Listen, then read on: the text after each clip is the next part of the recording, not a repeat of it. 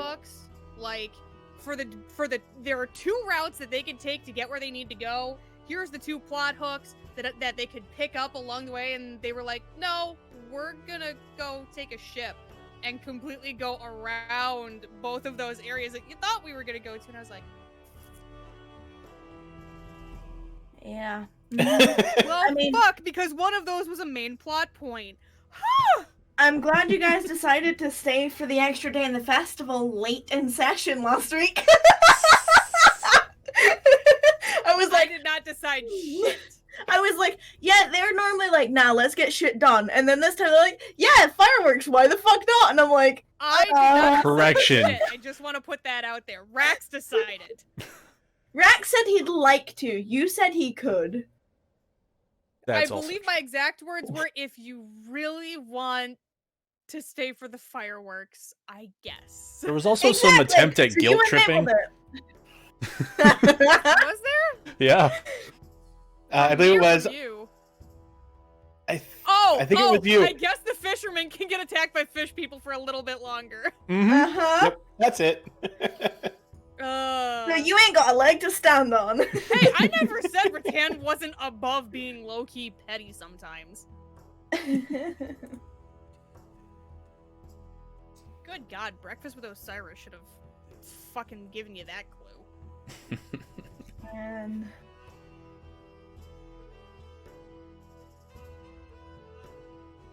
Whew.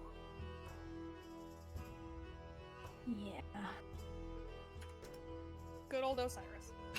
Mm-hmm. Never truly left us. I don't know who is doing recap this week. I'm out because I did it last week. Oh, excuse me, I'm sorry.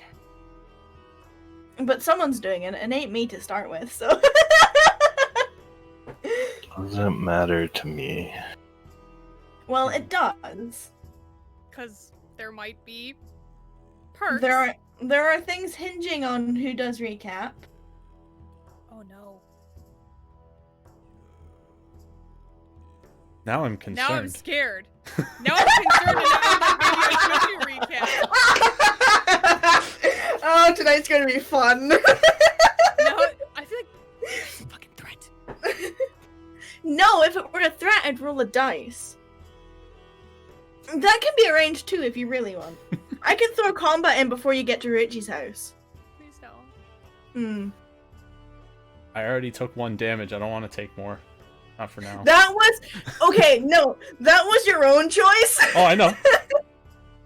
You walked up and said, yo, hit me. Rattan, punch me in the face. She took 3 rolls to do that. I And don't an even inspiration care dice. I don't even care. I don't even care. I got to punch Rax in the face. I'm still really upset that you didn't say, didn't you hear me? I said punch you in the face because I really wanted to say I always hear punch me in the face when you talk. You see, I know that you always hear punch me in the face when he talks. That's why I didn't say anything. No, I just really wanted to make the Sherlock reference. I really did.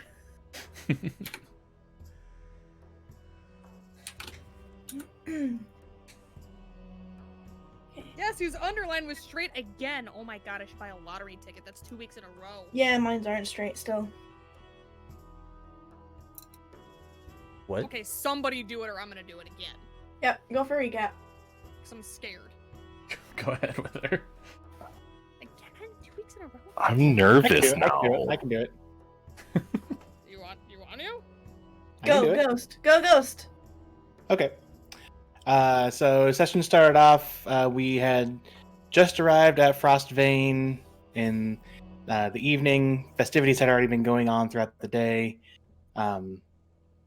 We made our way to the Silver Scales Inn, deciding to make sure we can get a room, make sure that we could find a place with the festivities going on.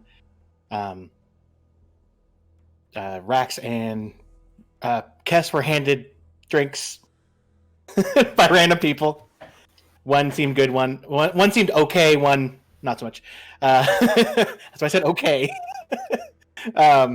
Get to the innkeeper. There's one room left, which is the suite, which was double the price at the time because it is festival time. And Rex was like, "Yeah, whatever, it makes sense." And so we got ourselves a room there. While there, we met a young blonde-haired human woman with burn scars on the right side of her face down to her neck, who was kind of in a pinch because she seemed to not be getting paid enough by her volunteer work to keep her room, and Rattan offered her some money, and she said, hey, stay for the fireworks, they're really cool, and Rax was all aboard that. And we learned that her name was Valeth, or Vay for short. After getting our room key, we headed to the Red Dragon Saloon, while Kess, Rax, and Perrin went to get ourselves a table. Rattan went to go talk to Kekio to let them know about the mechanical creature that we took out, so it can be reported to Elizabeth, and before she headed up to the table also. Upon getting to the table, she told Perrin that if he caused any trouble, he'd get his face smashed into the table. A drink was served called Dragon's Breath, which was, not by Rattan, by Kekio. This giant pitcher of Dragon's Breath was served. It was a very fruity yet strong drink that was good for most of the people, but we'll get to that in a second. So everyone also had a nice spicy stir-fry meal, either vegetarian or with prawns. While eating and drinking, the group kind of started to talk about some of their background a little bit, asking some questions that they had been wondering about each other. Perrin got asked about his runes. Rax got asked about Peeper's runes. And Rattan got asked about her title. A little bit later on, the group kind of started to talk about... It all of a sudden changed to more like mortality and of the group. And then Rax also mentioned, while sometime during their adventure, to possibly go back to where he had grown up his first 10 years before he disappeared from there. And right before the group got handed their check, Kess finished his drink and got super drunk. And once we got the check, a dagger was placed into the table to put the check in, which the gnome that put it there panicked about and booked it. And there was a little tiny scratch on there, which Kess tried to then fix, and learned that doing magic while drunk is bad, and turned a new skin and was glowing. Group left, and paid for their meal. Went to bed for the night.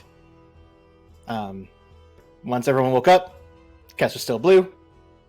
And after some jokes about his skin color and various body parts, the group all of a sudden thought it might be funny to see if he turns blue when he turns into an animal. Some people really wanted to see a blue bear. So we headed outside of the town. Kess did turn into an animal that was blue, but he decided not to do a bear and did his giant toad. He tried to also dispel the magic off him, which didn't work, so we headed to the temple in town, where he paid 1 platinum to have it taken off of him. What? Paid 2 platinum. They don't know that. I heard you say it! No. No. That was when we were in private chats, because you made them turn around. I mean, to be fair, Perrin and Rax probably saw it with their passives. No, I didn't.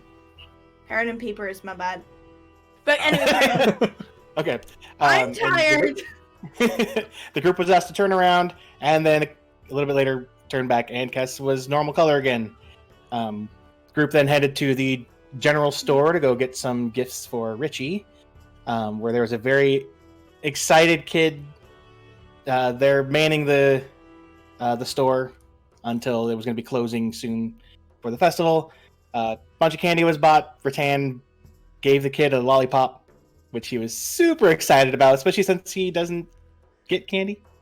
The group then headed to Richie's, where he embraced Rattan and dragged her inside, and the group followed, and he was asking about their current adventures. Made a joke about almost being taller than Perrin, which he thought was funny since Perrin was so old. While mentioning some different things, hags coming up and them turning invisible, Rax was asked if he could turn invisible, and he was like, yeah, hey, guess what? And asked Rattan to punch him in the face, which she eventually did, and then he turned invisible and appeared behind Richie. Um, then the group was invited by Richie to go ice skating, to which they went to the area where the ice skating was being done. The only one that actually went, though, was Rattan with Richie. Because And you she all went, chickened out. she went skating Wrong. on the ice. Okay. He was told that they probably wouldn't have skates that would fit his size of feet. I feel like it would be more Rattan shaped. was out but there yeah. for about. But yeah, Rattan was out there for about 45 minutes to an hour before being called back, and during that time, the rest of the party briefly talked with Richie's mom. Perrin tried to see if he could get one part of what they need to get Daniel back with, which was his full name, and did not succeed. And then once Rattan got back, the group was invited to come over for dinner, and they were going to stop by and grab some bread and stuff and meet Richie and his mother back at the house. Accurate. All right. Yes, exactly. Exactly. I'm having mic arm issues, but I am here. Yeah, I'm watching you just like wiggle it, like all which ways to Sunday. I'm not having success. Evidently. But yes. So, last session you made your way to Frostbane and immediately felt the rush of the festival. You saw windows displays, street decorations, and numerous stalls that lined the main street of the city. And you also noticed that the festival attire was different for the locals and the guard presence. And that was an almost immediate thing that you saw. You were handed cups of crappy ale as you walked through the vibrance that is now Frostbane during the festival, and you made your way to the inn. You were greeted by a couple of different surprises. The innkeep, who, for those of you who had been there before, doesn't usually sit behind his desk when you're there, was actually at the reception when you entered. And he still had a room available, lucky for you. Rex took a moment to discuss something with the individual before you paid for the room and got your key. However, there was another individual of note who was in the reception room, a young mousy woman with a scruffy blonde braid, dressed in very basic clothing and leather armor. And upon questioning her, you found out that her name was Valeth and that you could call her Vey. And she told you that she was working for the people who were performing in the Ice Dance Festival's show. But she didn't have enough money to cover the rest of her room for another night or the rest of the time that she is there. Being the kind souls that you are, you aid her and you gave her coin to cover costs of her lodging and a meal. And after a little bit more of a brief discussion, she parted ways with you. And as you're sort of standing there discussing what do we do next, you hear the sound of chalk on the chalkboard and see that the innkeep has added a new rule to his rules list that now says no loitering. And so you made your way across to the Red Dragon Saloon. Rattan, making her way through the crowd to Karakio, does so while the boys make their way upstairs to grab one of the last remaining booths. And after you all sort of reconvene and join back up, your order is taken and you have time to relax. Rex, as usual, orders the big old jug of whatever special alcohol is on the specials board. This one specifically being named Dragon's Breath. And you all also order the Firecracker special. Get settled in the warmth of the bar for a couple hours. You chit-chat, you make plans, take a load off, share drinks. And after sharing the drinks, and being there for a little while, Kess doesn't seem to be holding out as good as the rest of you. Your bill is presented, using that term loosely, rather violently, and Kess tries to use some low-level mending arcana, and discovers that due to his drunken state, his arcana actually backfires and he turns blue, much to the delight of the party. You headed to bed for the night over in the Silver Scales and woke up feeling a little bit stronger than the day previous, all thanks to leveling up. Woohoo! Cass remained blue even after a full night's rest, and you had to take a few detours in the morning. One to see if his wild shapes were affected, and another to actually help him get his issue resolved. You head out to the outskirts of town and discovered, in fact, yes, his beast shapes are affected by the blueness. And after various moments and people laughing and rolling around in the snow, you decide to head to the temple where some of you have been before. and you are assisted by a rather authoritative young woman who is guarding the doors of the temple. Cass paid for aid, and then you set off to the general store to get goodies for Richie. You head to the store. Young, scruffy, red-headed elven boy is aiding you and helping you in, basically being the storefront. And Rattan gets suckered into buying him a lollipop, only to find out that he's actually grounded for being in trouble for something. And he is now delighted and claims that this is the best festival ever. Cass buys some fruit, Rex buys some chocolate, Perrin buys a couple of candy canes, and you then head off to see Richie for the first time since Daniel turned to dust and Duskbane. Richie is more hyper than ever, and after the as always running up and hugging and dragging Rattan inside and some short conversations, he meets Perrin for the first time, asks where Osiris is, watches Rax get willingly punched in the face by Rattan. After all that, you were invited to go ice skating with him and his mother, before joining them for dinner, which you apologize for imposing, but you're assured it's fine. And you return to the lake later in the day after ice skating and dinner to visit the show that happens every night. Rattan was left to skate with Richie on her own, while the rest of the party decided to chat to Richie's mom. It grew very uncomfortable very quickly, as Perrin tried to prod for Daniel's full name after she'd just been expressing to the group that, to her knowledge, her husband died in the line of battle. Probably wasn't the wisest idea to ask the grieving widower husband's name just in case you see them, when you only met her less than an hour ago and hadn't even given her your name yet, but regardless, you tried. But anyway, you all regrouped. Rattan rather sore in the rear, Richie rather proud as punch about how much he's improved since last year. And the invite to dinner was re-extended, and Richie's mother expressed that she was making a meat stew, and if that wasn't good for anyone in your group, as she didn't know allergies or preferences or that sort of thing, that if you wanted to, they could swing past the open air market that's in the park, on the edge of the park, on the way home. You decided to go grab yourself some bread and various other odds and ends, if you could, and said you'd meet up with them later, which is where Rattan learned why the air was so heavy when she got off the ice.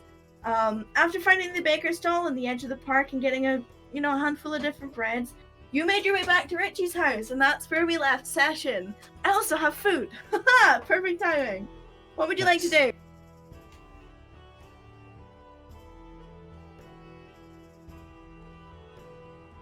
Well, we're back at Richie's house, so knock on the door and head in. Rattan's like rubbing her ass. Still? Dude, it's not been that long! It's like, how long of a walk is it across town? I thought it was a while. You don't have Do to you go have any as far. idea how much it hurts when you fall repeatedly on ice in chainmail?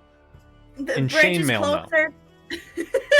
The bridge is closer to the back gate than it is the front gate, and the park's like near it, so you're really not that far away from where the lake is. It probably, it's 5:30 or something by the time you get to Richie's, after all your discussing and finding the bread stall and all that sort of stuff. Okay, I thought we walked further to go get the bread. So yes, No. I am rubbing my ass. Fair. And you're entitled to rub your ass for as long as Thank you like, you. anytime that Thank you like. you! Thank you! There's someone who would tell you it's a mighty fine ass, but they're not here at the moment. But yeah, so you knock on the door, you're just walking in? No. Knocking on the door. Because you knock on the door and go in. I was like, okay. So you knock on the door, and as per, Richie is the one that opens it, and he looks up and he's like, yay, you're back! And then you hear from inside, I told you they'd be here. Yeah, but sometimes, no, Richie. Okay. And he sort of turns and he leaves space for you, and he goes back to setting the table.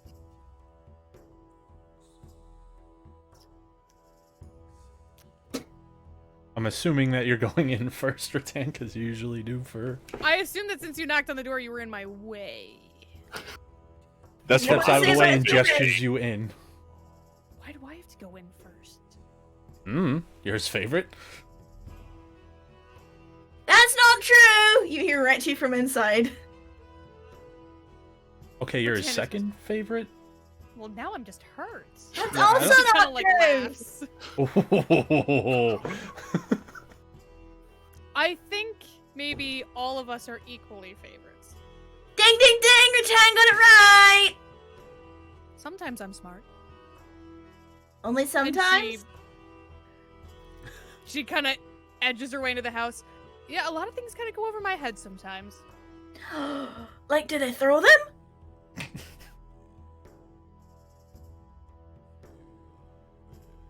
What? her a You said second it to was remember over he's the a head. child. Takes her a second to remember that he's a child. No, my, there are people that are out there that are a lot smarter than me, and sometimes I don't. Don't. Don't quite get it immediately, whatever Yeah. it is at the time. Yeah. Oh. I get it. And whoever's last in, you sort of get like the close the door hand from the mother. Close the door, we're not heating the outside. Yeah. It's like, close the door, it's hard enough to get warm enough in here as it is, but she's not that mean, so it's like a, Yeah. shut it behind Yeah. you. And you can see that, you know, the spread on the table, you know, there's cutlery. None of the cutlery matches. Like, there isn't a set. It's just, you know, like a fork and a knife. At least there's one for each of you, and they're clean. There's a side plate that's been set on the tables as well.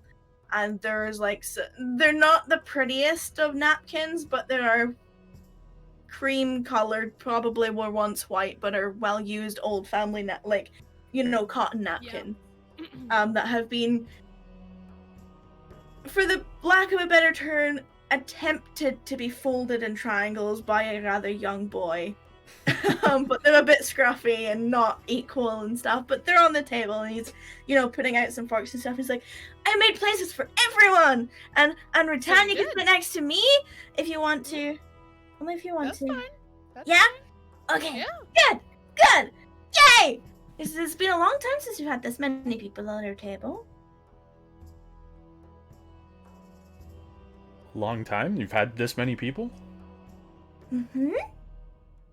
Well, I mean, sometimes at gift day we have like some of the other people over from this side of the city, because well, not everyone has. You know, we cook for people who don't have as much as we do, Well, and we that's just very have it nice all of you. together. Well, I mean, I don't cook. Mom does the cooking. That's Yes, still but I really bet you're a nice. good of you. host. Well, I sometimes I draw pictures for the kids, and I make sure we have enough clean plates and seats. That's important. And I That's give the old important. people the comfier seats. Parent, you want a cushion? A cushion Rattan sounds nice, makes that actually. noise. Okay, I'll get one. And he runs over to the like where like the equivalent of a sofa is. But it's literally just a bench with like pillows on it, and he yanks one of the pillows off and comes back and puts it on one of the seats and like pats it a couple of times to like fluff it up. But you know, it's an old cushion, so it doesn't fluff the same way as it used to.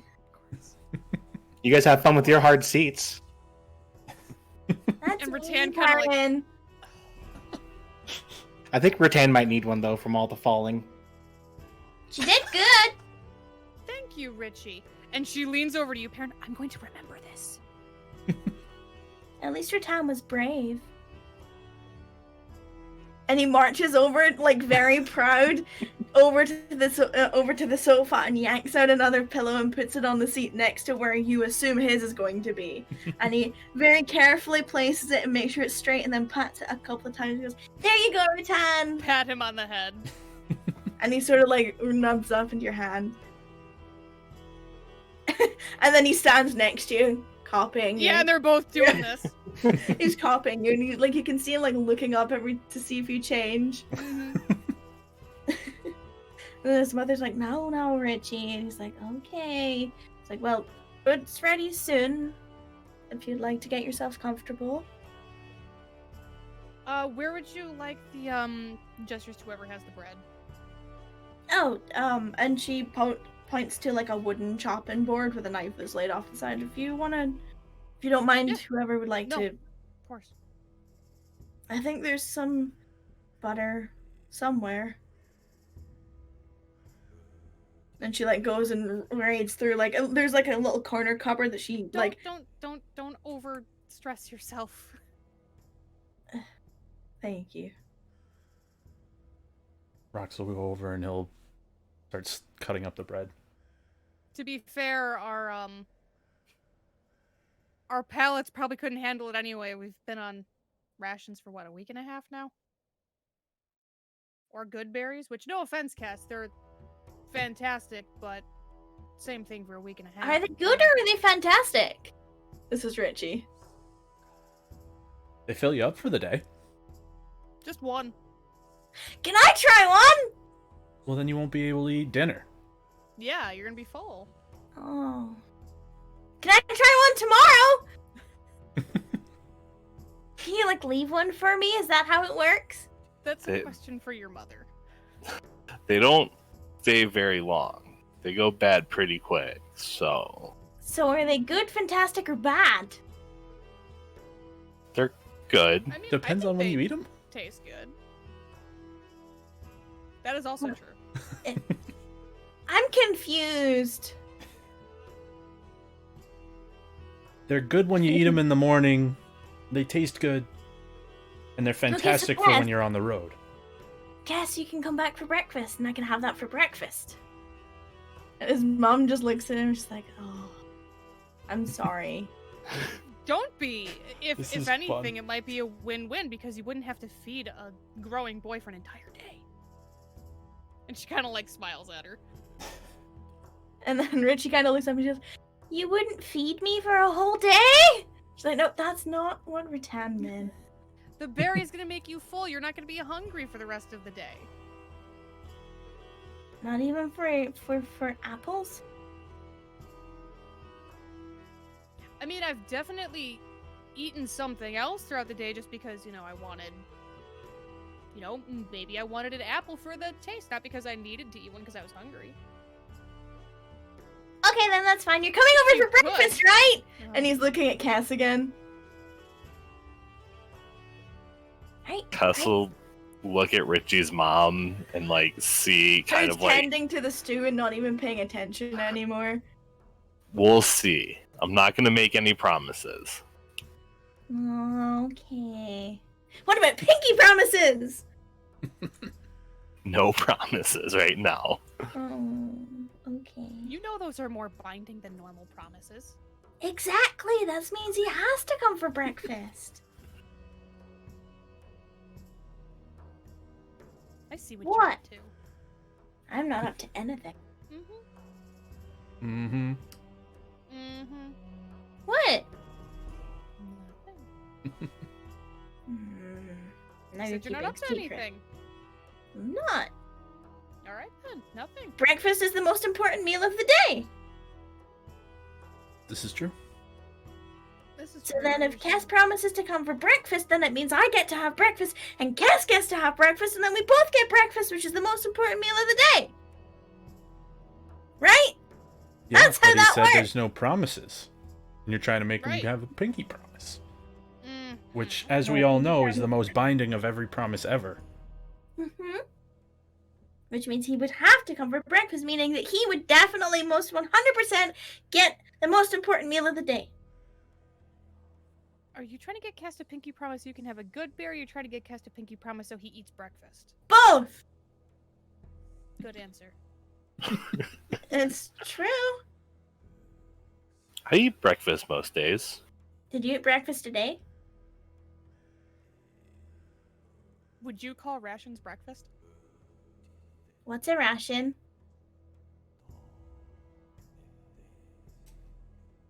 The food that stays for a while so you can eat it while you're on the road. Yeah, Especially that's- nowadays. It's cold out. Yeah, It's but not what the is best it? tasting food. It's a little dry. Okay, but you still Doesn't have told me great what it is. flavor. You know what? I wonder if I... and she's gonna pull her bag, and I have to actually check and see if she has any. I would assume. I do. So she pulls out one of the rations and like pulls out like the piece of like whey bread or whatever that's in there. Mm-hmm. Here, and she's like breaks off a corner. It's not good, I warn you. And he looks at it, and then he takes it, and he eats it. And he takes a minute to like chew it and swallow it. Thinks up, Puts the rest of the ration back in her bag. It's not that bad. I've had worse. Sometimes we have to make soup out of hot water and whatever vegetables are left in the bottom of the cupboard. That is true. Anyway. And then he pops up into his chair and he pats the cushion next to him, Rattan. Rattan sits down on the cushion, takes her weapons off first and like puts them by the door. Rax puts his bag down next to the door and also sits down. Apparently the same. Cass does the same. And his mom is currently dishing up, and she's like, "This is fine for all of you, yes?" Mm-hmm. Yeah. And Rattan's Great. actually gonna get up and go over and offer. Do you want me to? Be my guest. Starts putting bowls out on the table. Yeah, like, basically. And, like, you weren't expecting much, but this looks like a hearty, like, it's mom's home-cooked meat and vegetable Yeah. stew with, like, thick gravy and, like, you know, chunky veggies and potatoes and, like, and then you go, like, the three different, like, the God crispy damn bread. it! Now I want beef stew so bad. And, you know, there's a slightly smaller plate for Richie, who looks at Rattan's and then looks at his husband and goes, "Aw, yeah, but you're not a Tell you what. If I don't eat all mine, you can have it. Yay!" And immediately he starts like shoveling food in his face. Whoa. Breathe in between bites. And he's halfway through and he puts it in his mouth and he's like mouthful and goes and then starts choking on it. Pat him on the back. No, You told me to breathe! not while you're swallowing. You said between mouthfuls! Yeah, not while it's in your mouth. Okay! And then goes back to eating, and then like after a couple more mouthfuls he You're turns gonna to give him yourself very hiccups. he deliberately goes and then continues eating. This kid's gonna have the worst hiccups. His mom's just laughing. He's like, well, at least he's eating. I tried. Might have done more harm than good. Sorry about that. No, it's good to see him eating. And she sits down at the table, and you know, she's got like odd cups full of water for all of you. Like, Mhm. nothing matches. No plates, no cutlery, no cups, no nothing. I'm not judging. Ferd. And Feel out of place when everything matches. they say a set is proper. Oh, I his mean- pops are a set! It's all I can think of. Yeah. Oh, Rex says, well, I grew up in the woods, and proper doesn't mean much for me. Which word specifically? And he kind of just like points in the direction. He says an island off the coast that way. I don't remember the name of it. An island. I thought perhaps you meant one of the woods in the east. Nope.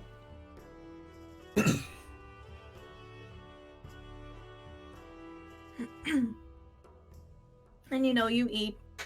It's good. You know, you share the bread. Richie's like devouring slices of bread and his food, just like. It's probably the quietest he's ever been. Purely because he's stuffing his face. Yeah, It's like he's Take what I silent can and get. just eating.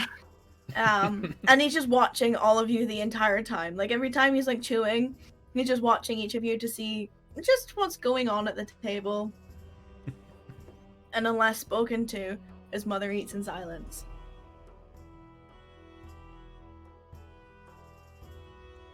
Rex gonna mostly eat in silence, maybe give Keepers some too. Which she's more than happy about. Rattan's pretty much quiet. Same.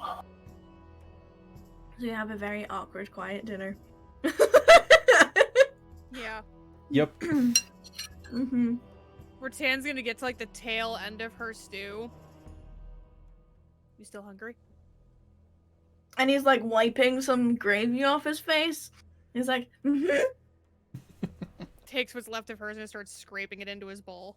And you watch like as he's literally watching you scrape it, like every hand gesture you move, like his It's head like a is dog all when you over have food and it's like hand Yeah. to mouth, hand to Uh-huh. mouth. Yeah, Mhm. exactly like that. And he waits until you're finished. And he cups his little bowl of his, and he looks up and he's like, "Thank Slow. you." Slow.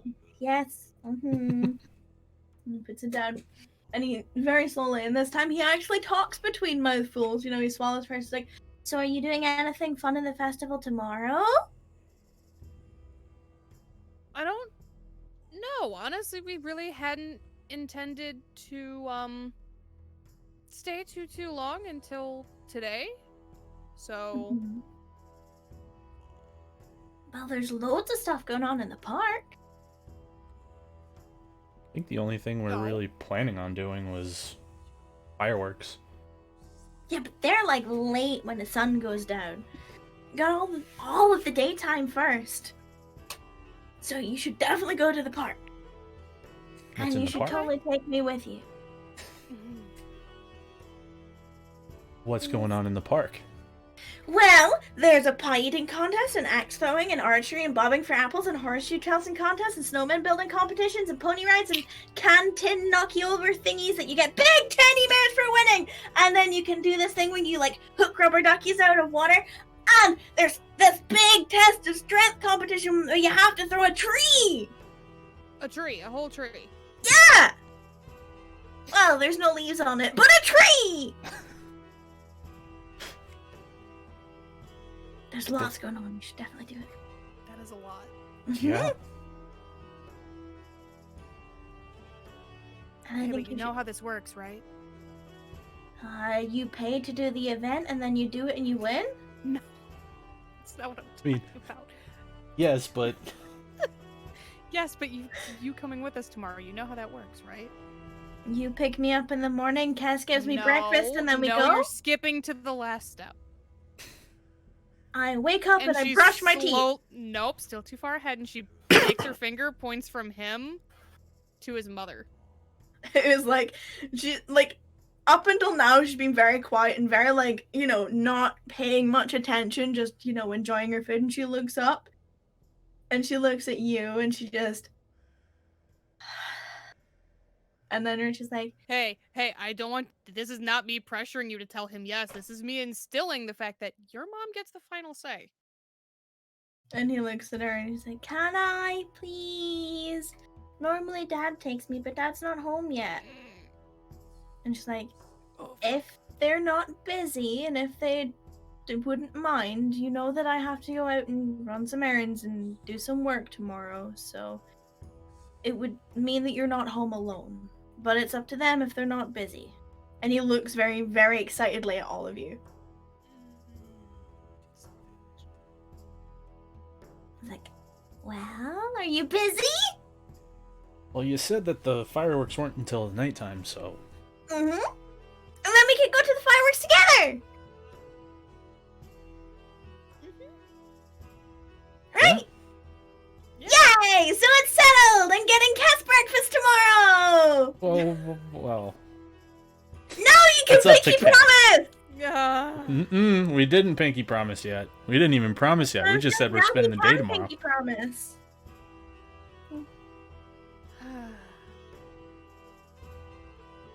Okay. Well, at least I get to go to the fair tomorrow. Mm-hmm. I'll get to show everyone my pretty, my, and he strokes the sash of his blue sash belt. It's very nice. Everyone will get to see it. Yeah, and then it's the first year I've actually got to wear one, so that's fun. How come? Because normally we can't pay for it. Then this is a good year. Mhm. I gotta go ice skating with you, and then gift is. Perrin, I don't have a gift for you. I'm sorry. I got You a don't have gift. to worry about it. Yeah, but I got a gift for everyone else, and I don't want you to feel left out. And I spent all my pocket money. Hey, tell you what. Maybe the rest of us can put our heads together and we'll help you figure something out. Isn't that cheating? Is it? I prefer to call it outsourcing. But now he knows.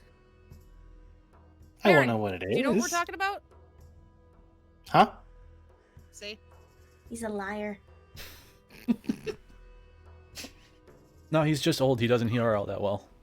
Mm-hmm. True!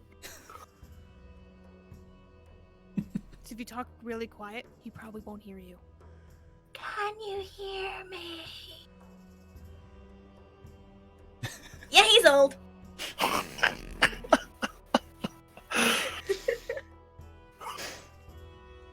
Oh, this kid. I get to go to the festival. I get to go to the festival. You know what else they do there? There's lots of like these toffee apples, and there's candy, and there's ice cream, which is weird because it's winter. And then there's hot chocolate, and there's like these sticks with like strawberries and marshmallows, and they're in like wet chocolate. Oh, I know what those are. Yeah, you can get those tomorrow Those too. are good. Those Wait, are maybe good. I shouldn't have cast breakfast because I won't have space for them. It's a good See? idea. It's a good idea. See? This is why we didn't pinky promise. So, okay, so then, new plan. When Cass gets to take me to go to his home where I can talk to trees, I can get them then. Yes. Pinky promise! Oh boy. That's Please. a promise Kess has to make. Mm-hmm. No promises. Oh, you're no Because I don't know when I'm going to be able to go home next. I don't know when I'm going to be able to take you. So, I don't want to make a promise that I can't keep. Fair. It's sad that you don't get to go home, though. Why? I'll get to go home eventually, but I just don't know when that'll be. Why? Because we're really busy taking care of stuff. Like what? She actually does that in We're- the water. We're on the road trying to make the world a better place for everybody. By doing what? Getting rid of bad people. Bad people where?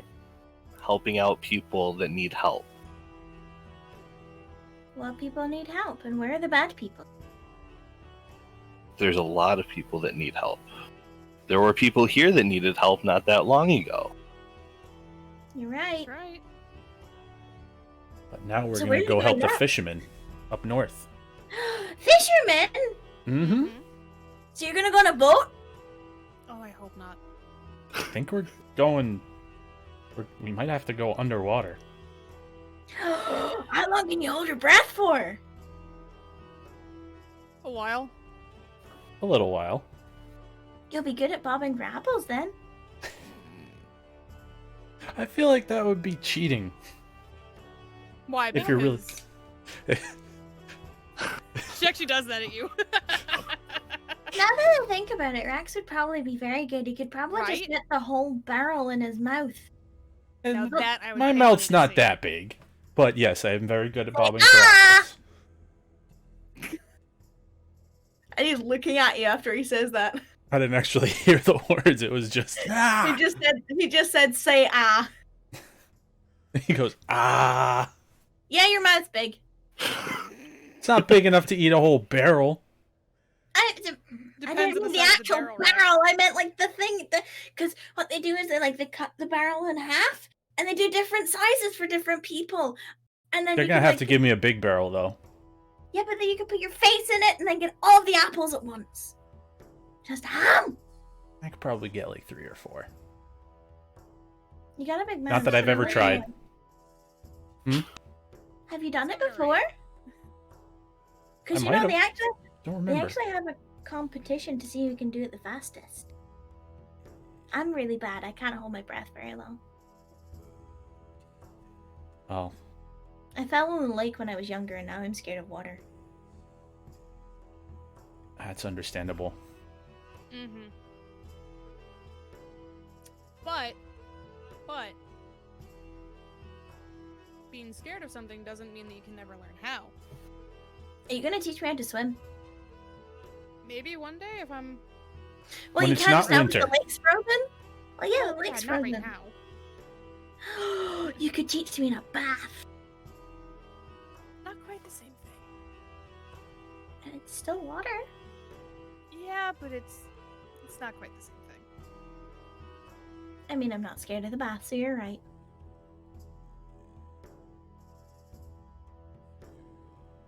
I mean... Okay, so I'm gonna let you in on a secret. Okay.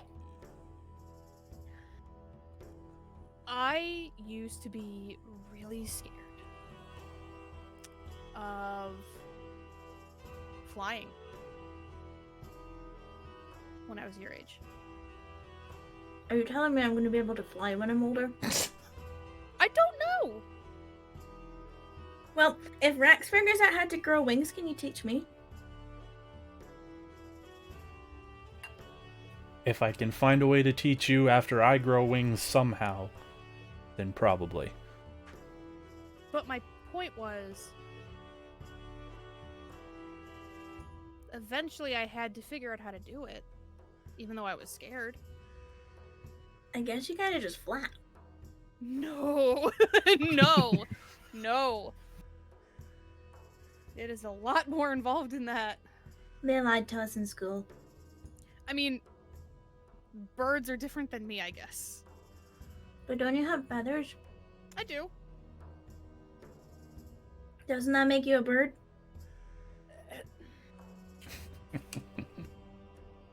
No.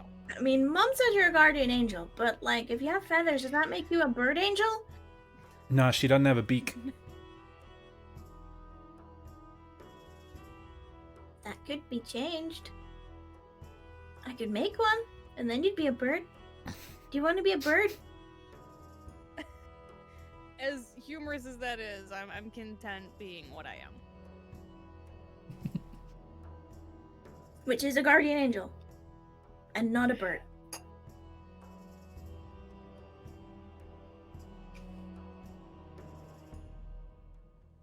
Kind of looks over at his mom. Still just eating.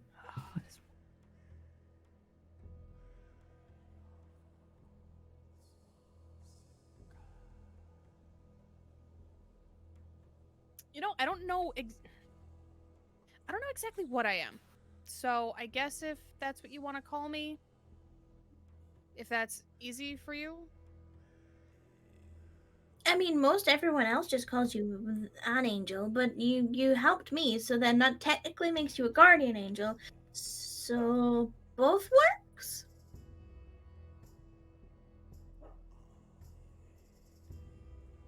Some pretty sound logic. You're not helping. Wasn't trying to. I bet he didn't hear that. And he points at Perrin. Probably not.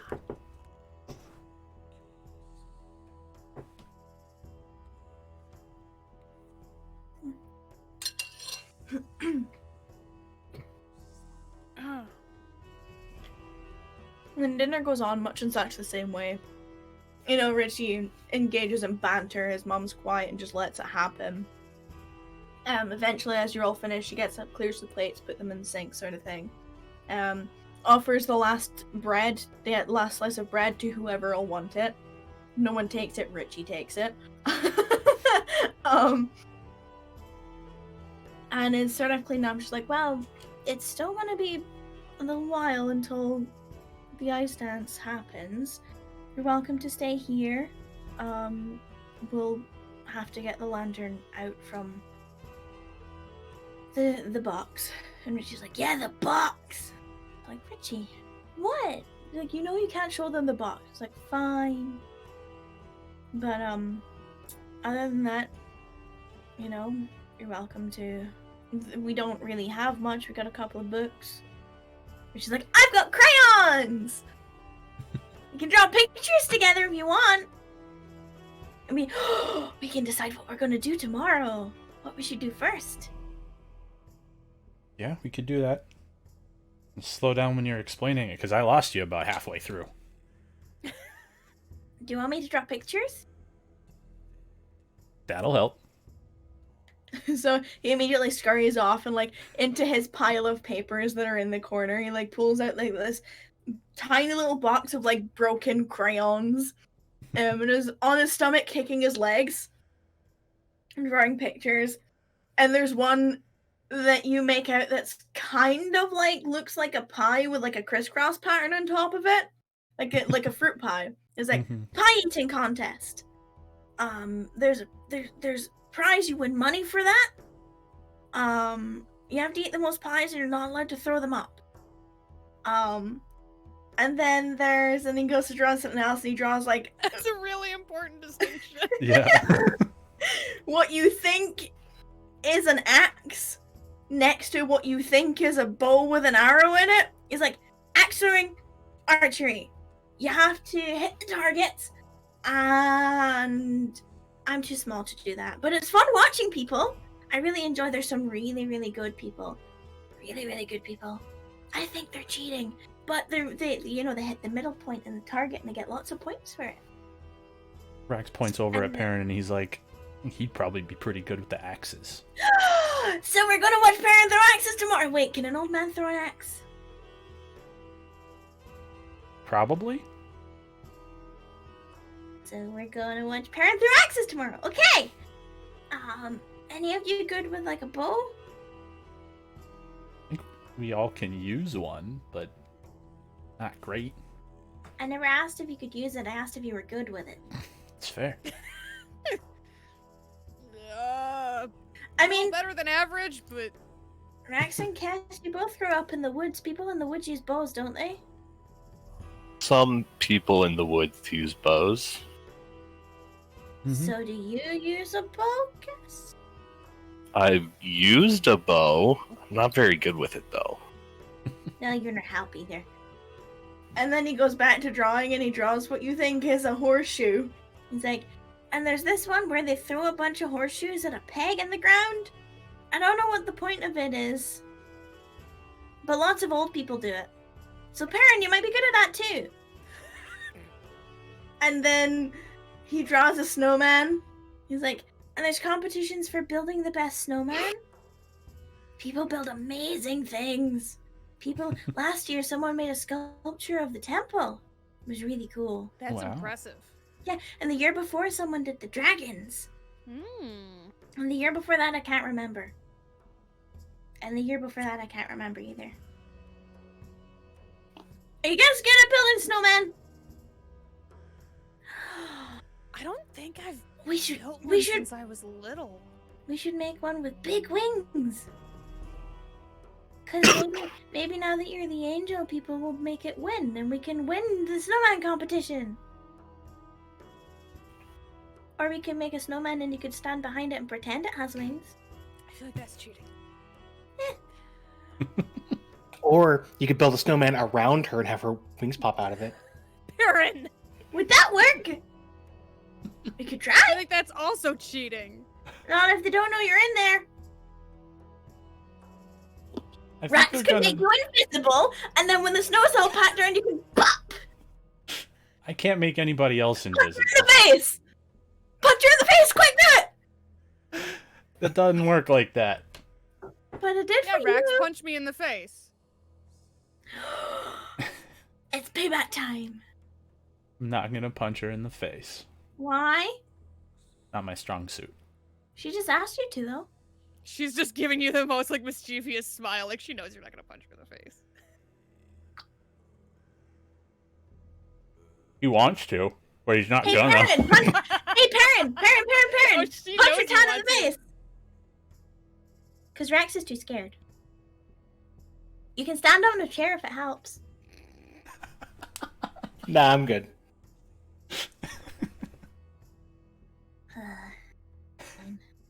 I don't think they Because want to that punch a idea. girl.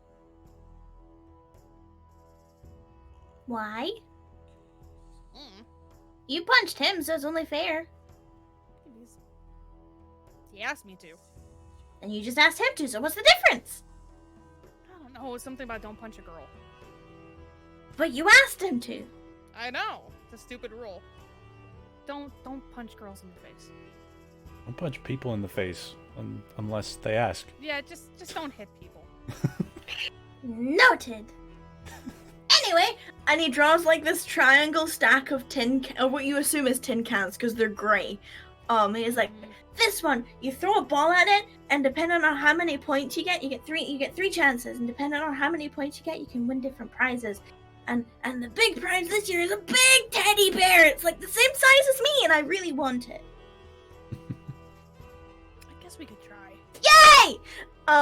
And then he draws what you think She hates herself. is a little rubber ducky and a fishing pole. He's like, and this one you have to hook the ducks out of the water while they're moving, and depending on which duck you get depends on whether or not you get a prize too. And you could win another teddy bear. Yeah. But you only get one shot at that one, and not all the ducks have prizes on them. So we could each take a turn, and then we could win 5 teddy bears! That's a lot of teddy bears. Yeah, I know! You could fill the whole house with teddy bears. No, they're not lot. that big. But at least I'd have lots and lots of warm teddy bears in my bedroom. Mm-hmm. And then I could like jump in them and snuggle in and be all cozy. Mm-hmm. So you're gonna win me 5 teddy bears, right? We'll try to win you a teddy bear. We will try to win you a teddy bear. We will try to win you a teddy bear. Okay. That's a promise, right? A promise that we will try. Yeah, a promise that you'll try to win me a teddy bear. Yes. Mm-hmm. Cool. And then, I think Perrin might break, but could one of you like throw a tree?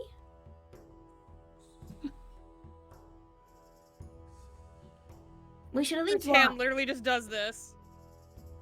You should definitely go watch. It's really cool. These big, strong, tall men. They throw these big trees. They have a competition to see who's the strongest and who can throw them the furthest. Yeah, I probably couldn't do all that well on that.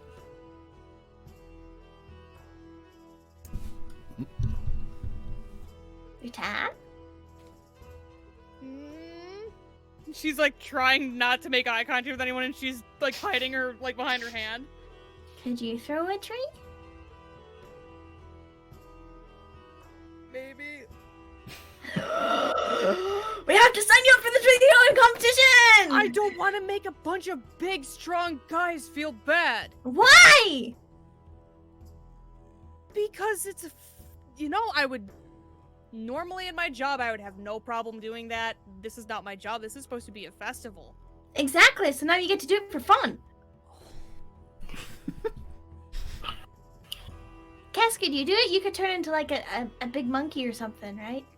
I feel like that would be cheating. I don't know what the rules are. We should probably figure out the rules I don't want to first. throw trees. What Trees did are my that say? friends. Yeah. So plus, I don't want to throw trees. Trees can be my friends. You could talk to it and see if it'll walk. That almost Sorry, came out. Reggie's not laughing, I'm laughing. Fuck. I don't think that's how that works. If they can talk, why can't they walk? Well, they don't exactly talk like you and I do. Not with that attitude, they don't. I'm gonna try and talk to the trees tomorrow before you throw them, Rattan. I'll be like, Rattan's got really nice soft hands and she would really like it if you went really, really far. You can do it, I believe in you. And then you pick it up and you go, heh! And throw it as far as you can, and because it's our friend after we talk to it, then you win. And you told about my soft hands, so. You have soft hands. Kind of Exactly. looks at her hands and she's like, I do? Like, she just looks at them like, Rax holds his out, and he's like, "Well, it's softer than mine." And I mean, I'd say we can go for a pony ride, but Cass can just turn into a horse and I'll ride him all the way there.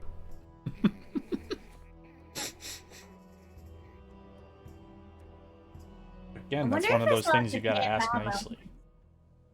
Hey, Cass! Hey, Richie. Can you be a horse tomorrow? I don't think I want to do that with all the people that are in town. You can do it in the house. I mean, well, you can do it behind the house. Yeah, but I don't want to be a horse all day. Then I can't play all the fun games. You just have to be a horse until we get there. And you can hide behind a tent or something and change back. And they'll never know.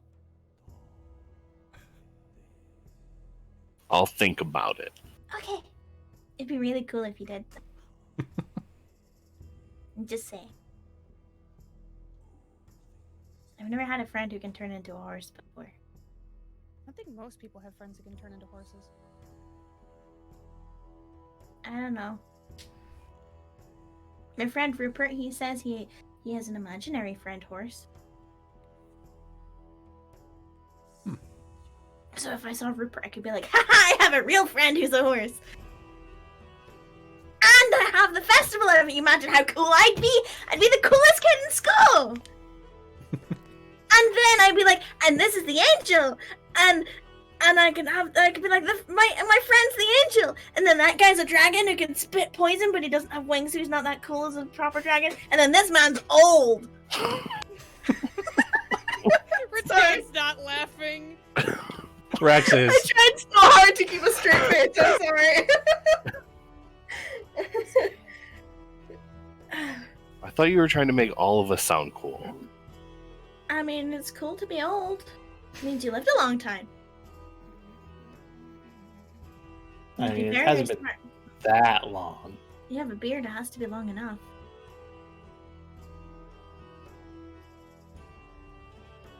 I mean, I'm Look not. at Richie, and she goes,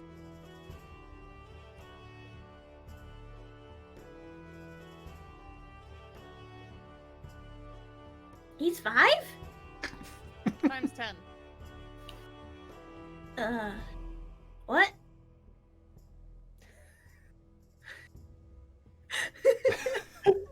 Sorry.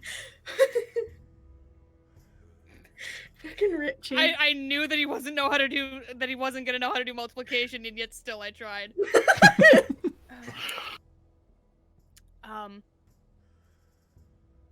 Add a 0 on to the end of that 5. That's a big number. You really are old. Can I call you Grandpa Perrin? Sure. Grandpa Perrin! Yeah! Rattan actually laughs. You know, you're the first grandpa I actually know. Well, like, my grandpa.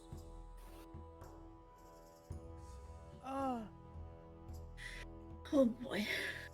Fucking Reggie. Yeah.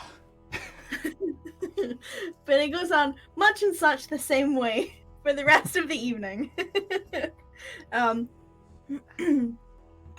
You laugh, you have fun, you draw pictures. I'll help Mom clean up because I'm not gonna make her clean everything up.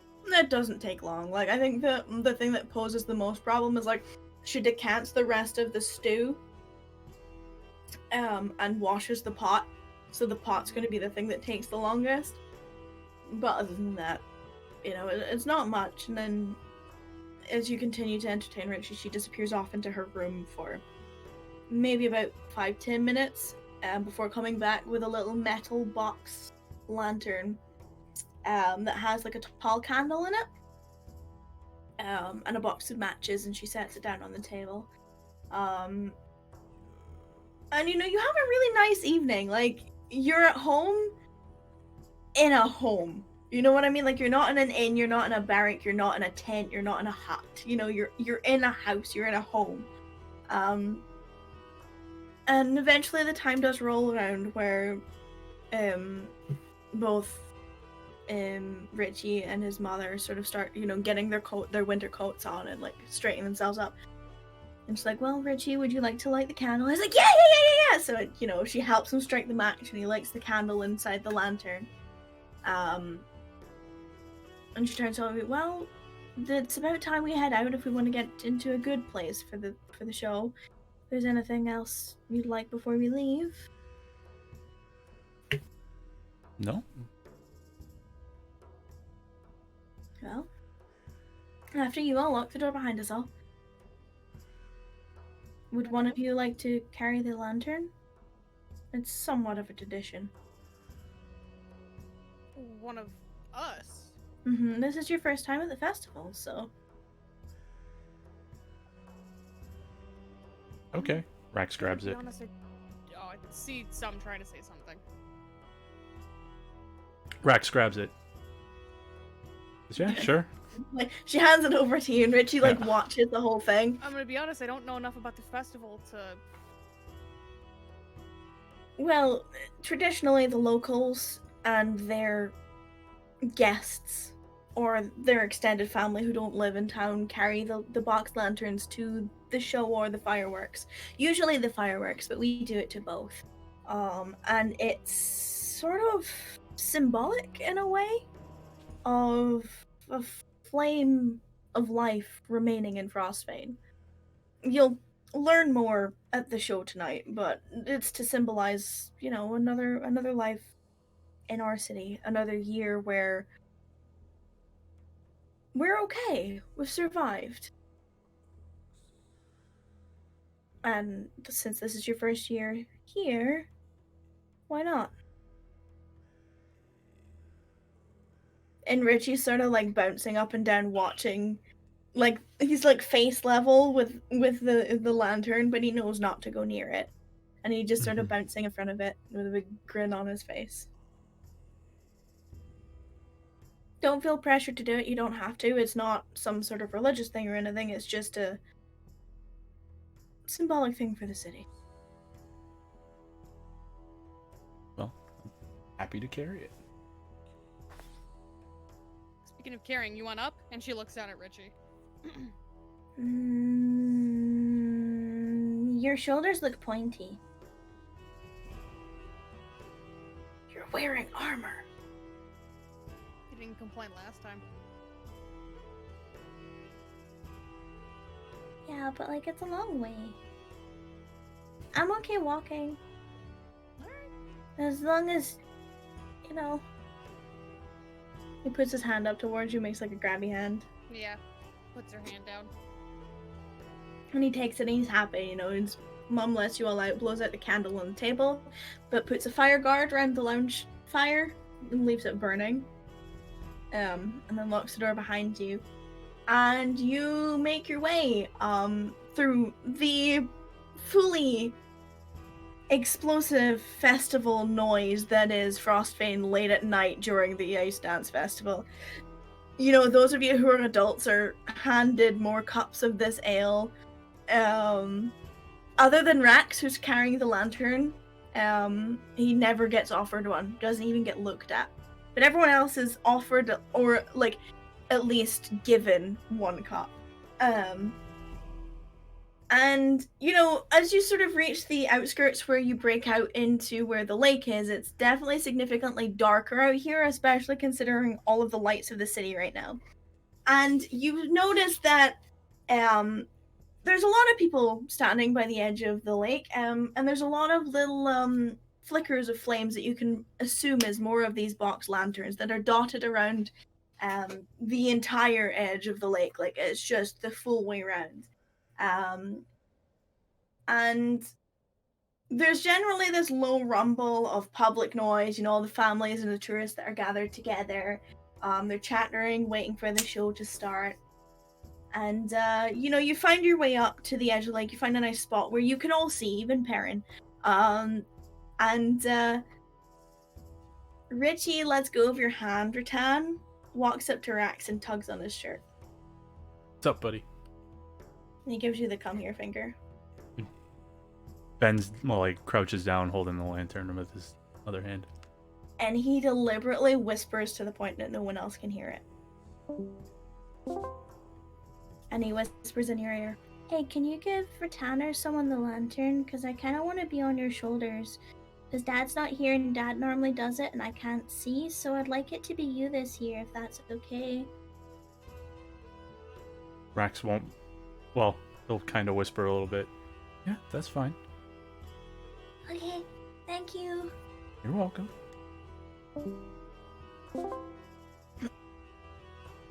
Rex holds his hand out with the lantern to any of you other, wherever the rest of you are. He says, "One of you want to grab this for me?" Cass will grab it.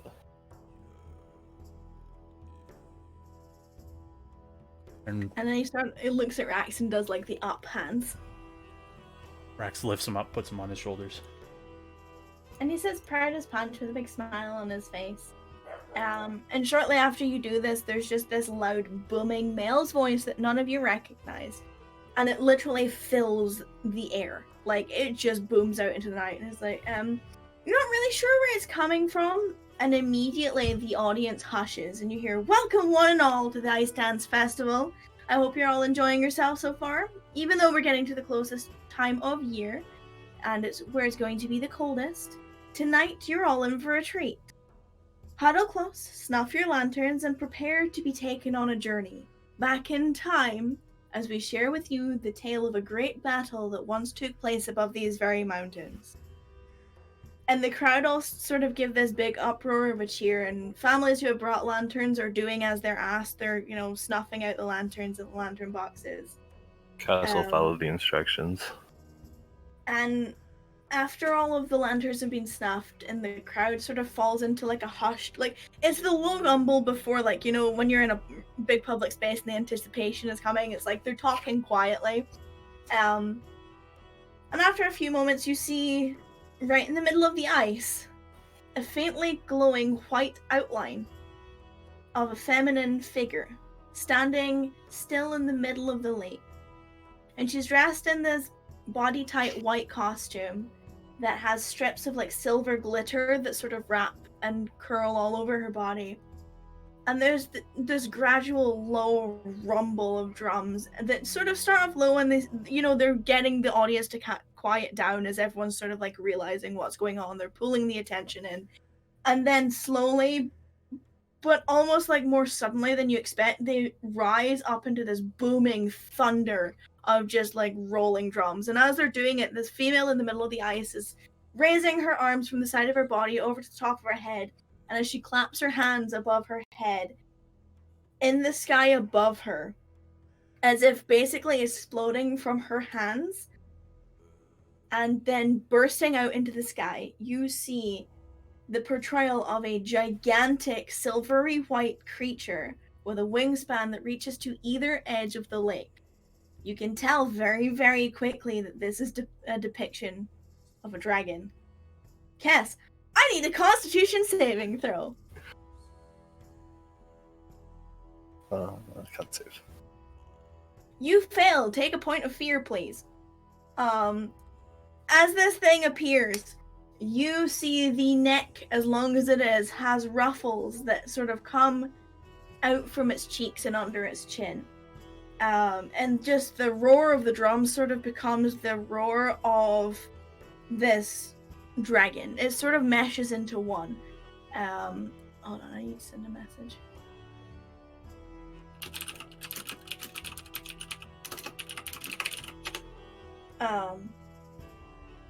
And yeah, you see as it sort of lifts up into the sky and lights it up, its mouth opens into the air and sprays what looks like long, thin strips of ice up into the air. And as this ice falls from the sky, it hits the frozen lakes and bursts into little fountains of light which fade just as quickly as they came. With your eyes drawn back down, you now see that there is, the skater is now moving, sliding around the ice on her skates and flapping her arms as if she is flapping the wings of the dragon, and the dragon above her is mimicking all of this. And as she's doing this, you see like she makes swooping movements and the dragon dives over the crowd and all the kids are like loving it. And they're like ducking and screaming and laughing. And she does this for a little bit, and as she's doing it, the silence which would be there is being filled by this joyous, wistful melody. It's uplifting and very like fairy tale, it's the starting of the story. It's the build-up of the good feeling. And this beautiful creature is just flying around and spraying ice at children and tourists. And slowly after that, you hear the rapid rise of the drums again. And your eyes are drawn back to the ice, and you see the outline of a masculine figure in a dark-colored bodysuit with red and orange swirls, much more violent like flames across his body. Glitter as well, because it's a show. And as this individual copies the movements before, clapping his hand above his head, you see the depiction of a big, beastly, gruff red dragon that fills the sky. And as it opens its mouth, almost too realistically, it breathes fire down on the lake, and it just hits and kind of pulls up, almost as if there's a glass wall around the edge protecting you from it. And the basic visual tale of this whole ice dance is that the silver dragon made its homes in the mountains of Frostfane, or before Frostfane even existed.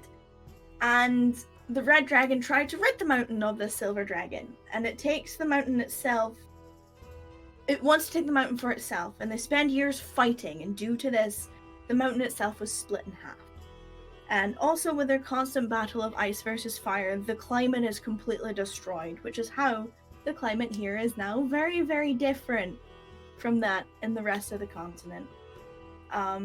You watch as battle after battle ensues between these two, and it comes to a point where the dragons finally settle, they're exhausted.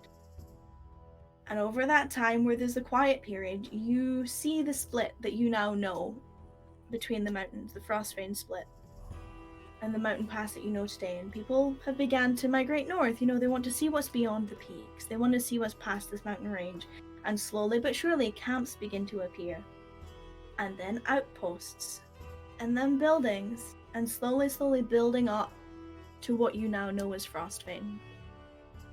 The story also says that both dragons are dormant still in the mountains right now. And they've been in a deep slumber for hundreds of years. The validity of this, you're not really sure. They don't really say if anyone's seen them, but at the same time they're telling this story. And obviously this is exciting for all the kids and all the tourists in the audience. The show goes on for about an hour, with each skater making movements that are mimicked by the dragons above. And during the whole performance, any sort of effects such as like fireballs or ice storms, things like that, are performed by other skaters dressed all in black. Evidently spellcasters, for those of you who are savvy in this kind of thing. But they don't really distract enough from the show in the sky, because, you know, the only reason they catch your attention is when they're like right next to the side of the ice that you're at, because everything else is happening above you, so you're looking up. But, you know, those of you who are familiar with spells, you know, like, you know, the special effects, the magic to this is literal magic. And as the show comes to an end, the audience roars and cheers, and, you know, the ice dancers bow and all that sort of stuff, and they give the thank you for coming, blah, blah, blah, all that sort of pomp and circumstance at the end of a show. And you see the flicker of lanterns starting to light up around the edge of the lake. And it's odd because it's really calm all of a sudden, but also really fucking dark. Like, really heckin' dark, because you've just had this whole display of arcane amazement above you. Rex, you can feel Richie bouncing on your shoulders. Like, he's just like, the whole time. He's got this big beaming smile on his face. And, after this sort of comes to an end, you can feel like as the excitement passes over him, he is shivering. You've been standing still in the cold for an hour. And he pats you on the head a couple of times, like, did you see that? Did you see what cool dragons look like? They're huge! And they have wings and they can breathe fire! Did you see it? Did you see it? Did you see it? Of course I saw it. And It's really hard to miss. Yeah, and the silver one's kind of cool too, but they already make snow, and we have lots of snow here, and it's already cold, so, you know, like, breathing fire is different from breathing snow. But it's cool, and it's really pretty. Hey, Rex, do you know the dragons in the story? Are they like your friends? I've never met a dragon in my life. I think you're really upside in the mountains, because if they are, you could go and say hello. And you could Maybe take me! one day. Probably not. If I write a letter to them, will you take it with you? If I were to go see a dragon, I will make sure to swing by and grab a letter from you to a dragon, yes. Why won't you go and see them tonight? Because it's too cold. This is true. And then he like stretches and he yawns. He's like, it's getting late and I'm sleepy. And he rubs his eyes. Rex will grab him by the shoulders and kind of like lift him and put him back down. No, don't take me down! Why not? Look like you're shivering up there. Yeah, but it's comfy. And I feel tall and brave! Fair. Please. As soon as he said don't, Rex took his hands away. And he's just proud as punch. And he looks at the rest. He's like, well, did you enjoy it? It was good. It's really cool. It was even better this year because it had explosions! Hey, Perrin, did you see it all? I did. Good! I was worried you didn't. I thought Ratan would maybe put you on her shoulders, but...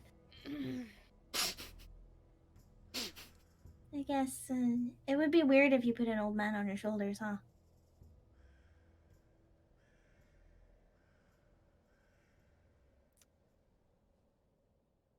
So you're gonna try and grow wings, right, Rex? And he's patting your head again. Are they out yet? Do I have wings? And you feel him lean back and check. No.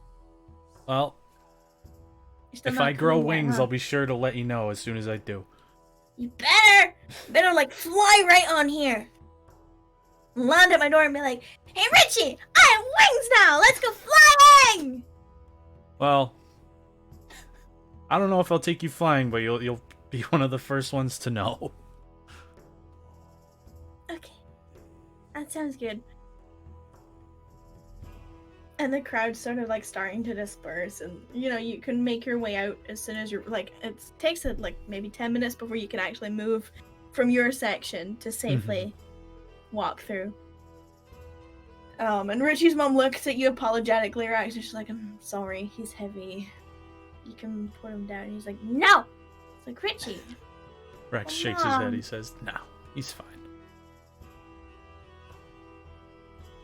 And then she's like, oh, please yourself. And you feel him, Rex, tracing, as you're walking, tracing his finger around like a scale. And just like tracing the shape of it a couple of times on the top of your head. And then he moves to another one and does it again. He's just like tracing scales in your head.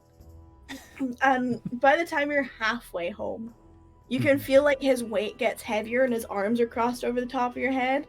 And he falls asleep on your shoulders.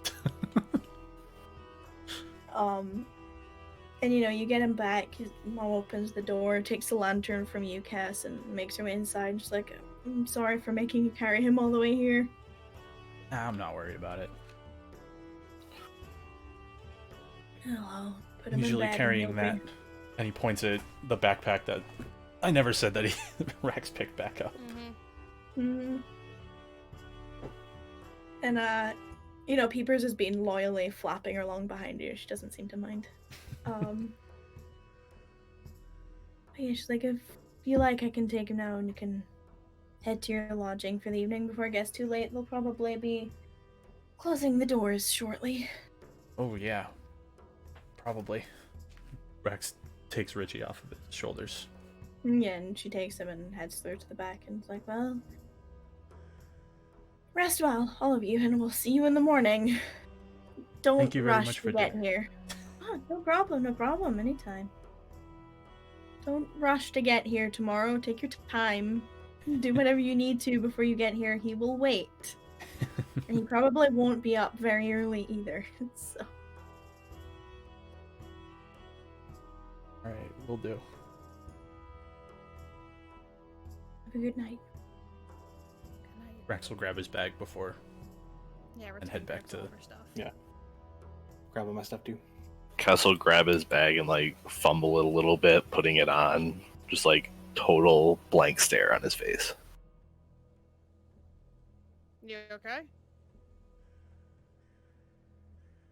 Yeah, just the show was a little more than I expected.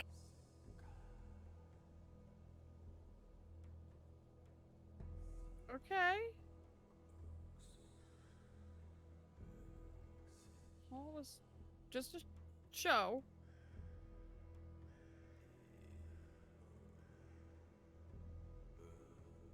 You sure you're okay?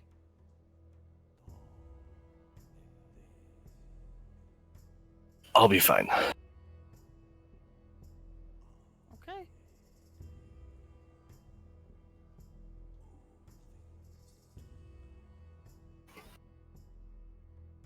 And you're heading back to the inn? Mm-hmm. Yeah. So you get back to Silver Scales, and you can tell it's just before closing time, Mm-hmm. because the older gentleman is outside the door as if waiting for the last few stragglers, Scurry. Mm-hmm. and he sees you coming, and he points up to the sky, and he just like, and he's like...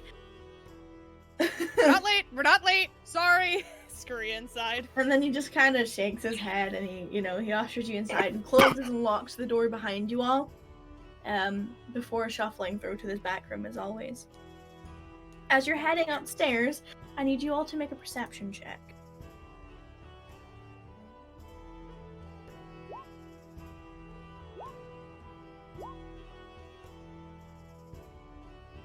Oh. Y'all are fucking on it. It's for the quest. You all pass. And you see a very tired, scruffy blonde-haired woman who just dropped her key outside her door while trying to open it. You very quickly recognize the scar on the side of her face. And you know it's Valeth, who doesn't seem to see you. Not gonna say. What'd you say? Said I'm not gonna say anything. I'll look over to her. She doesn't see you. She's like scurrying and like, oh, my key. And kind of quietly be like, do you need help with that?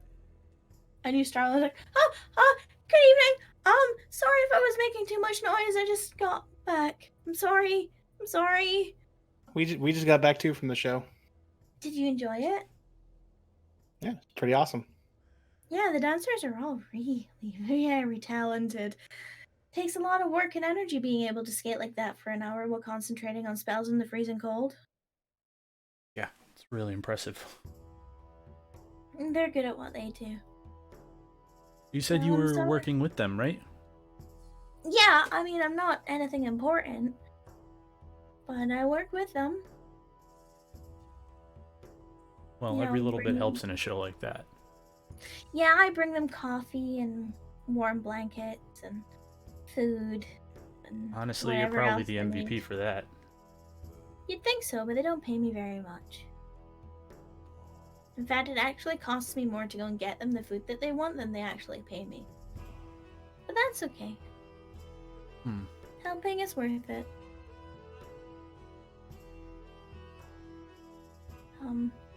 Well, I should probably, Mm-hmm.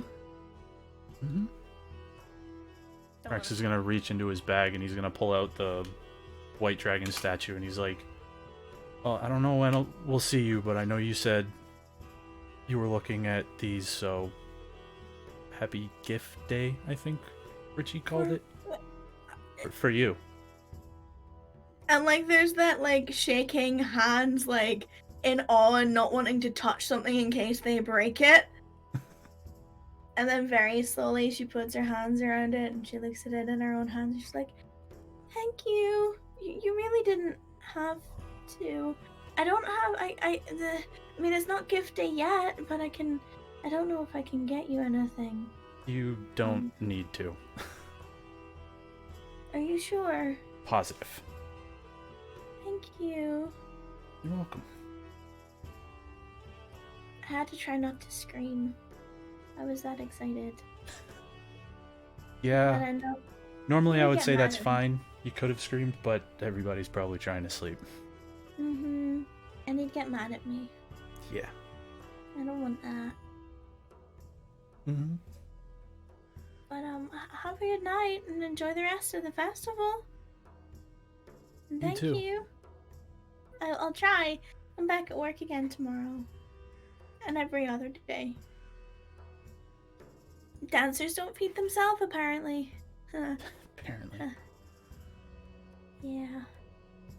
Rax Oh, will good night. head off. Yep, good night. Oh, right, my key. And she bends down and gets her key off the floor. This time manages to. Hold on. One more time. When you felt her hands, Mm-hmm. they were not cold. Okay. Do with that information what you will. Mm-hmm.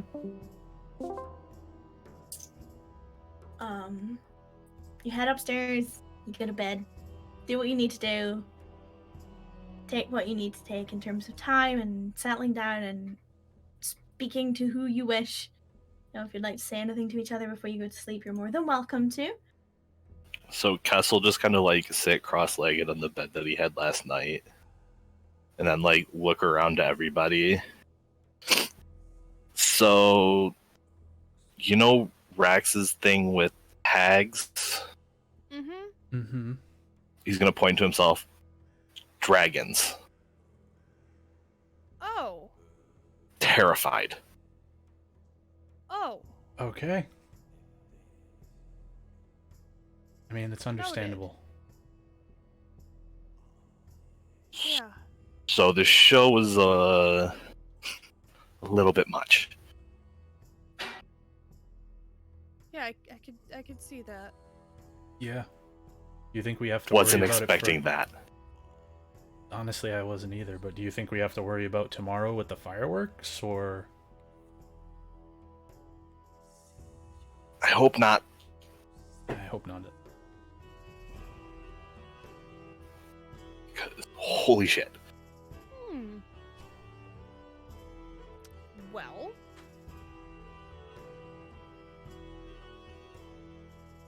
We'll make sure not to take any dragon contracts in the future.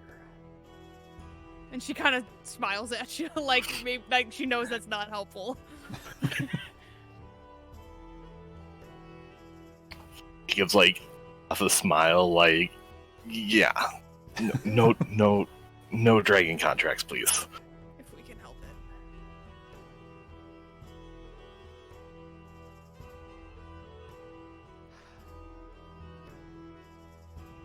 But you're good. I mean, as much as you can be. I'll be good. Okay. Anybody else scared of anything that we should know about?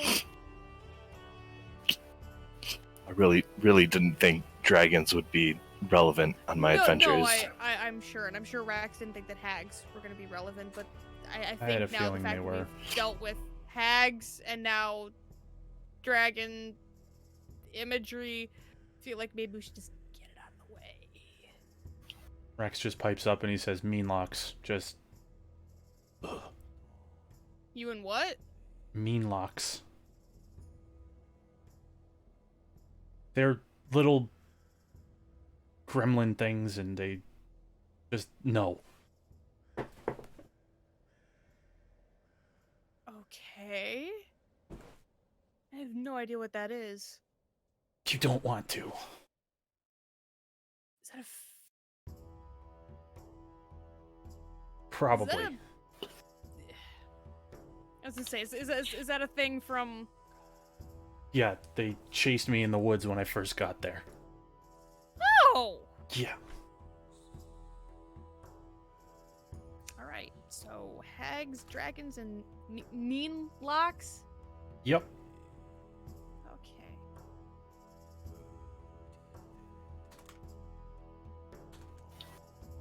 You know, all of my fears seem, really...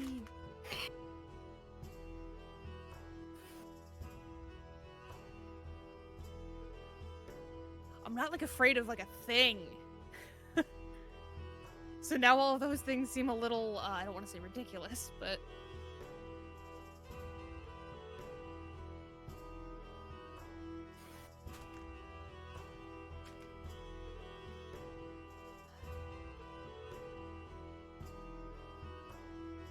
I guess in comparison. Well, we're all scared of ideas or concepts or something. Yeah. But Yeah. just sometimes they're physical things too. Like mean locks, dragons, and hags. Mm-hmm.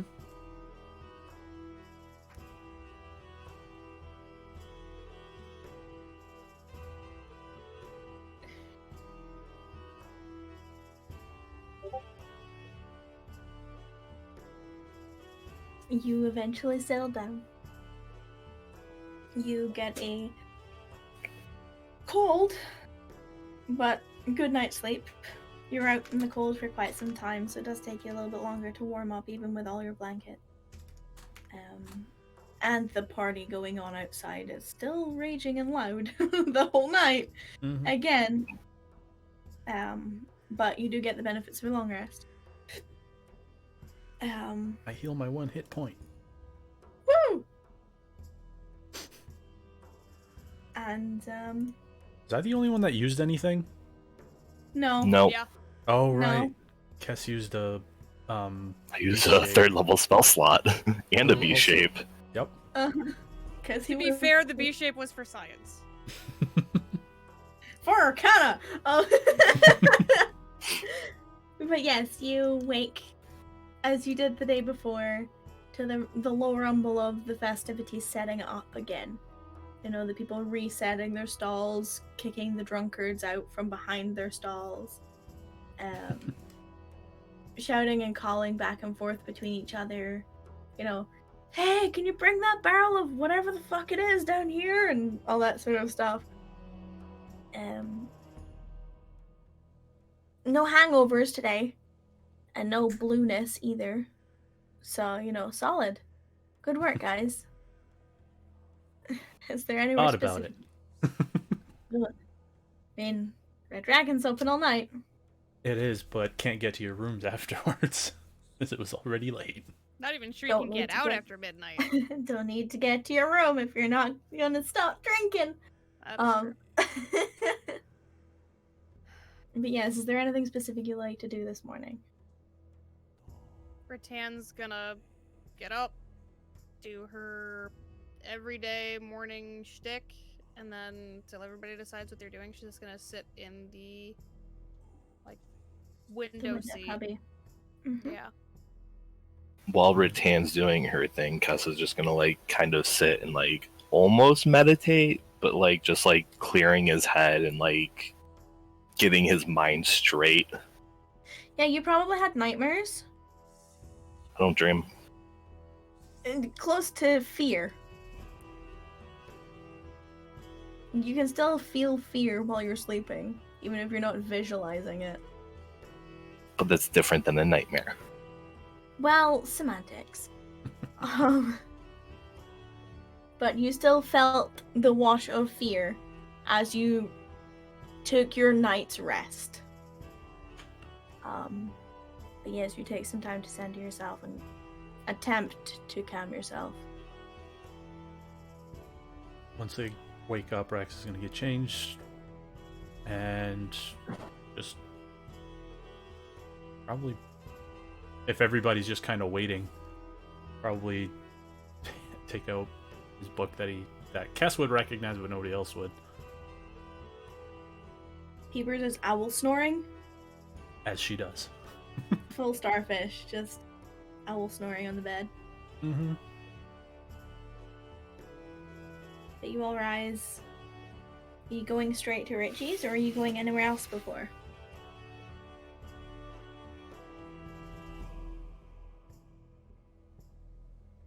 I mean, Don't all jump at once. I don't have anywhere else to go. Okay, And into the so only person I would look how- for. How are we gonna do this? She says it without looking up from where she's sitting.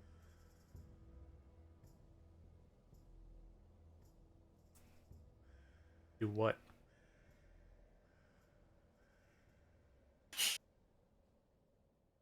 Well,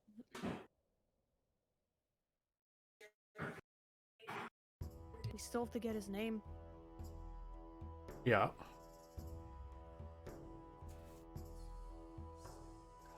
I don't know what exactly went on. That was probably one of the most awkward dinners I've had to sit through in a long time. Duskthane not included.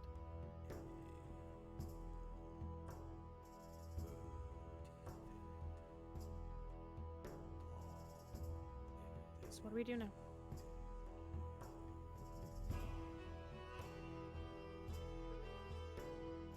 Rex kind of rubs his face with his hands. I don't know. I really don't. I mean, we could try asking other people what his name was, but I have a feeling that'll end up getting back to her, so that's not something we should. I don't want to Don't know. push. How bad was it? She's fairly certain he's dead, as Can't far believe as that. she's concerned. She said that. And parent asked and said if we need to find out his name or find him, ask him what his name is, something along those lines.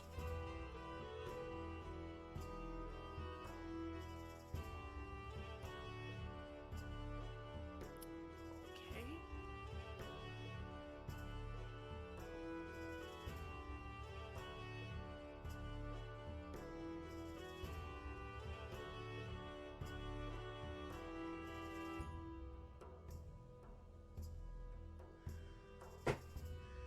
I am really struggling.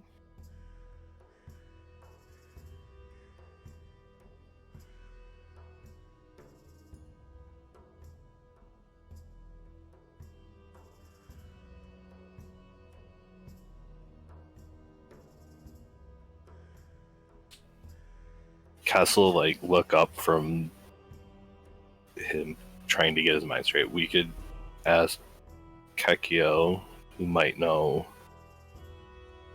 or we might be able to talk to Elizabeth, who might be able to help. Yeah, but we're not going to be, unless we send it by a letter, we're not going to be seeing her for a while.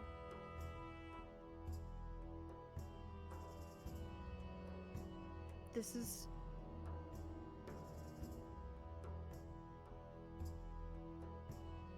This is hard enough for me.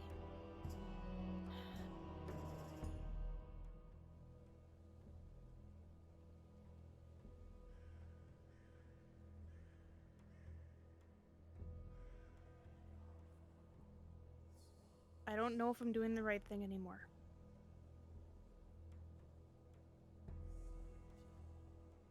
And that's really hard to say.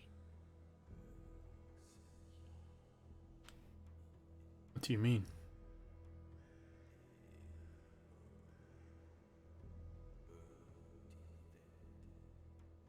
And she kind of lifts her hand up and she's almost like playing with her holy symbol, just kind of like, almost maybe like she just needs to touch it for some reason.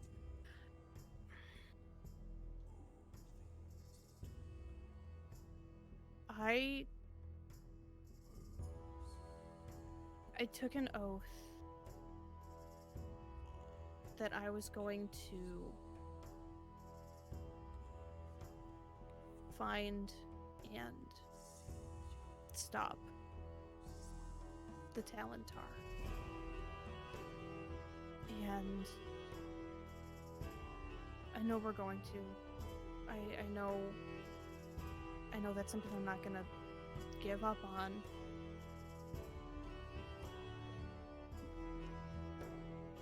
I want to get Richie's dad back. I really do.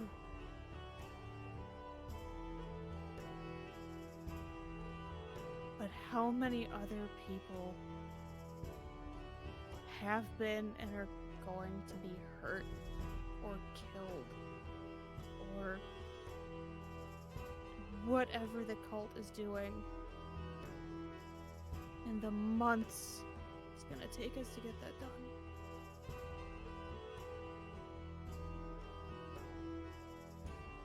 I'm putting this one kid above everything else I stand for. And I don't know if that's right anymore.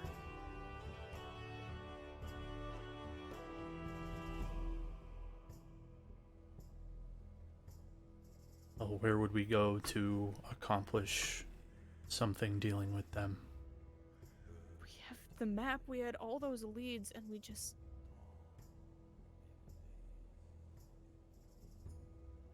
guess we got sidetracked.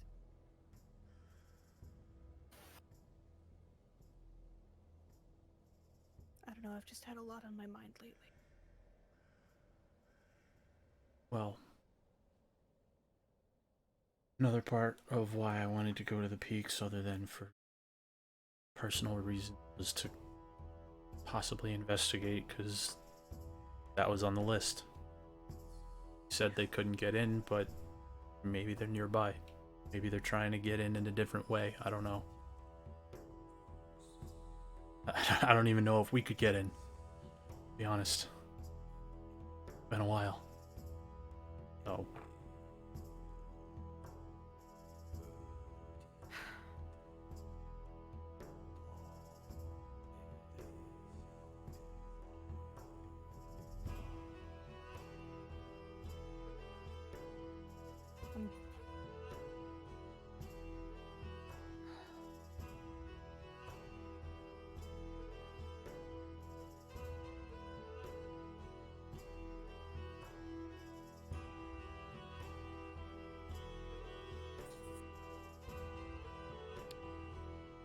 Just kind of shakes her head. I don't know anymore.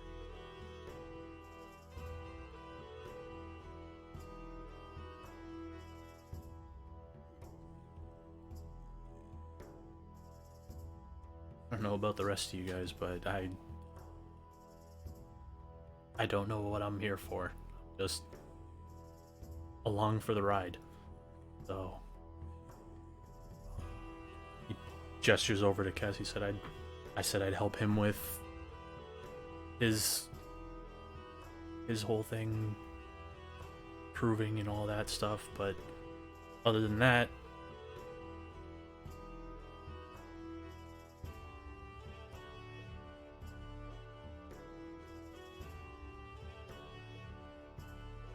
visibly tightens her grip on her holy symbol.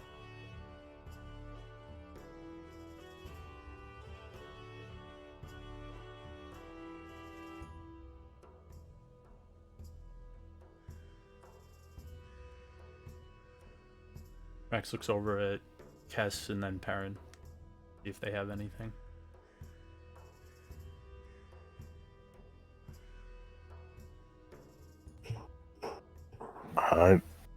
I'm just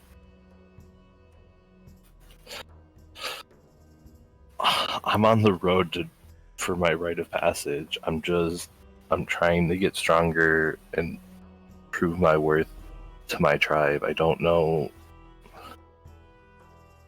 I don't have a set goal other than that, and I want to help you guys with whatever you think is going to be best.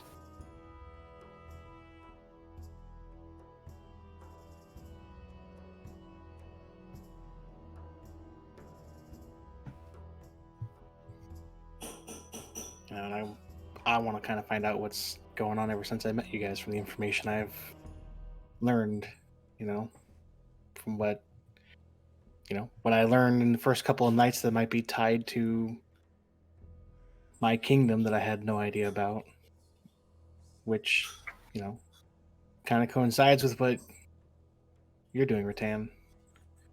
Because if they have ties to my kingdom and they're doing stuff there, and from what I can tell, it's obviously not stuff I want going on. Probably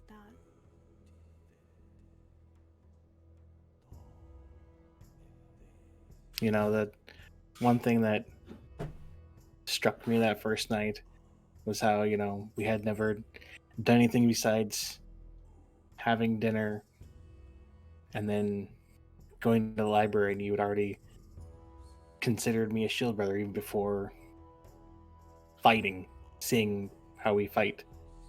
And, you know, I consider, you know, all of you worth, you know, fighting my hardest for. Do whatever you want to do.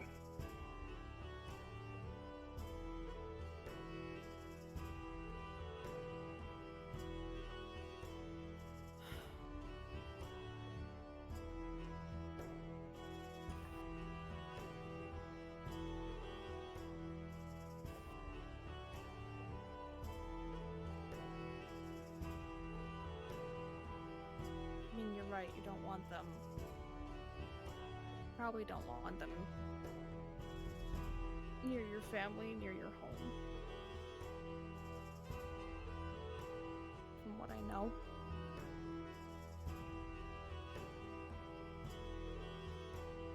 I mean, Fortunately from for me now, it's a little bit more personal because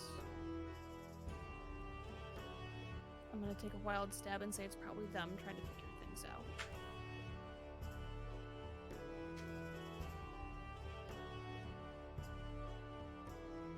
you know, I was gonna say, is that from what we've learned, not just around like, you know, where I'm from or where you're from, I'd be happy if they just weren't around anymore. If we have to go that far.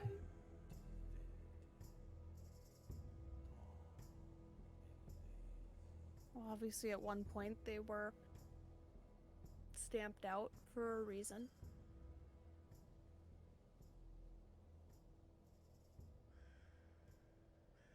History tends to repeat itself. Sometimes you need to get socked a few times for the message to go through.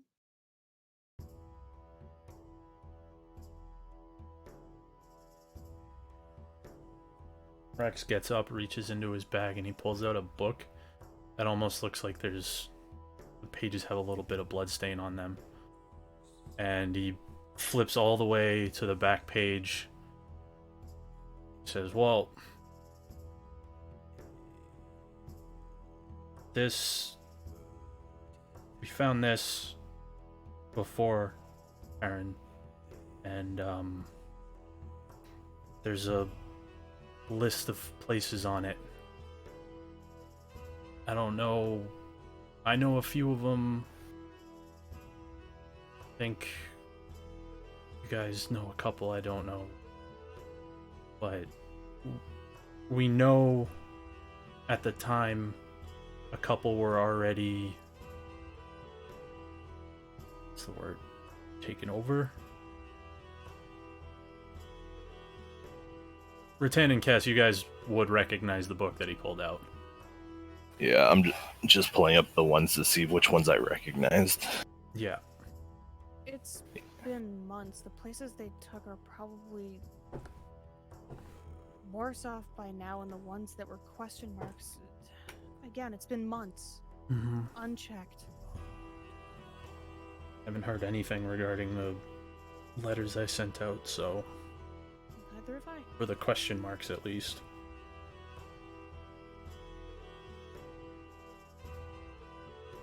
Right. And Rax will read them off. I'm assuming we want to just. Are we going to share that with Perrin for the. I'm fine with it. No, I'm asking with. Hilda. Me? Sure. I can give it to Perrin. Yeah, Rax will basically just like read off all the names and stuff. You can't read the book, but he'll read it to you. Yeah.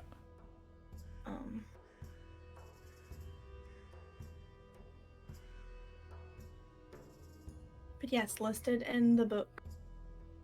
I don't know if you want to read them. Sure. I mean, it's your character. Yeah. So he starts going through this book. It's still on the same page, but he's just going down a list. So first one's Moncade. It's where we found this, and we think we already finished dealing with that, so that Well, we're gonna be heading back through there anyway, so I guess keep check. an eye out. Yeah. But next is Cleom.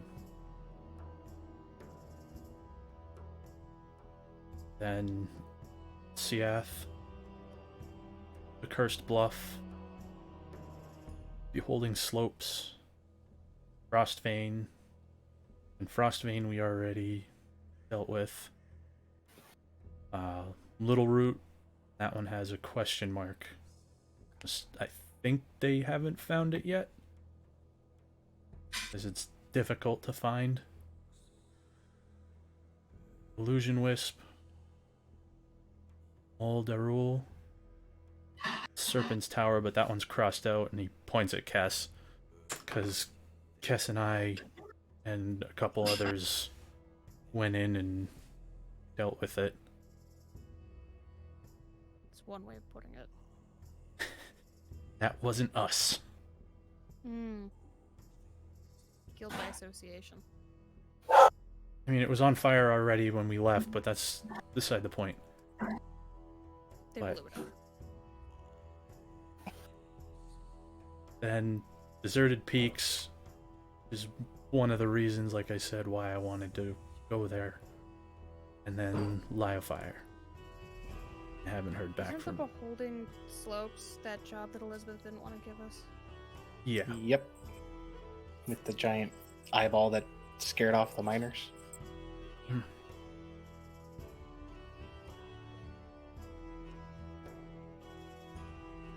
That one I It Guess we can concerns wait me on. that. It concerns me that.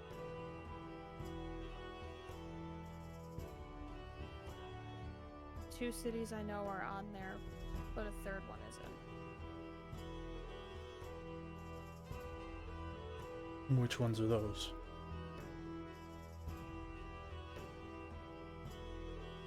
Offense and defense king cities. Completely blank stare from Rex. Points at Cleons, the first yeah. two on the list. Well, actually, she can't read it, so never mind. The first two that you said. No, it's just Second and third. Second and third, sorry. It concerns me that those two are on there. Marinalak is not. Because that's either very good or very bad. I think Rex still has the map, and he pulls that out and asks you if it's on there. Is Marinalak on there? Now you're asking questions. How many years ago were these notes? No. 8, I don't 12 think years I ago. don't think it was. Hold. Because I'm pretty sure it was just the named places that were circled. Yeah. Like, or Mhm. they were there. I feel but, like I would have been a little bit more The panicked if places- it had The been. places that aren't question marked are definitely circled. Mm-hmm. I remember Moncade was circled multiple times. Yeah. Mm-hmm. There There were a couple that were circled and then X'd, and then there were X'd. Yeah. Yeah, They were that on was bus. Serpent's Tower. And there was a couple of the cities in the south that had been crossed out. That you had no idea. Hold on, 'cause I'm in the page. Mm-hmm. Yeah, so it's all the names all the places that are there, excuse me, that don't have a question mark. Other than, you see that there's no circles in the woodlands, like where the woodlands would be in the continent. Mm-hmm. You see that there are a couple in the south that are crossed out. You see that Moncade is crossed out. But yes, that's and it's very vague.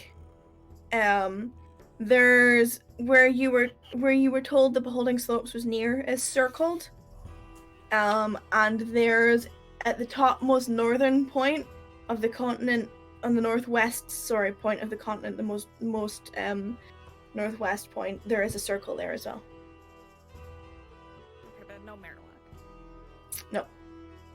Rex points at the one in the north, and he says, well, that's where we're going anyway, right? Mm-hmm. Maybe. Well, I mean, that's where the fishmen are, right? To the north. We don't know how far north. I thought it was right at the northwest. Oh, was it? Okay. Yeah. On the most northern point Okay. of the continent, northwest Yeah, point, so- right on the edge of the sea. Somehow it doesn't surprise me that they're mixed up in that. So we're unintentionally following a lead on that, too. We'll keep our eyes peeled for more. A little better. Not much, but a little better. At this point, a little better is all we can hope this for as far point- as that goes. At this point, with where my head's been at, a little better is a victory I can take right now.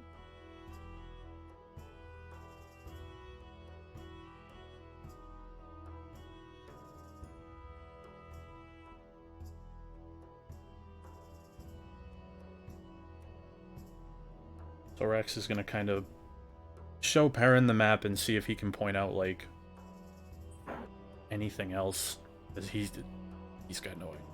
The only ones he knows of where they are already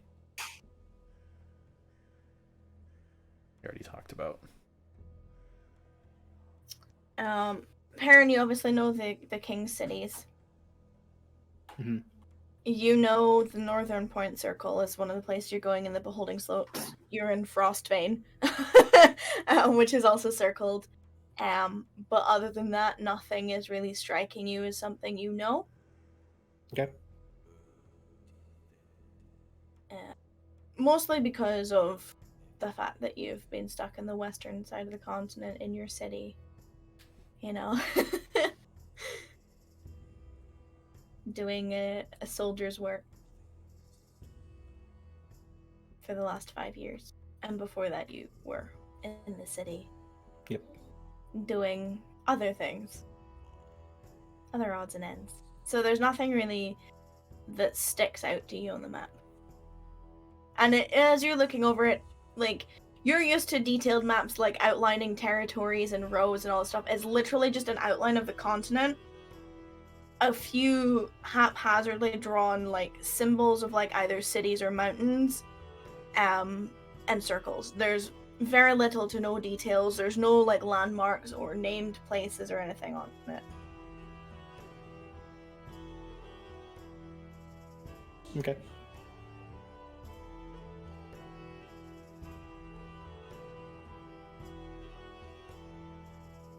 Yeah.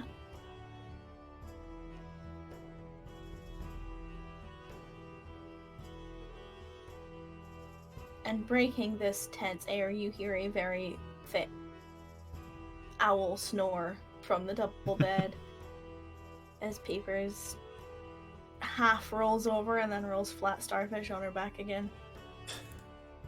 As she's one to do. You thought Rax was bad with his poison bubbles. Nah. Peepers is the real snorer. We all secretly thought it was Rax, and then we all woke up one night and it was actually Peepers. Yup. Mm-hmm. Rex just has those bubbles, that's it.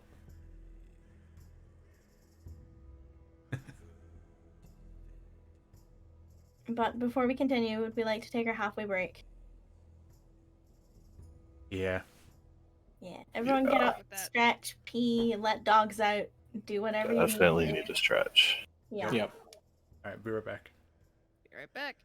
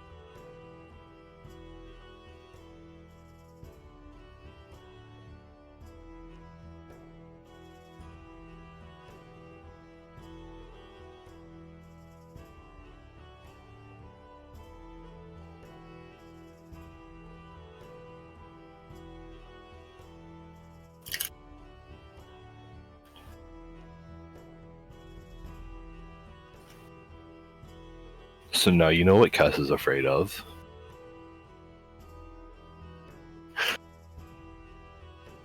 Interesting, huh?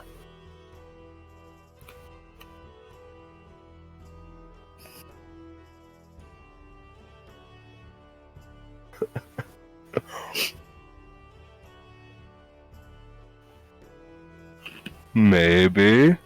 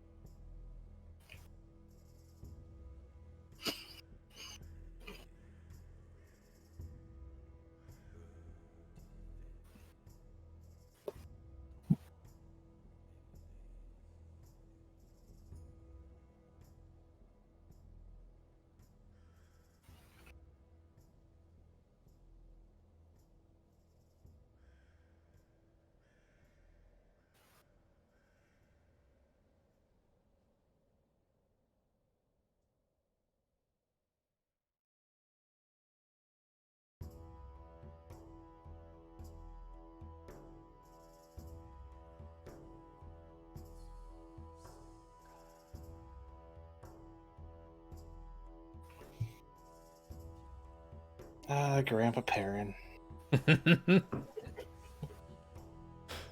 uh,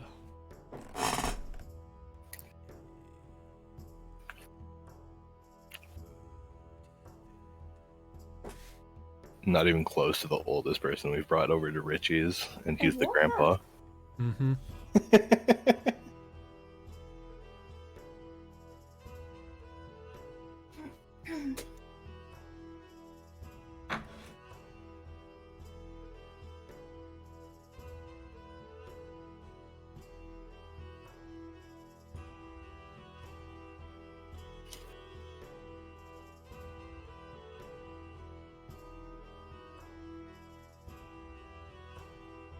I'm sleepy.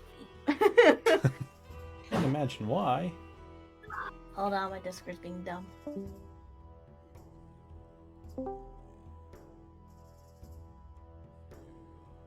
Welcome back. Thank you. For some reason, it decided it didn't want to hear you anymore. Rude. I do that sometimes too. Same. Yeah, I think it's because I pulled on my headphone cable and the insert input slot is like wonky. Yeah.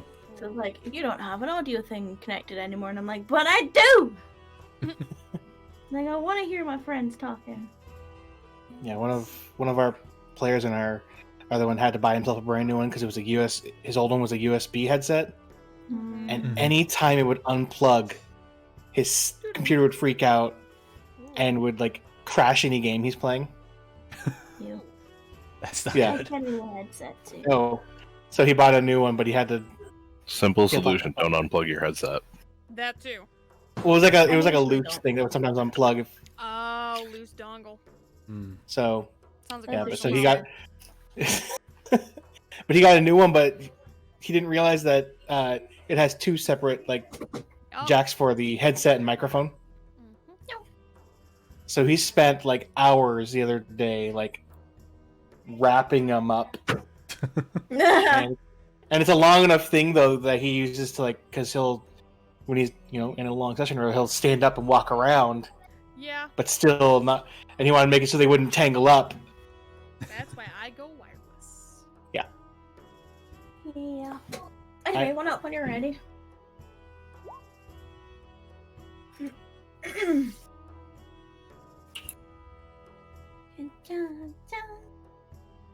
Okay. So, you had a heavy conversation to start your day. Sorry. Unlike the breakfasts that you're used to. Are you heading straight to Richie's this morning, or are you going anywhere else first? That one I'll leave up to Kess. Are we having good berries for breakfast? He said he wanted No. more room for all the good treats at the festival. Yeah. Yeah. He changed his mind once he realized all the good stuff that. What after he was telling us about all the good stuff there. Yeah. Yeah. Kids these days. Right. Hopefully he doesn't change his mind again because I'm not preparing Goodberry.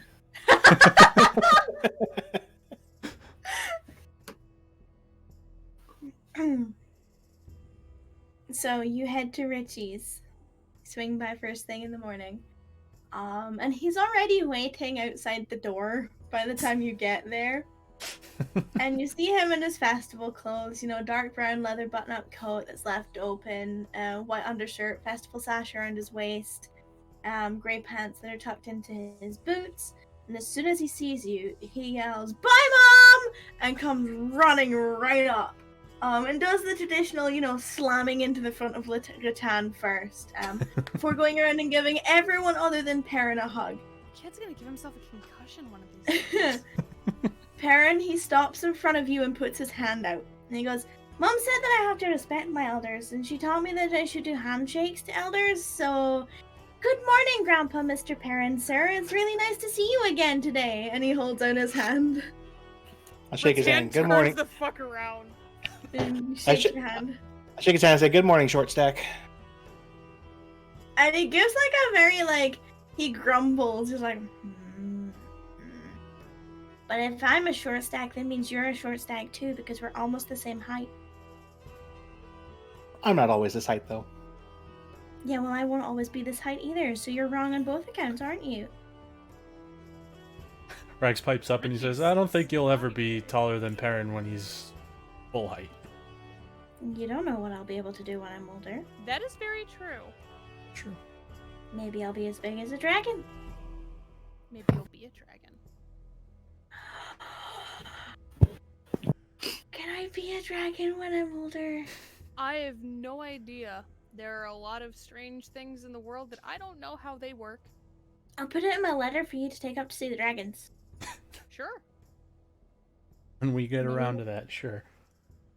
So you are going to do it. You said you weren't sure before. If we get around to Remember, doing that's that. an if. Darn, I shouldn't have corrected you. Should have made you promised first. I wouldn't have promised. Remember, we don't make promises we don't want to keep, or we don't plan on keeping. You don't want to keep, so that means I'm not getting berries for breakfast? You said you didn't want berries because of all the food that's going to be at the festival. Yeah, but I'm hungry. Well, then get your butt moving so we can go and get you something good in there. Okay! And he starts running off forward down the street.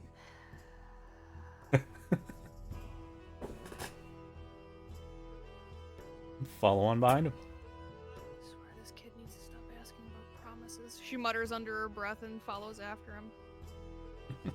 And he's off, pew! After he runs off, I'm gonna nudge Casper, be like, happy he forgot about the horse. Yeah. And you make your way through the crowds, and the deeper you get into the city, it is starting to pick up. It took you a while to get here. Now you're heading out to the park, so it's probably mid to late morning by the time you get there. And there's just the whole host of festival events going on here. People are already gathered here, much more so than in the streets, because these are more like families and tourists rather than the locals, who probably spent the night drinking again. You see that there is an area set up with targets where people are showing off their archery skills, and next to that is taller board-like targets, targets that are actually on a solid surface, rather than just standing archery targets where people are tossing hand axes. You see beyond that is a long table with numerous chairs set up behind it, and on a very large banner behind it, it just says "Pie Eating Contest!" an exclamation mark written in common. Big, thick, bold letters. In another area, there are children and their guardian that are huddled around some open front tents where they're advertising winning prizes, And you see that there is a section where people are throwing balls at stacks of cans, and next to it are people trying to hook rubber ducks out of this. It's kind of like a lazy river, but smaller. And the ducks are rotating around on it. I couldn't think of that word earlier, by the way, so I'm happy I got it now. I was like, I left a blank in my notes and I was like, insert word here. What, lazy river? Yeah, I couldn't think of it. Anyway, so yeah, you see the rubber ducky lazy river, and people are trying to hook it and win prizes off of there. You can see the large stuffed teddy bears. There's on each point of the tent, the open front tent, you can see like ones that are hanging as displays, which are a little bit more tatty than the ones that are actually sitting, waiting for prizes. And you can see that other prizes ranges from like bags of candy and various other like novelties, like kids' little knickknacks and doodads. And next to that are a cluster of wooden barrels that have been sort of cut in half at varying heights for people of all ages and sizes. And there are people there who have their hands tied at the wrist behind their back, who are basically face planting into these barrels full of water, which is probably ice cold given the climate. And they're trying to grab a hold of floating apples with their teeth. The person running the amusement, that happens to be the bobbing for apples, you can see has a chalkboard next to them with a list of names and times written next to it. There's a leaderboard for seeing who can do it the fastest. Finally, towards the far end of the park, you see a large gathering of people watching as very burly looking shirtless men are tossing rather large, probably the equivalent of a small tree trunk, at varying distances to see who is the strongest who can throw it the furthest. Just to the middle of all of these events is a fenced off area where you see that the pony riding or horse riding is taking effect, like a set, like, oval kind of shape, I guess. Like a ring. Yeah. And you can see like in the center is where all the unused ponies are being stabled, so to speak. And, yeah, it's just basically, a big buzz of, like, family entertainment and tourist entertainment, and mixed among all of these are numerous, food and hot and cold drink stalls, which are handing out, like, a variety of different festival snacks. There's, like, cotton candy and, like, the, toffeed apples and hot dogs and all that sort of jazz, and there's maybe 2 stalls that are selling alcohol. And even then, it's like this mulled wine, sort of like warm alcohol kind of deal going on to help keep the parents warm and also entertained for the entire day, because the kids are just going to be hyper about everything. But yeah, there is just this buzz of excitement, and the whole area is just, even at this time of the day, it's fairly busy. And, the families are sort of around like the kid stuff, and then the tourists are sort of like migrating towards the hubbub that is what I would know as a Scottish person as caber tossing. At the far end of the festival. And there's just this buzz. So what would you like to tackle first? Richie's just like bouncing and like basically at the edge of where like viewing everything, he's just like on his toes, like bouncing excitedly. Rattan's gonna vaguely gesture in the direction of the caber tossing with all the shirtless men. Burly men. Mm-hmm. Yeah, and she's gonna go, who needs Muncade? What's a Muncade? I'll tell you when you're older. Okay, I'm older now. I'll tell you in a couple of years.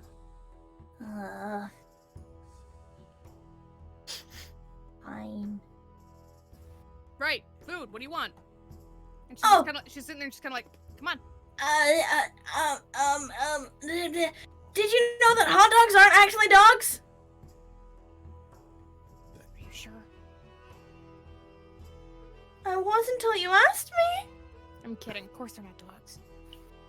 Okay, can I have a hot dog for breakfast? You know what? Your mom's not here. She's not. Well, let's go get hot dogs. Hot dogs for breakfast! And he like scurries over to the closest one. I would have a hot dog for breakfast. Are you kidding me? I'm 32 and I would do it. With fried onions and mustard and yeah. Anyway, so he scurries over. Ugh, you can keep your pickles. And he scurries over and he's like, he runs a little bit ahead and then he stops and he looks at you and he puts his hand up for Tan. Like, I was told I Sam. should stay close. Yeah, it's probably a good idea. There's a lot of people, and I don't want to lose you because your mother would probably be really upset with me.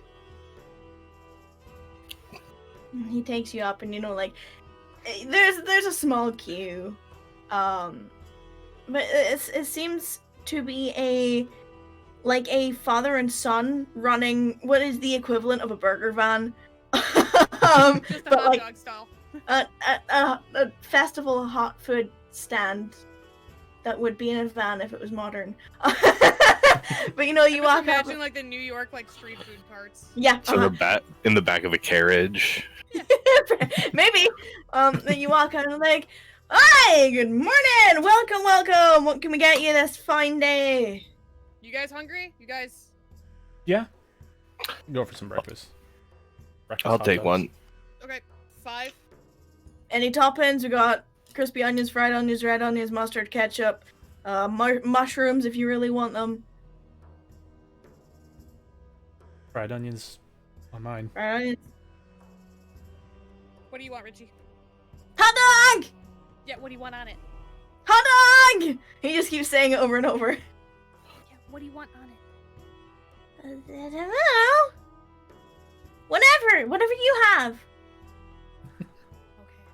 Okay. So, she's gonna get his and hers with ketchup and mustard on it. Okay. Easy enough. Perrin, what do you want? I'll take the works. Everything. Same. Sweet. Okay. 2 hot dogs for the works. Got it.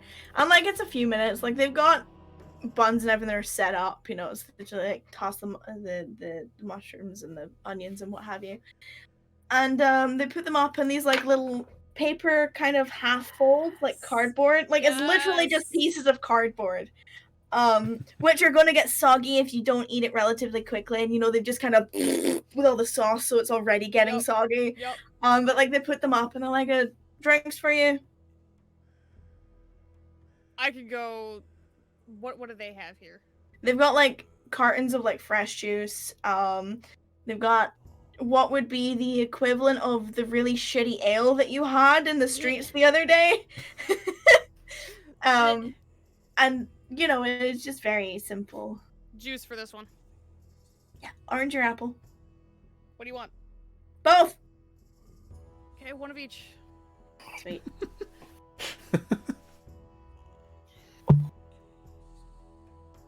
Anything else for you, folks? I'm good. Nope. You guys good? Good. I'm good. Cool. We'll take, and they sort of flick through and they're like, 4 silver and a couple of copper. I will give them 5. Sweet. Change. That's- Thank you very much. Enjoy the festival. Thank you. Same to you. We'll be here. And she's like basically balancing like the Richie's like cups in Mhm. between her fingers and like holding hers and gives him his. Here. Thank you. Slow. And he's like halfway into taking a mouthful.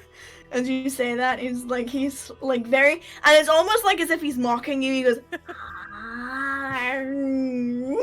very slowly, like deliberately slowly takes Okay, a bite. a little faster than that.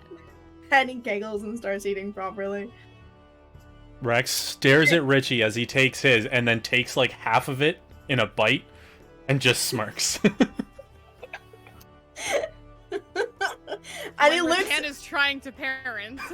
he looks at you, looks at Rattan, looks at you. I don't know the Heimlich if you choke. What's a Heimlich? Something to stop you from choking. So why don't you know it? Mm, Do you want to learn it? no. Okay. I'll eat slowly. It's not Thanks. fair that he doesn't have to, though. But he does have a big mouth. Well, that That makes is- sense. That is slow for Rax. Slow for Rex is when he has to use a fork. And then he looks at you, Rex. He's like, you should enter the pie eating contest. I'll probably throw up. I'm all set. Oh, you should all do it. I'll cheer you on. No. Please, No. please, but it would be No. fun. I'd really enjoy it. It would be my No. favorite thing at the whole festival, and I'd never ask for anything else ever again. That is not true. Most of it's true. Uh-huh. I'd probably forget and still ask for something. Uh-huh. No. No. I'm not entering a pie eating contest. He pouty faces you. That is He's looking up at you, big ketchup up this side of his face, giving you like a big pouty face. got some on your face. And he just continues. Not gonna work. Every time, it would make me very happy. Not gonna work. Please. Please. You need to stop asking or it's going to get very bad for me. Please. I think they're cherry pies this year.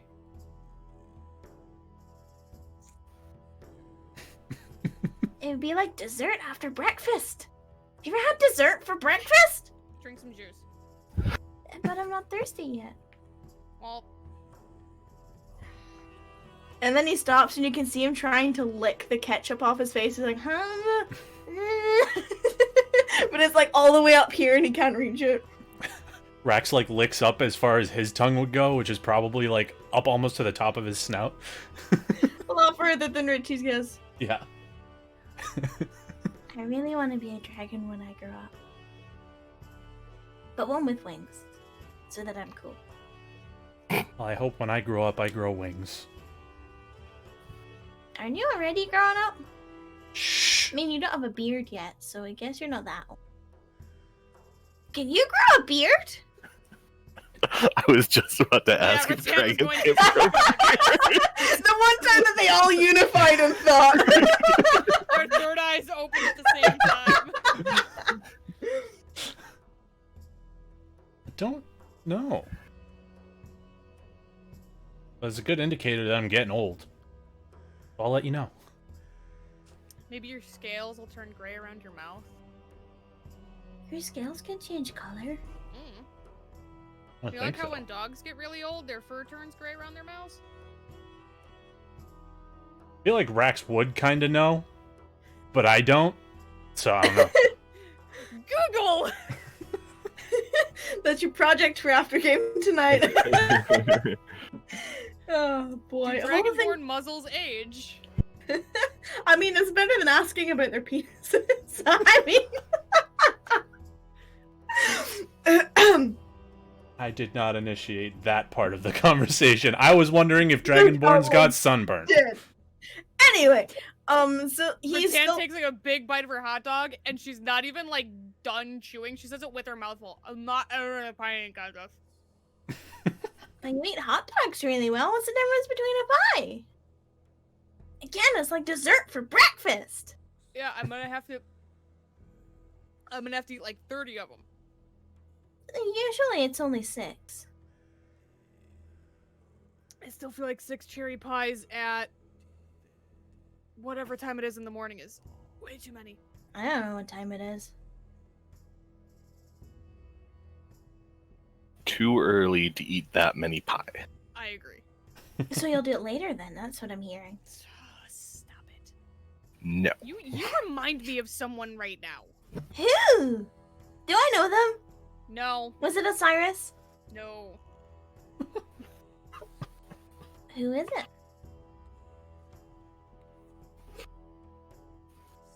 Someone you may meet eventually. New friends! And he starts bouncing around again. He almost drops his hot No dog, but then promises. catches That's it, him. and then like Rattan shoves it in his juggling like face. her food and the 2 drinks and trying to catch his hot dog. Like a tired single parent at a ball game. And then like he goes for another bite, and with his mouth full, he's like, "So what are we doing first then? If you're not gonna eat any pies, because you're boring." Oh, rude. Eh. What do you want to do first? What, you eat pies? Okay, What do you want to wanna do second? What, you throw up the pies you just ate? But if we Nobody throw up wants the to see pies, that. then we get disqualified. I mean, Nobody wants to see any of us throw up that so many just pies. swallow it then. Mhm. I mean, then we don't have to see it. Or you can stand behind a tent. Okay, besides pies, what do you want to do first? You want to throw some axes, or Rax could put his face in a barrel. I want to see Rex put his face in a barrel. Castle look She says between that she's Rax still and balancing two Perrin. drinks. Like Rax, face and barrel, or Perrin throwing axes. Rex looks around to see if he can see like a coffee or hot chocolate or some warm drink stand. Yeah, there's a couple. He points at one and he's like, "Only if I get some after." I don't have any money. I'm not talking to you. I was talking to the other two. Three. Mhm. So does that mean you don't have money? I do. No, he's.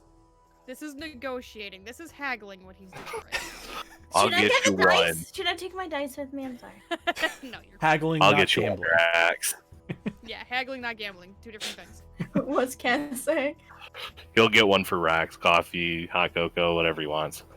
Can I get one One. with marshmallows? Drink your juice first. Hands him one of the cups. Well, fine.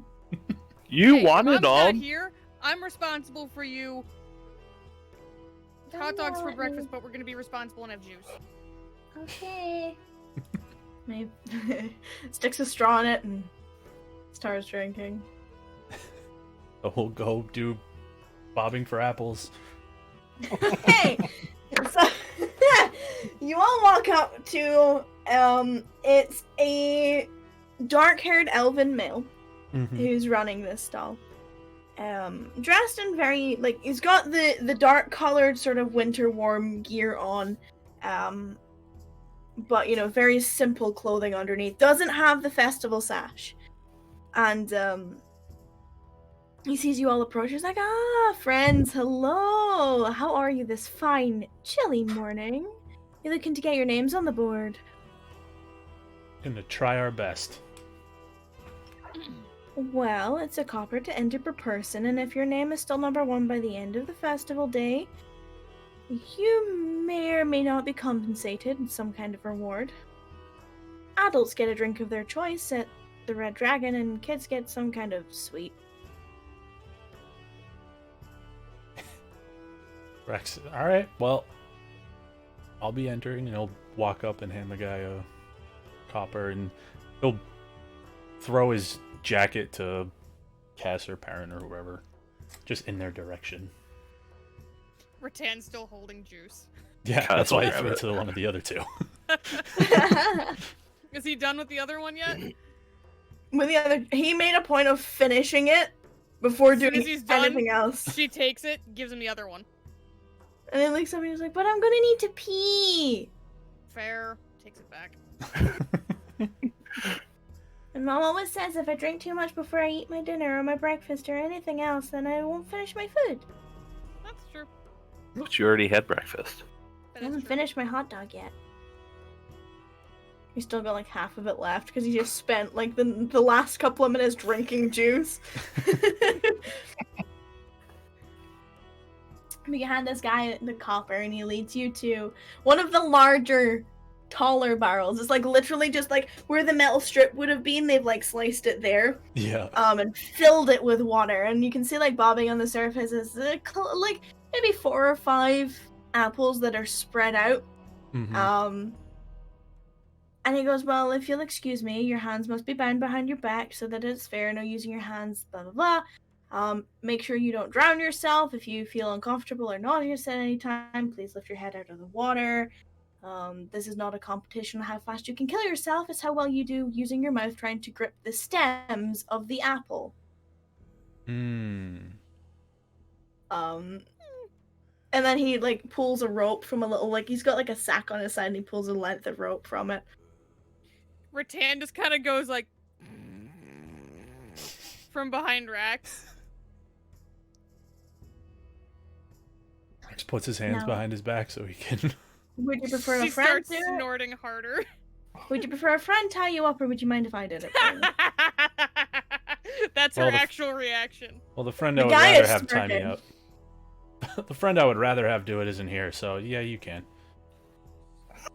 With pleasure. And you can see the guy he's aware of how he's wording things. Like, he's doing it deliberately for the amusement yeah. of the other adults. Oh yeah. And you can feel like he does like a tight pull on it and then does it again and ties you up a good couple of times. You feel like your hands are secure. He positions you in front of the barrel. He's like, I'll keep a tab depending on how quickly you do it. I'll put your name up on the board. Remember, stems only. It doesn't count if you pierce the skin of the apple. It doesn't count if you bite the apple itself. One apple at a time, preferably, and please don't inhale the water. Also, you're Is that forbidden. normally a problem? People try to breathe when they're putting their face into it and then choke. It's very stupid. They think that, like, sucking the apple is going to make their life easier. Noted. Anyway, whenever you're ready, I will need a dexterity check for you to try and bite the stem of an apple. Yep. I cannot help you. Oh! Wait, awesome. So you do manage to get a hold of the stem of the apple much easier than you expected it would be. It's almost like you saw your target, you honed in, and you went for it. And yes, you do make a little bit of a splash in your enthusiasm, but you definitely do get a hold of this, and this water is bitter when your face touches. Like, you knew it was going to be cold, but like it's uncomfortable. And you Like, just very like basically surprising it's not taste one. frozen. Yeah, it's like if you weren't awake, you certainly are now. Every time you put your face in, you break a little tiny ice film on the top of the water. Pretty much. But yeah, no, you do manage to grab hold of one of the apples, and the guy looks really impressed. He's like, that is almost record time. Almost. And he was like, your name, sir? He doesn't untie you. He doesn't take the apple from you. Rax. Noted. Is that with a CK? An S? X. I'm assuming you said X. And Yes. he's like, noted. He goes over and writes Rax on the board, and then pops up like it. Like, you're not even sure what he writes because he writes it so like squiggly that you're like, is this even in common? Like, and then you who can read all languages still don't understand it. It's like trying to read a doctor's handwriting, basically. Yeah. But he puts you underneath someone else's name that you also can't read. And it looks, from what you can make out, like literally like a fraction off. Like 0.1 of a second, you know? Yeah. But and Richie's standing there and he's clapping and he's like, you got it, yay!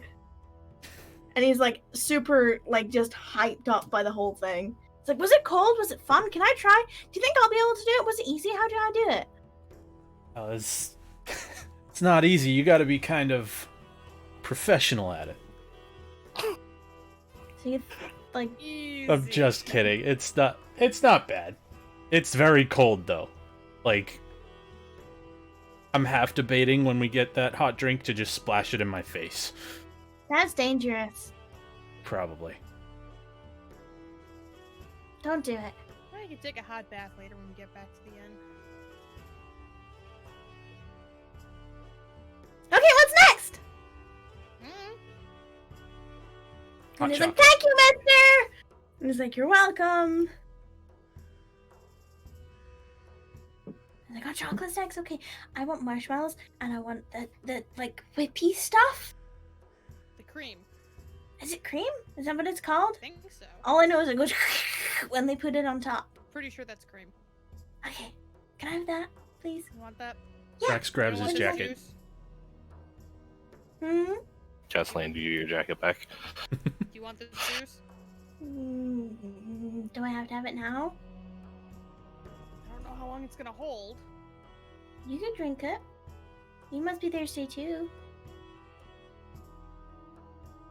It's cold out. It'll stay fine for a while. Great. So she's just sitting there holding this juice. You've got pockets. You've got a bag. backpack. Yes, please add a juice box of apple juice to your bag. I've never been more ashamed to be 6'4". A 6'4" muscle-bound soldier with her A juice box. Juice box. Yeah, you go. Juice box. You go up. It's Apple. easy enough. Like it's like a couple of copper for like hot chocolate or coffee all around. Like. I'll foot the price of that one. Mm-hmm. I abstain. I want that mulled wine. That's what I want. That's what I'm after. Y'all gonna make me parent? I'm getting mulled wine. I'm gonna get to be like the rest of the parents at this festival. I swear to God. Hungover and drunk again. How much copper? 2? Okay. I can cover that. Without having to get change. That's the real kicker. Mm-hmm. Yeah, whatever hot beverage you like. Richie's very like careful with his, and they give you like it's odd because they give you like these clay cup things, that you'd think would be like actual ceramics, Mm-hmm. but they're like, no, you can just toss them. They're made specifically for, and they're easy to dispose. Just don't dispose them on the ground. Put them in the bins and all that sort of stuff. Of course. Or keep them, wash them, use them again. Keep it as a souvenir. And Richie's like very careful, like he's like almost like cuddling it. He's like just Rax like, is doing the licking same. the cream. He's like licking the cream off of it. If it gets too hot and you want me to hold it, just let me know. I'm fine, thank you. So, Perrin, are you gonna go throw stuff now? Yeah, sounds like a plan. Is anyone else gonna throw stuff? You can alter it. I'll throw stuff. Yay, throwing stuff! I'm too young, so you have to do Never it for tried me. to throw stuff. Well, tried to throw one thing. What's that? You know that? Not my big weapon. The smaller ones that come in the quiver. Kind of. The big I throw sticks. those sometimes. Yeah, the big sticks. I So throw you those can throw sometimes. those big sticks, and he points at the. That is a tossing. much bigger stick. Yeah, but you can still do it, right? Wait. He's pointing at the hand axes, right? No, No, he's the trees. pointing at the Oh. caber tossing Oh. trees. Yeah. I will think about that, but for now, I will throw axes. Okay. And he starts like very carefully, like it's very deliberate, like stepping now instead of like skipping around, so he doesn't spill anything. And you get over, and it's an older human woman who's actually attending this with like salt and pepper hair, and she sort of like gets up and sees you coming, and she's calling off the end of the last round of people who were like, there's 3 different like lanes. And she's like, all right, axes down, you've had your shot, move on, thank you very much, here's your scorecards. And she sees you all over, she's like, good morning, how many are yous? 2. Yep. Silver piece each, please. I got you, Rattan.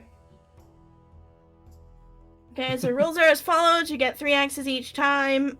Do not move from your station while other people are throwing axes. Wait until all axes are thrown until you go and collect your own. Aim for the middle. Hope for the best. More points you get, more prizes you get. There is a monetary prize in it. 3rd place, you get 3 gold. 2nd place, you get 50 gold. 1st place, you get 80 gold. And that is the whole festival, not just right now. If you would like to set wagers between yourself, please do so before you throw. I will be the official judge for this. And if you have never thrown an axe before, don't touch the pointy end and aim for the board, not each other. Please refrain from aiming anywhere else other than down your lane. And obviously, don't just throw willy-nilly. Be safe. Be thoughtful. Any questions? Alright, anyone who is viewing, please stand on the other side of the safety net, and hope to God they don't miss. Rattan's kind of like holding the axe in her hand. She's like, this is weirder than it used to. Yeah, they're just like standard hand axes, so if you're proficient, you will get your proficiency bonus on this. she is, But but it it's is still not her weapon of choice. She's like, this is weird. it's a strength or an attack if you have a hand axe, including your proficiency bonus. Obviously, I these can are drag one in. non-magical weapons. So you don't get pluses on them or anything. I think I can just drag one in quick. Probably. Rax is like crouched down, standing next to Richie. His hands are around his cup too. Reggie is just like, he's still like licking the whipped Not cream. And then, like, every time he gets a marshmallow, he does that thing where he's like trying to grab it with his lips, so he kind of looks like a monkey as he's doing it. He's just like trying to like suck it in while also like grabbing it. And this, yeah, it's like when you try and when you're trying to look cool, getting a straw at a bar when you're trying to like make sex eyes across the bar. Yeah, Just like, kind of like that. Yeah, completely screwing it up. exactly like that. Yeah. Yep. Okay. I'm waiting for this to go horribly. But if you're ready, you can both make. Well, first of all, are either of you betting with each other?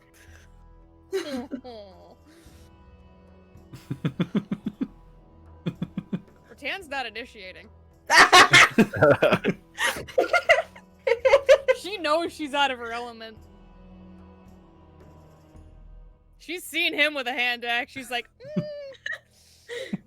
not sure I want to poke that bear. Nah, I'm good. All right. Well, to your lanes. Grab an axe. Take aim. And when you're ready. And please make your rolls for me. Oh my god. Sweet. Want me to do all everything? Hold on. Fuck! So, Rattan, you hear parents just like whip and then bump like the slam into the board, and like he is masterful with this kind of thing, and it's almost as if he's like casually trying to show off because he hits like he's on line with the center of the target, but he's slightly off to the left of it, Yep. and as you're like, what the. And you throw yours and completely like hit the backboard and it bounces off and falls down. And she just kind of goes, Yeah, and the woman's kind of like, have you thrown an axe before? not really. Use the wrist. On the wrist, got it. Yeah, don't like flail your arms around, flick it. Actually, when you're throwing an axe, you don't want to use your wrist.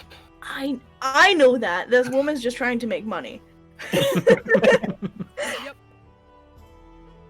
Just for anybody out there that wants to throw axes, it's don't not ever in use the your Don't wrist. use her advice. Do not. Don't use the fairground advice. They just Do want not. money from you and they want to make you feel like you should do better and keep practicing. Mhm. Yeah. And also, don't throw an axe if you're not in a safe environment. Correct. Also But That anyway- true. reminds me. I want to go to the axe throwing place that's like half an hour north of me Yeah, right there's now. one by me. Yeah, I have one not too far from me that I did as a workouting, and it was so much fun. I just went with Anyway, my sister and cousin just because. please make your Dare name we try axe again? throw. God damn it, bro. Same again, but slightly to the right this time. Come on. It's like you're lining up your center point. Did it go? No. Right. I don't see anything yet. There it is. Okay, so Rattan this time stealing herself. I'll take your first one. Stealing herself and not being put off by you just casually chucking axes as you do. Manages to get closer to the center than you did. And the woman sort of looks impressed. She goes, nice work. One more axe each. Fuck. Oh my god, there's no way. There's no way. There's no way. Remember There's how absolutely no fucking way. Remember how I said you were setting up your center point? Yes, I did. Fucking nailed it. I was really hoping that I was gonna roll a natural 22 just for like the fucking. That would have been awesome. It would have been fucking hilarious. But yeah, no, Ratan, you still hit the board. You're just like you're on like the outside ring. Yeah. Perrin, you find the middle point, like slap bang in the middle, and you hear Richie, way! You know, like as soon as you hit it. Excuse me. And then he's like, Perrin's definitely better at throwing axes. That's okay. I'm good at other things. Like throwing trees. Keep pushing You it. should You keep both- pushing it. You should both do it. You should both do it. And the woman's like, well, before you go and toss some cabers,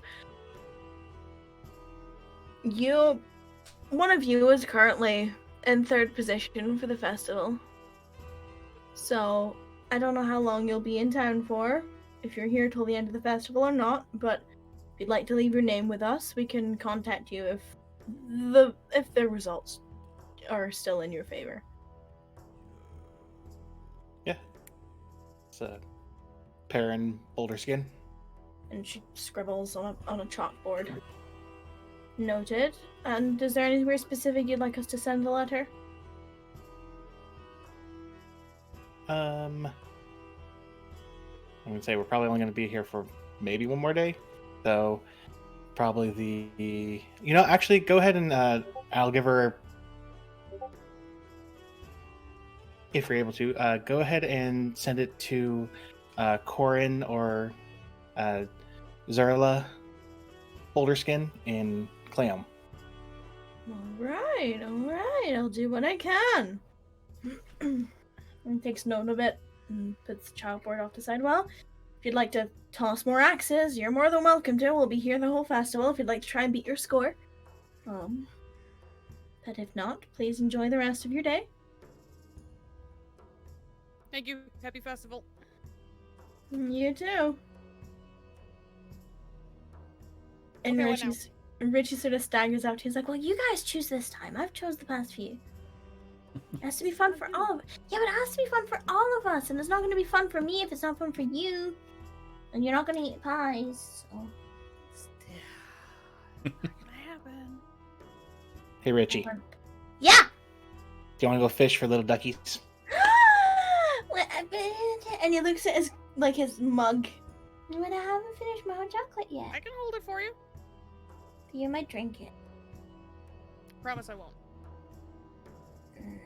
Okay, I'll trust you.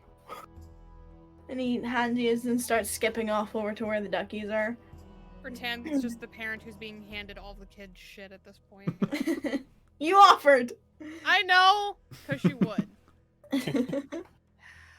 You make your way over, and it is a teenage human male who's running this stall and couldn't look any more uninterested if he tried. And you walk up and he's like, yo. That's all he says. How much? How many are you? Castle look around like I'm doing it, like anybody else. Richie puts his hand up. I'm holding hot chocolate. So 4? 4? 4 copper. Right, I'm gonna You need can change. win big prizes. Look at this bear. It is first prize. If you hook the duck with the number 1 on the bottom, you could win this bear. I'm gonna need some change. Sure. And he dips into the bag. He's got essentially a fanny pack on, and he dips into it and hands out change. And then he gives you all these really shitty plastic miniature fishing poles with big thick hooks on the end. Mm-hmm. Alright, you get 1 duck each. Please fish with care. Don't hit each other with the rods. Take as long as you need. If he has to say that, it's because people have been I've hitting done each it other with before. their rods. Yeah. I know that. So I'm going to need dexterity checks, please.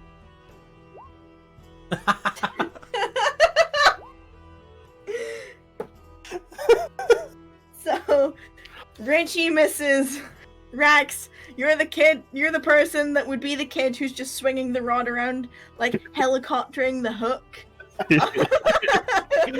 Trying to fly fish a rubber ducky. This is better than I was thinking, where he would just be like, go to hit somebody, and then be like, oh, you said no hitting. This is better. Cats and Perrin, you both hook ducks with the number 1 on the bottom. And he grabs him off the end of your hook, and Richie's looking very excited. He's like, congratulations, you both got first prize. Do you want a brown bear or do you want a pink bear? I'll look down at Richie. Brown or pink? Both! I mean, I kind of expected that answer. I did too. I'll take a pink one. I'll take the brown. Alright. Please have Rax, me your as he's fishing still rod. swinging it, trying to get the fucking thing. Only if it was blue.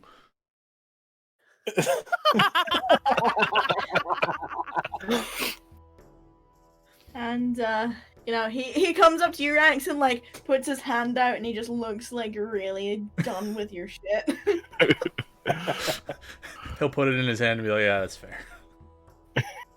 Thank you. Have a nice day. And he goes, he puts all the stuff away, grabs a pink bear and a brown bear that are literally the size of Richie. Like, they're massive. And he hands one to each of you. So this bear is about the size of me too, right? Yeah. Uh-huh. Be like, Rax, you want to hold on to this? Rax looks over at It's Cass not and chocolate. he's like, do we want to just put it in the bag? I mean, we can for now. In the bag? His bag of holding. Yeah, that's what I'm saying. The bag? Yeah. Okay. It's... I don't want to carry around basically a stuffed... Rich is looking at you and he's like, how are you gonna fit that in the bag? Oh, it's really cool. I kinda wanna see. Alright, watch. Okay! He'll like hand his bear to Rax so he can get the bag open. Rax just has Open both of them. He'll hold the bag open for Rax. Rax will hold it above it and then just let go. Okay, it hits the bag and flops because it's, it's a big bear. You're gonna have to try and fit it into the bag somehow or another. So you let it go and it just onto, like, ragdolls onto the floor, and she's like, Not quite how that works, Rax. it's not in the bag. You actually have to like put it inside. It doesn't just Oh, magic. Wayne Come on. picks it up and puts it in. And shoves it in the bag. Yeah, so, you... you put 2 stuffed bears inside the bag of holding, and as they disappear and the bag doesn't change shape, Richie's like, oh, that's cool! Can I put my head in and see if I can see them? Not a good No. idea. No. Oh, why? There's no air in there. How are the teddies gonna breathe? I gave him a magical head bubble, but I can't make 3 of them. I can only make 2. Can make magical head bubbles. With air, yeah. For teddy bears. Mm-hmm. That's cool. Will I be able to see them when they come out? Oh, yeah. Yes. What, the bubbles? No. They Oh, dissipate when they they don't come need out. the bubbles anymore. Oh. That's kind of not as cool.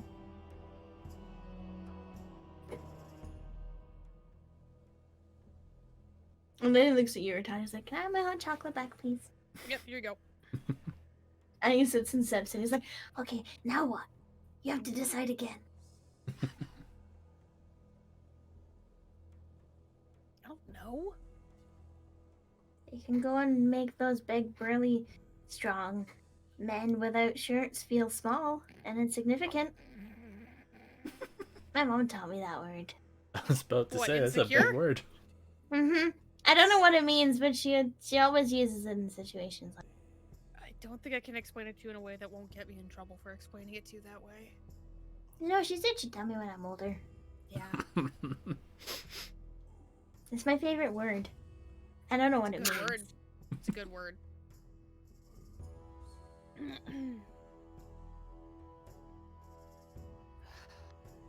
Okay, fine, but here's the problem: is if I embarrass myself, my pride is not gonna be able to handle it. Worse than when you fell over on the ice lots of times? Yeah, but like that was one thing because we were having fun, and like I know that I'm not good at ice skating. That was my first time. You did well for your first time. Thanks. Wait, you've thrown trees before? No, but if I lift heavy stuff. So it's your first time. Yeah, but now it's like this whole like build up where like I have to like make them feel insecure, and then if I don't, it's like, ugh. I mean, you don't have to. Problem is, I kind of want to. See, so it's win-win. There's only one way to do that. Okay. Yeah. Perrin, are Fine. you doing it too, or are you scared you're gonna break You your walked back? yourself into that one. I did. I think I can do it. You think you can do it? Cassie, you're gonna be a monkey and do it with them. I don't know if they'll let me do that. I don't know the rules. We'll figure it out. You should probably ask. Probably.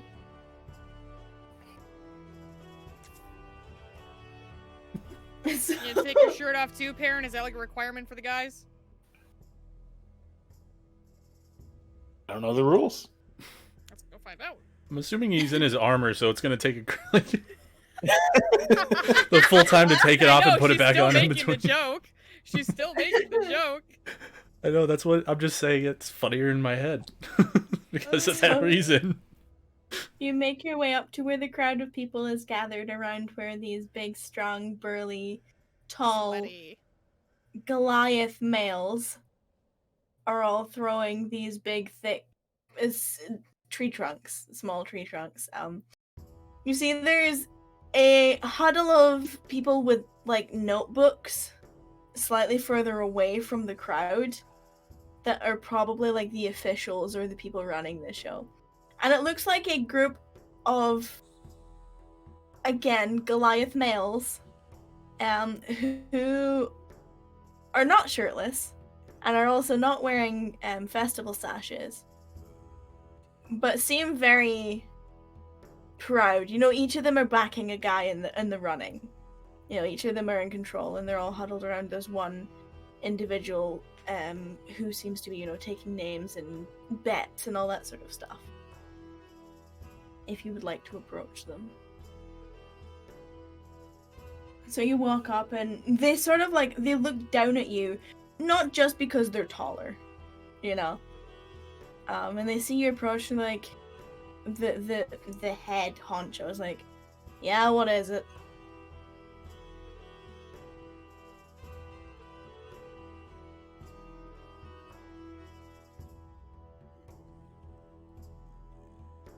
Well, we want to compete.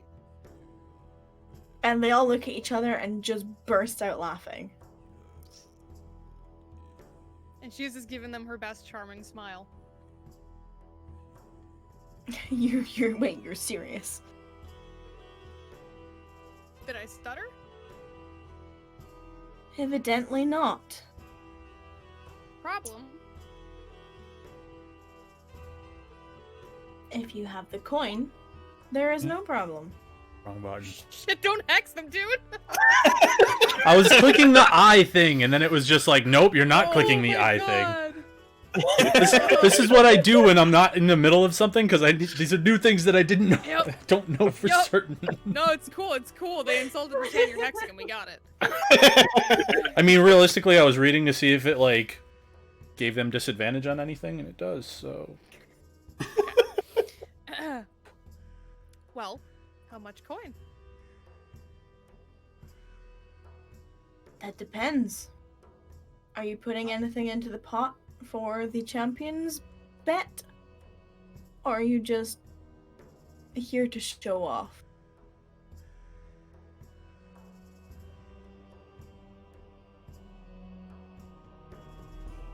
Perrin. Mm-hmm. How much is it to enter the champions bet? Well, currently it's 10 gold per person. Winner takes all. And there are 6 lined up currently, not including yourselves.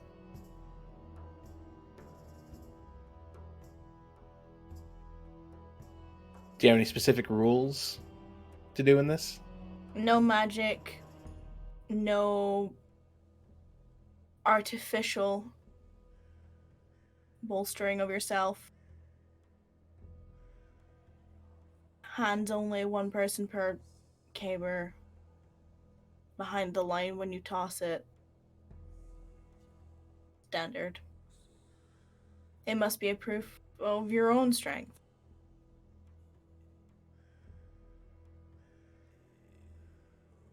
Without any additional support from other means.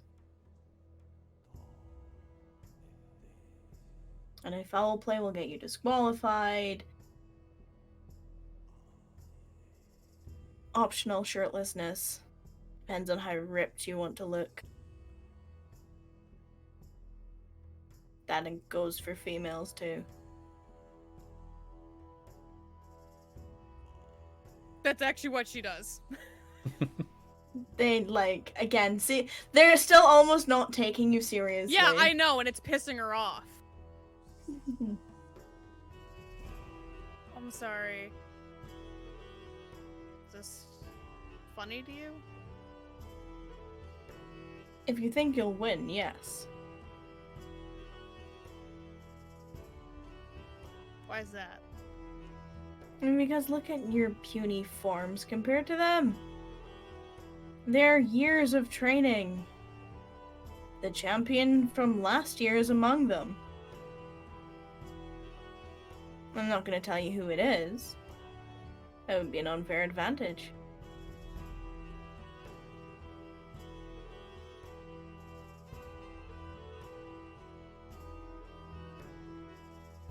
Now, little girl, do you intend to compete?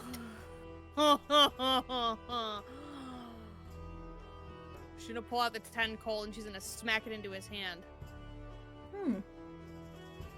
Don't call me little girl again. We'll see.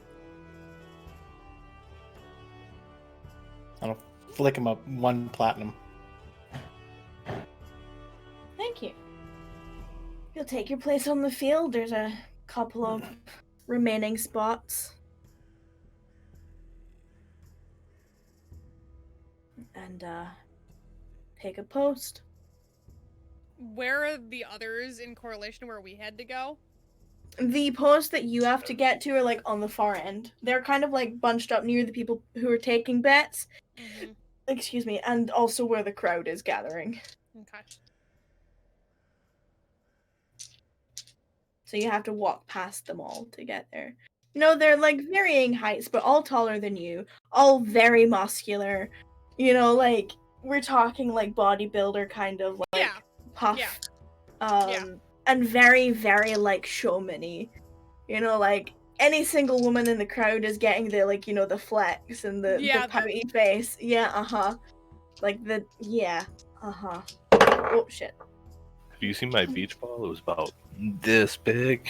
It might have gone that way, or maybe that way. But yes, you line up. You pick whatever. There's like 3 left, like 3 spots left. Yeah. There's like 1 really skinny, shitty looking tree trunk, and then the other 2 that are kind of on par with the others.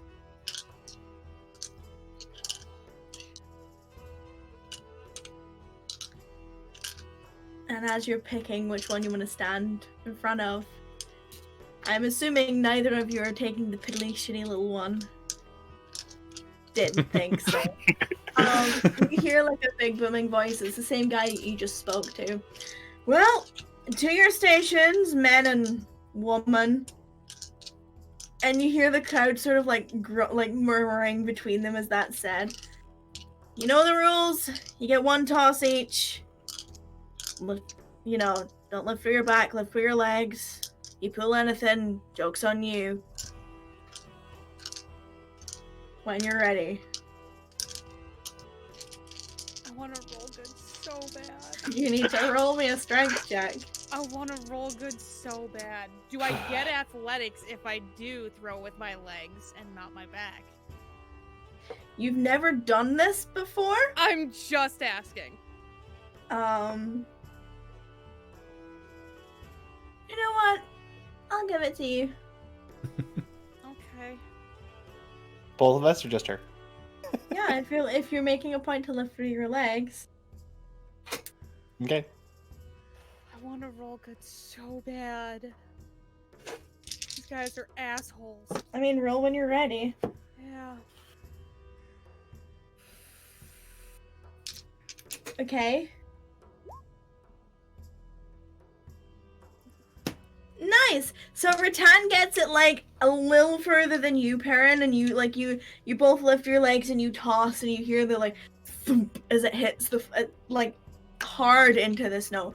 And it's heavier than you expected it to be, but you still managed to get some oomph behind it.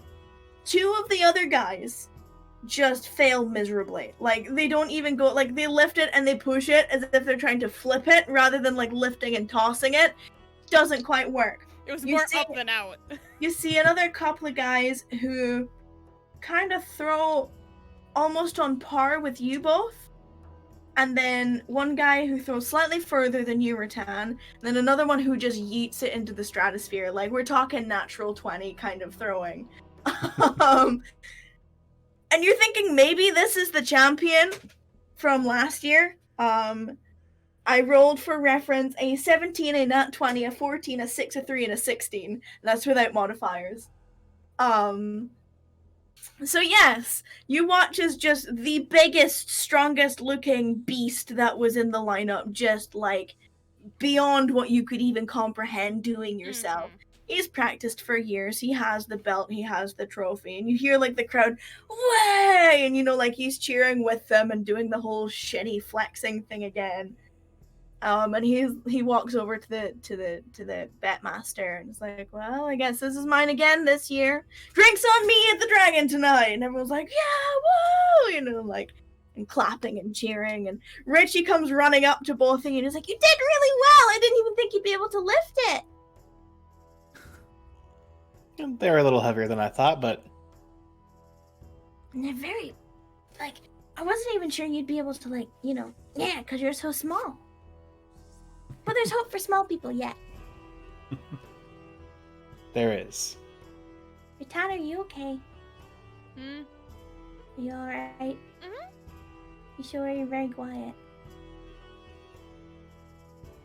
Yeah, I'm fine. You sure you don't want to eat in the pies anymore? I'm pretty sure I don't want to eat pies. How's your pride?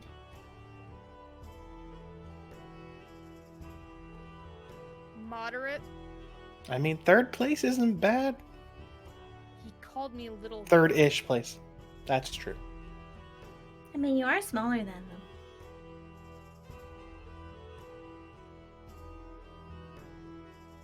It was not in a nice way. But he was being honest. Why is that not nice? It was the way you said it. Oh, you can be honest and mean at the same time. Mm-hmm. I learned today.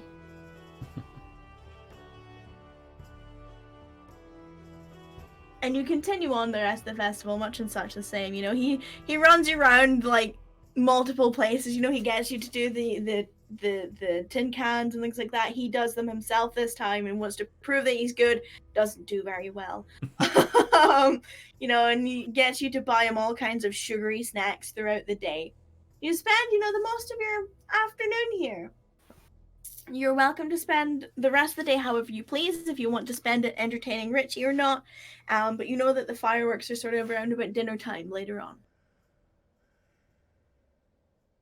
And he is buzzed the whole day because you're just feeding him sugar. Like, His you're mother's just gonna hate us. feeding him sugar. It's like, I want this, and you're like, okay. This is literally like when your aunts and uncles are allowed to watch you, and you're not allowed to have sugar, and they give you sugar and then drop you off at your parents' house. Mm-hmm. Bright side is we can stop giving him sugar after dinner so he crashes immediately after the fireworks. So we're not going to get in too much trouble. Mm-hmm. So yeah, you Also- spend the rest. Oh, sorry, go. Say also on a side note, it's like stuff careful with eating. Rattan, was it a good idea to have ketchup on your hot dog?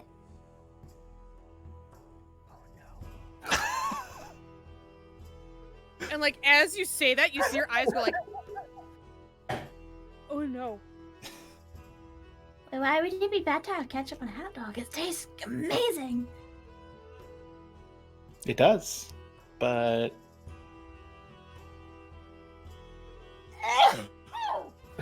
Bless you! Oh no. And that's her actual reaction. Oh. I think we're all trying to like mildly stifle a chuckle, so we're not just Yeah. dying. Rishi is laughing. just like looking up at all of you. Don't. What did I miss? And you see her eyes start going like, oh no.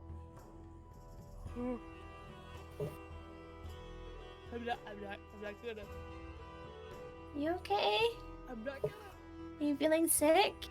Nope. You sure? Bless you! I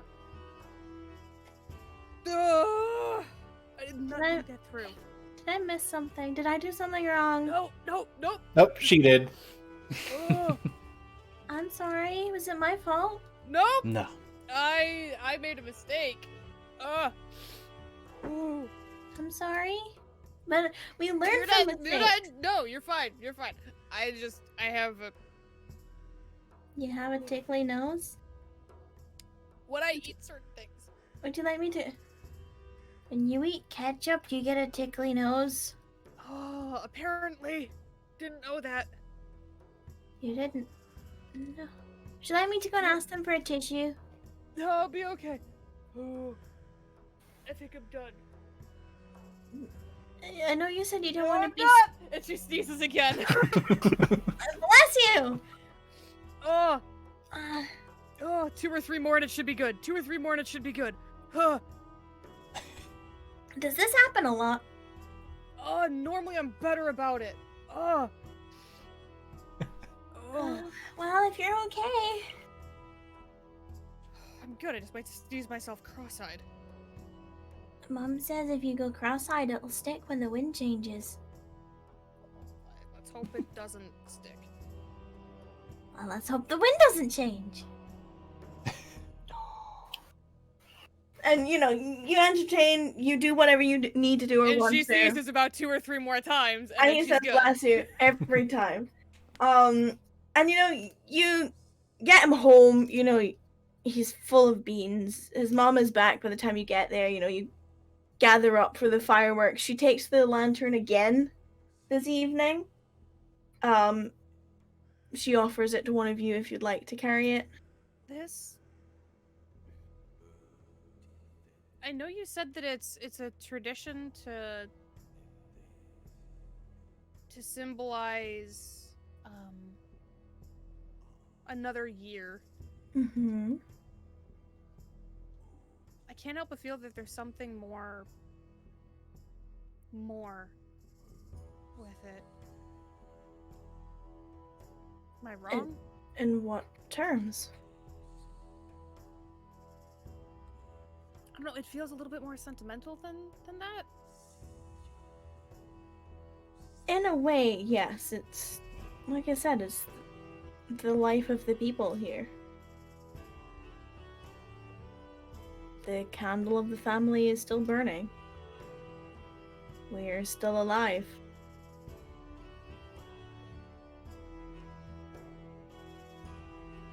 And when we put them out, we pay respects to those who have left us. And then we light them again to say we're still here.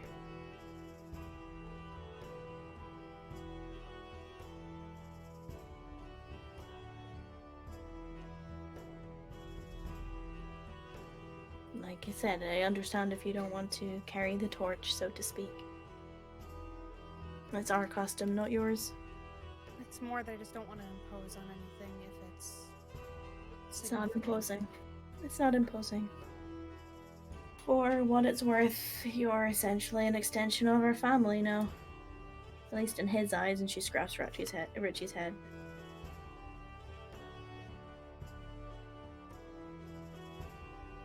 And he looks up and he's like, yeah, he's Grandpa, and then you're all also my best friends.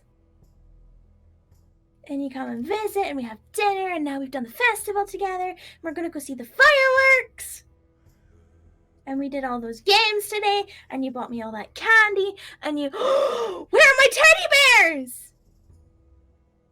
Cuss will reach into the bag and He's pull like, them Mom, out. what's this? What's this? Pull them out one at a time. Ta-da! And she's like, that's impressive. That's cool. You won these? It's like, well, I didn't, but they did, and they, I think I can have them. Cuss will hand the brown one to Perrin. And then the pink one to Richie. And he takes it, he puts his arms around it, and he gives it a big squishy hug. And then he like bounces around with it a little bit, and then he waddles over to the sofa and like places it comfortably in front of the keeping it warm in front of the fire. You're gonna have to ask Perrin for his though. He might want to snuggle with it at night. Might help him sleep. Well, he can keep it if he wants to. He did win it fair and square. I'll go and put it on the sofa next to the other one and be like, no, I think they need a safe place to be while we're out fighting those monsters. I promise I'll look after them. I'll take good care. I think I know you will. I could even make them armor. That'd be really safe. They'd be warrior bears. His mom just laughs. She's like, yeah, we can do that tomorrow, but we gotta get going. And she, if none of you take the lantern, she will carry it. Locks it behind you all again, lets you leave your stuff there if you want to. And it's about 8 p.m. when you get to where the fireworks are, which is again at the lake. And Richie is just bouncing the whole way there, and he's like telling his mom about all the things you did at the festival and all of the really bad junk food you got him the whole day. And she's just like, yes, you had And fun. Rattan's literally going like, She doesn't seem to mind. And you come to the lakeside, and there are people as far as your eyes can see from the minute you get there. You do manage to find a spot to stand in, and you're surrounded almost immediately by even more people trying to get to the display. Much like the previous day, when you were here before, all have little box lanterns, and there are families putting their kids on their shoulders. Richie tugs on your shirt again, Rax, and sort of looks up at you. Puppy eyes, like, lift me without saying anything. As soon as he tugs on his shirt, he'll kind of like, yeah, I know. And he'll lift him up, put him on his shoulders.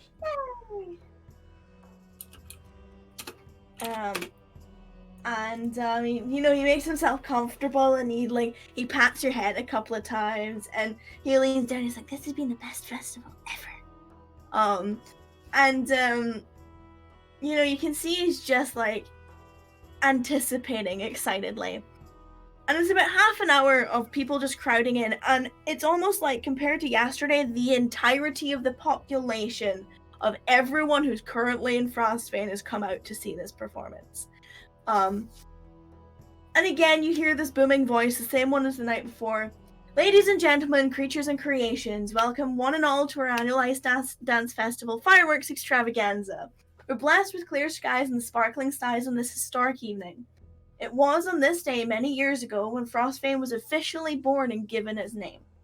Every year we gather, locals and anyone else who wishes to join, to celebrate the creation of Frostbane, but also the continued peace between the two peaks. The fireworks tonight are in honor of both the blazing heat of the Red Dragon and the beauty and elegance of the Silver Dragon, and to usher in another year of prosperity and safety for our wonderful city. Now, if you'll please snuff your lanterns, cuddle in close, you and yours, remember that no matter who you are, what you are, or where you're from, tonight we are united under the same sky, simply as people. And with that, I bid you a good evening, and I hope you enjoy the fireworks.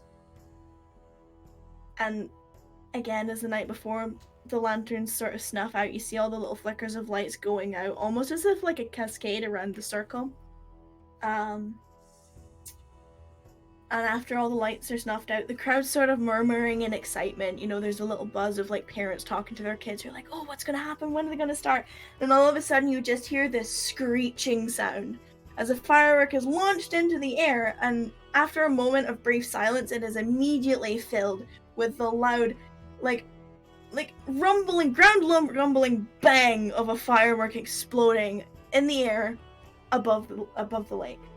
And it lights up the sky in the midpoint above the lake in spreads of white that fade into blue, which then rain down. And a second one goes up behind it, exactly the same, you know, screeches up, pauses, and pops. And then this one sort of goes into sort of oranges and fades then into red that then falls from the sky. For about half an hour, there's various displays of different colors and sprays of fireworks that fill the sky above the lake. There are fireworks that pop and then crackle like rain as they fall, others which whoosh up in spirals and screech as they grow, but then don't burst at the top. And there are larger circular fireworks that pop twice and flash in multiple colors that just sort of basically fill the sky with these lights. There are clusters of small ones that comes in groups of blues and reds and greens and purples and pinks, and Richie's face is just beaming the entire time. Rex, you can feel him bouncing on your shoulders. Rax is probably bouncing as well. He fucking loves fireworks. And as the show is going on, you're filled with this warmth. You're standing there as a group, as a found family. You've faced many trials together. Over this time, you've known each other. Tess and Rax, you battled through the Serpent's Tower with Xian and Osiris, to then meet Rattan and Urendel, who came with you to Frostvein on the very first time you came here. And together you blotted out the corruption at the temple. Rattan, Rax, Osiris, and Kess, you then made your way to Moncade, where you discovered a lot about yourselves and the others that travelled with you.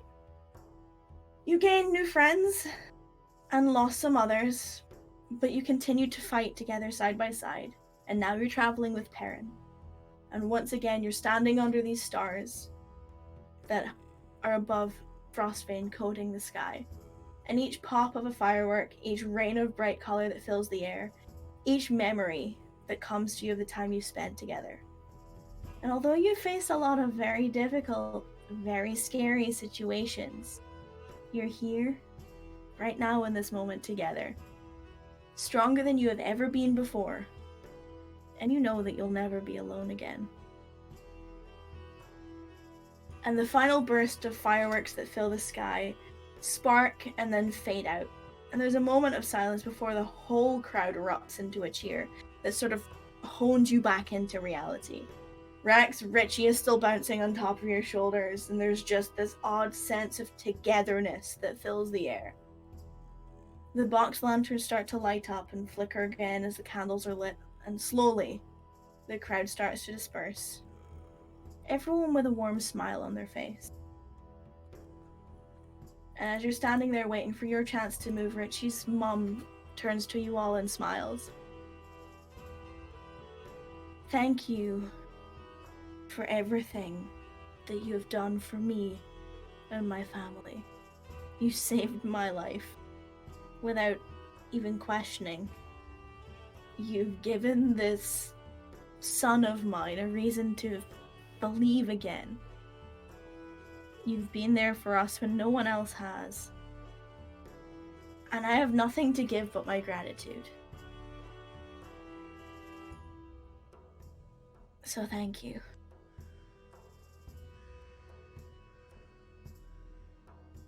After she says that, Rax kind of just looks up at Richie's smiling face, and he's just... That's what makes it worth it. It's our pleasure. And he is still like looking up at the sky like, will there be more? Will there be more? Will there be more? And he's like, he's not even properly paying attention to the adult conversation that's going on. Well, you're welcome to come back with us and gather your things, and I'll put Richie to bed. If there's anything you need before you leave, let me know. Not that I have much to give you. Thank you. Truly.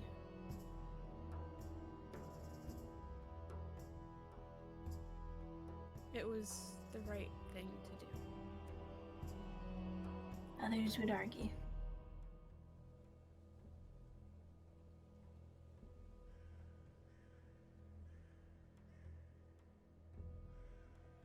And as you sort of get to the part where the crowd where you're in is dispersing and heading back into the city, she turns and she starts walking with the flow of the crowd. Yep, following behind. And there's where there was excitement before. Obviously, the children are still excited, but the adults of the crowd are quiet. And those who have children are hushing their children. And again, it's this odd sense of community, but also respect and understanding. And you can see now why people turn out to this event. It's a moment of personal reflection, but also just reflection of everything that you've faced up until where you are at that point.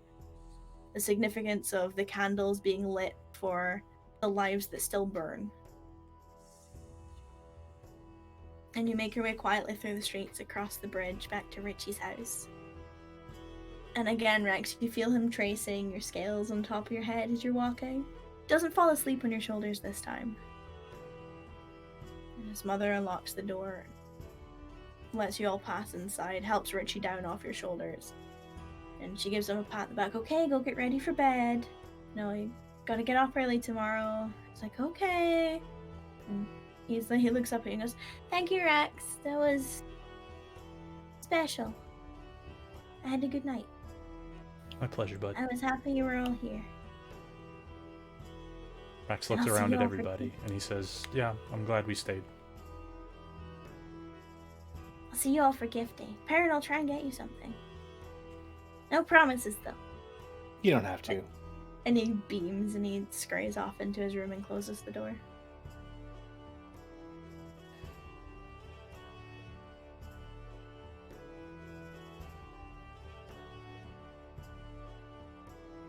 Max goes over, picks up his bag, and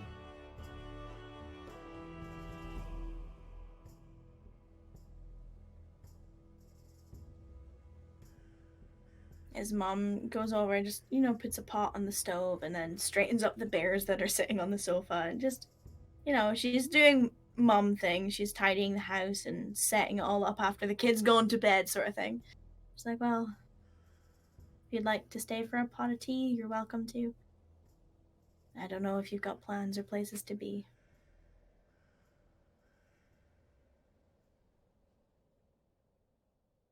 out of character, did we pay for 2 nights or just the one when we paid the second time? Just You the one? paid for the extra night. Mm-hmm. Okay.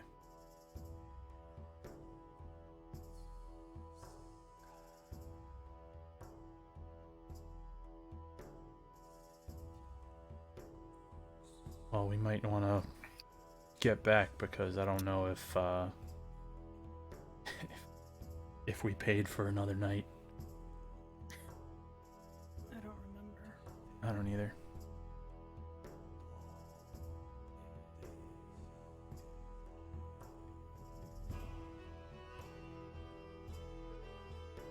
Aren't we planning on leaving tomorrow?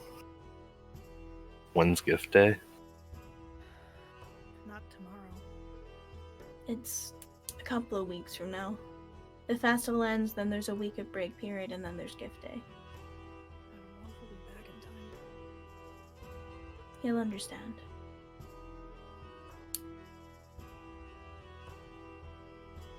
He knows you're busy.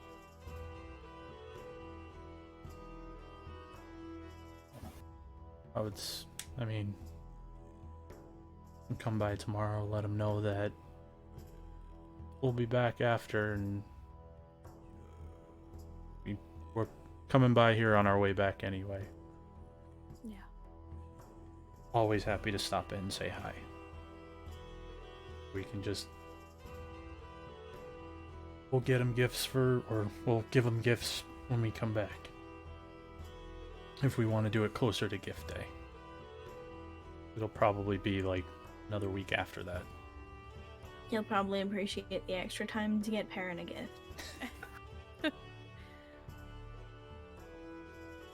Or, sorry, excuse me, Grandfather Perrin. I'm sorry. Oh, Don't don't be. be. It's I- funny.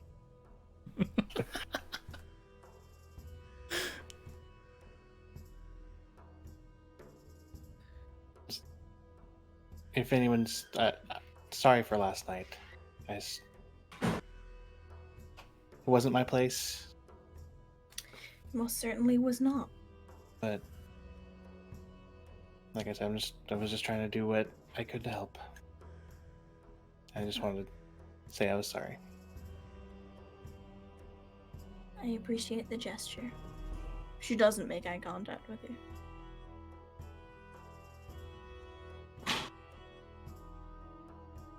We should head to the inn and see if we still have a place. Yeah. And Kess will look over to Richie's mom and thank you for hosting us and sorry for intruding. It's fine, it's never an intrusion. Also, sorry for the massive amount of sugar he had today. He'll crash. He's probably already asleep.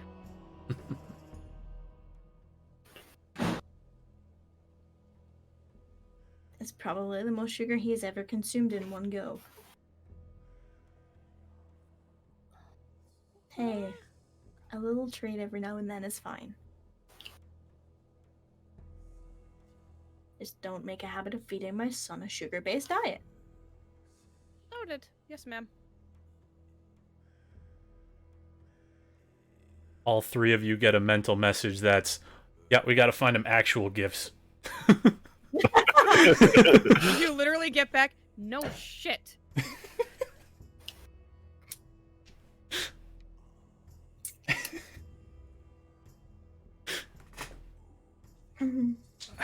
Alright. Thank you again. You're welcome.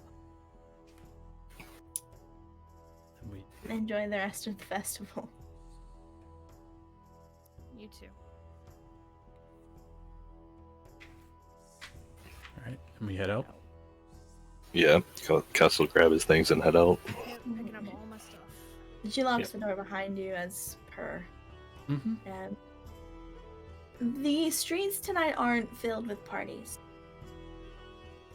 Even as you're sort of getting towards the center of the city, it's very quiet. All the stalls are closed. All of the houses you can see are, filled with a light. Families are still going around in their homes. Excuse me.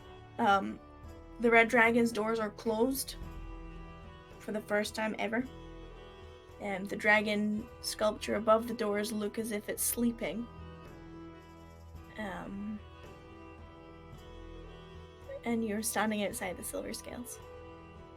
It's very peaceful in the streets tonight.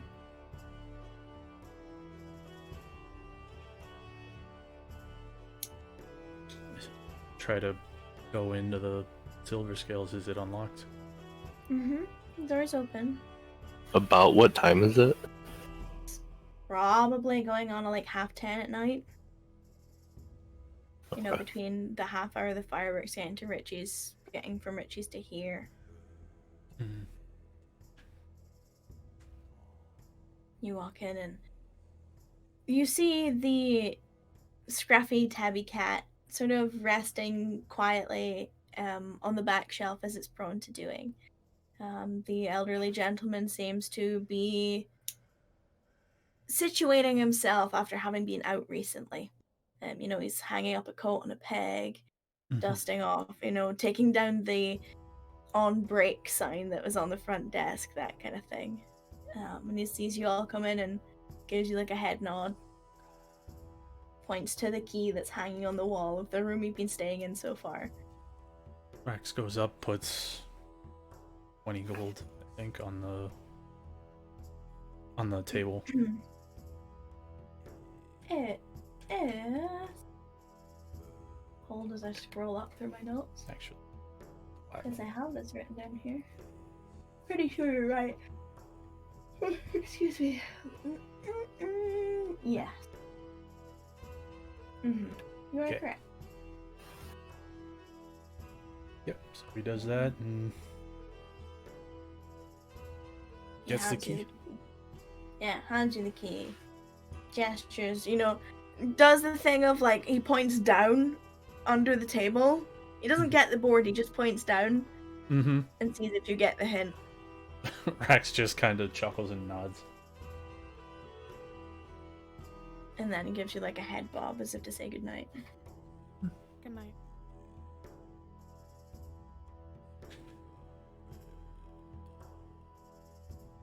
And you head Up to upstairs. bed. Yep.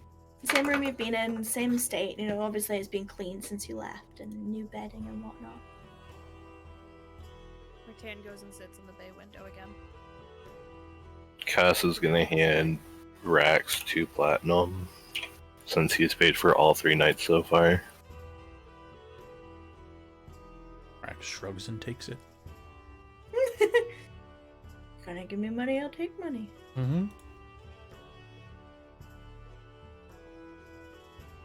The silence of the streets is welcoming tonight. The only sound that fills the room other than your general shuffling is the crackling of the fire. The stars twinkle in the sky above as you're looking at the window, Rattan.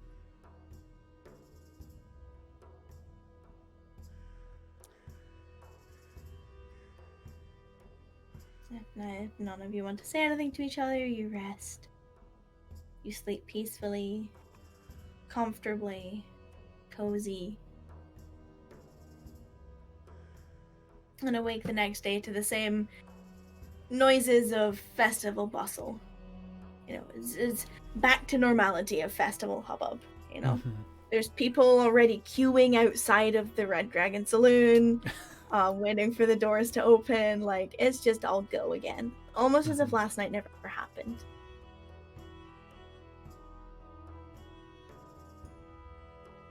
And the day is yours.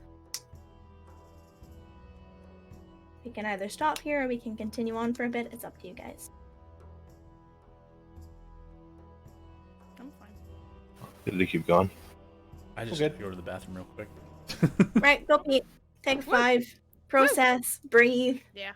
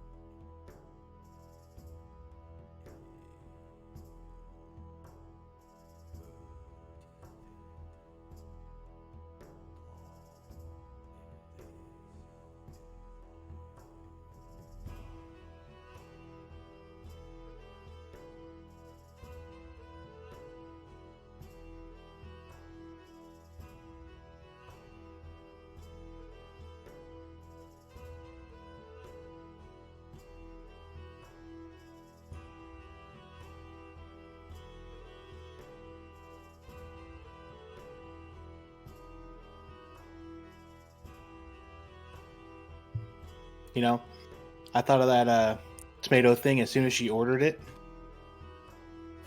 I didn't even think about it.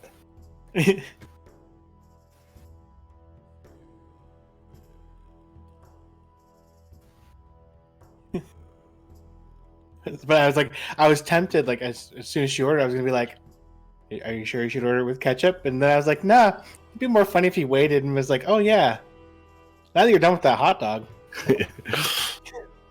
and now that you've had time for your body to process it."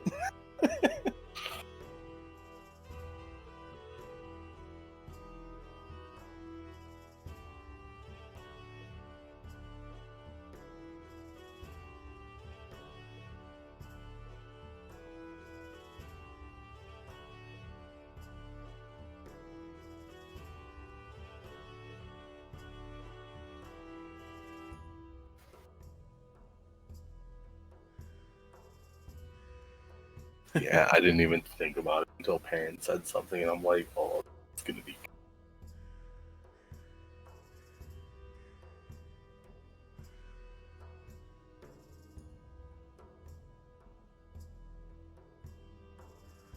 Hello.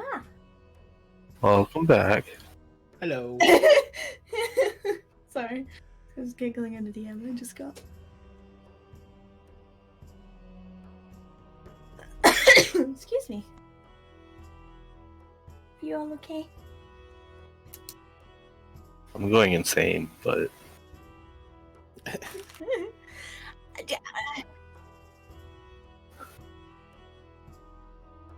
Yeah, Yeah, double depictions of dragons dancing in the night Yeah. sky is... Yeah. terrifying. Mm-hmm.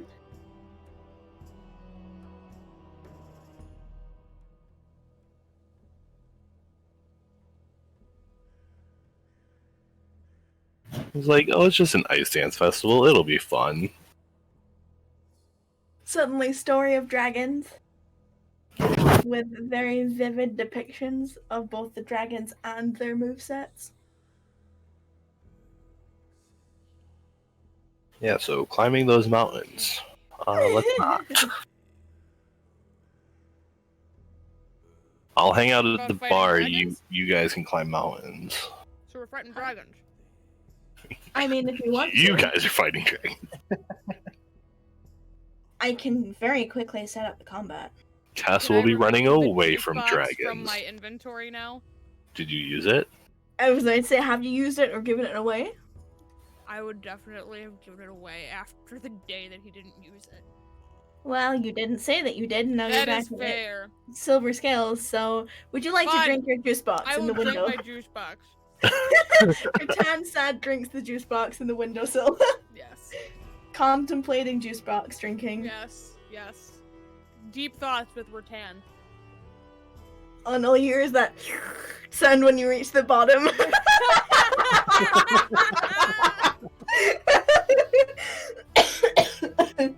I feel like when she felt like she was getting to that point, so she wouldn't make anybody up, she'd be like, Would she be conscious enough to be thinking you know about what? that? No, probably not. She'd probably be like, ooh. Yeah, it's just the like the hollow cardboard sound.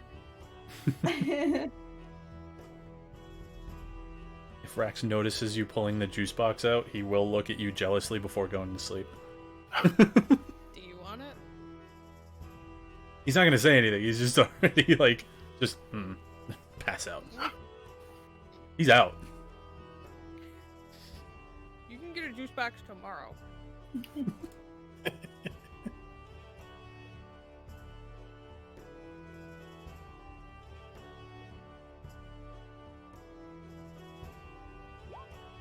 Sorry.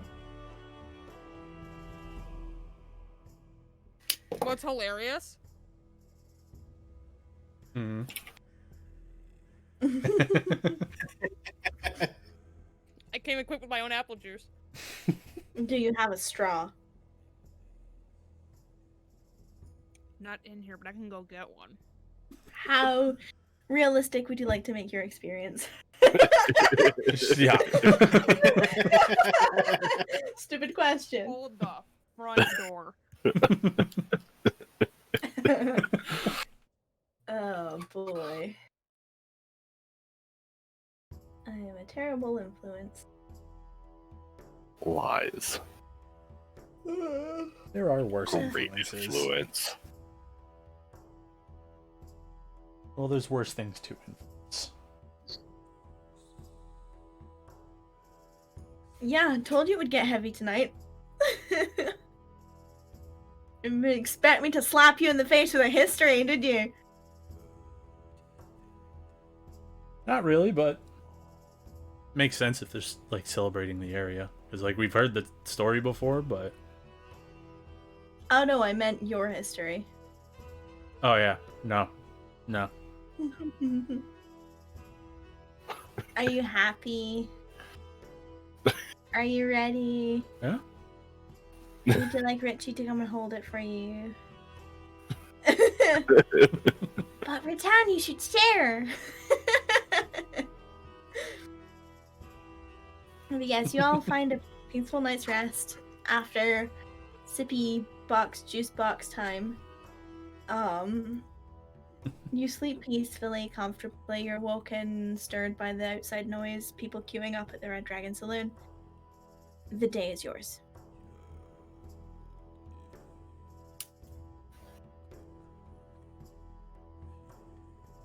I figure we'll wait until the saloon opens and the line out front clears before leaving the room, but It's like down the street and round the corner. Hmm. Yeah, it's a long line. People enjoy the Red Dragon Saloon, and for good reason. mm-hmm. The group that are meant to be playing the breakfast music are actually playing at the front door already, just to keep people like under control. Uh-huh. Singing the songs of the Angel of Frostbane. I was gonna ask, but then I was like, I'm not gonna ask because then she's gonna do that. Did it anyway. Did it anyway. Rex hears it, he is chuckling. I mean, you hear it. It's right He's humming across the along. street. He's humming along. Yeah, Do you you think actually get that tone if he's humming. What? Do you think they'll let you in early if you show them that it's you? Perrin, I don't know if I should applaud you for your ingenious thought process, or if I should scold you for attempting to abuse my title as the Angel of Frostbane so we can get into the bar early. Maybe a little both. Rex is still completely starfished, but his head like pops up a little bit, and he was like, "So you admit that's what you are? You're accepting it?" No. And Peepers is like starfished at the end of the bed between like where your feet are. So like you're actually sharing the bed this time. Mm-hmm. And you get owl snoring. No, I'm not. He lays back down, says one day, and continues humming along. No, not one day. I am half celestial. I'm not an angel.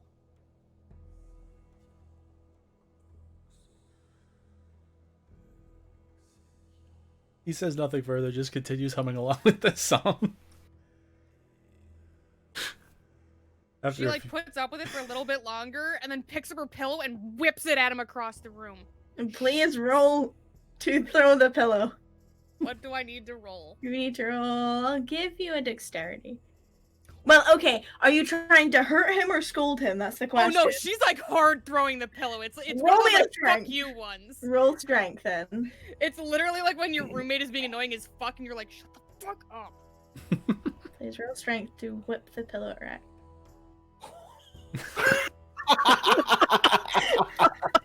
Please roll a d4.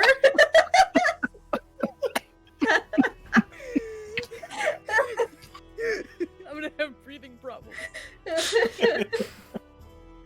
Oh, I was really hoping it was a 4.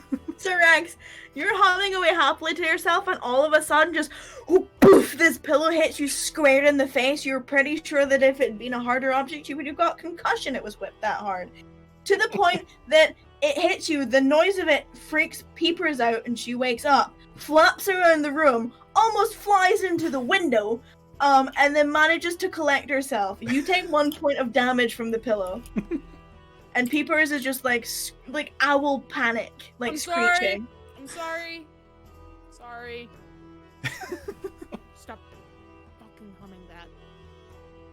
And Peepers swoops down and like kind of like goes over your head in a way that it scruffs your hair, and then goes and lands on the bedpost and like actually wakes herself up. Rax will look directly at you and be like, just be glad I didn't go invisible and appear next to you, humming it louder. I will throttle you. And then I'll teleport away.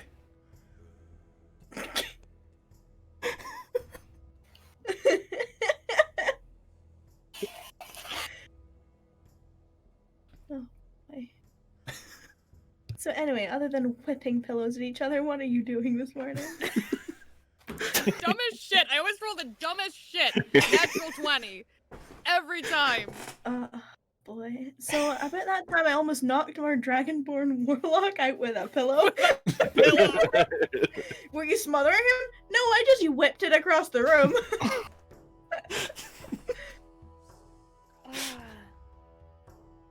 Aside from that, she seems like she's in a slightly better mood.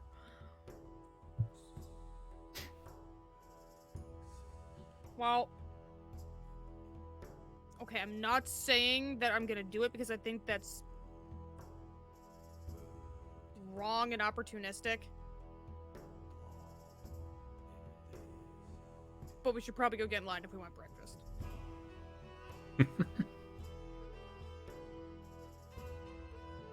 And we'll see what happens. Alright. X gets out of bed, changes, and grabs his stuff. Those of you who need to put on armor. You make your way downstairs, leave your key where it needs to. There's like a little deposit box that's like, checkout keys here. The cat is sort of like lying next to it with its tail like flicking over the sign. You leave, you get across the street, the band are playing.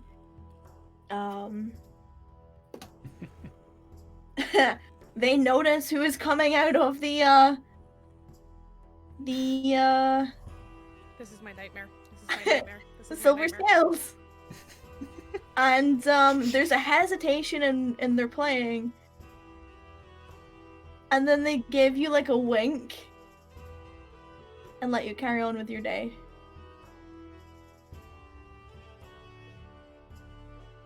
Gives them like the awkward, slow nod. And then restart playing louder. Oh, for fuck's sake. And it's not long before you hear the doors of the like as you're walking away to join the end of the queue, you hear the doors swing open and it starts moving, and they get them in really quickly. Like tables are laid out for breakfast this time, so like there are tables in the middle of the bar. Everything's laid out. You're in within 10 minutes. And just as efficient as always, they've got like pairs working the bar, 2s and 3s working the tables, coming around getting breakfast orders, just standard breakfast array. Both vegetarian and meat options, eggs, toast, mushrooms, beans, whatever the fuck you want, basically. And they get it out like, they're on it. From the minute the doors open, they're just on it. Kakio is nowhere to be seen. As expected. Not a morning person. It's the morning. Mm-hmm. And they get you situated wherever you want situated, take your order, do the whole shebang. Food is great, as always. You're offered alcohol if you want it.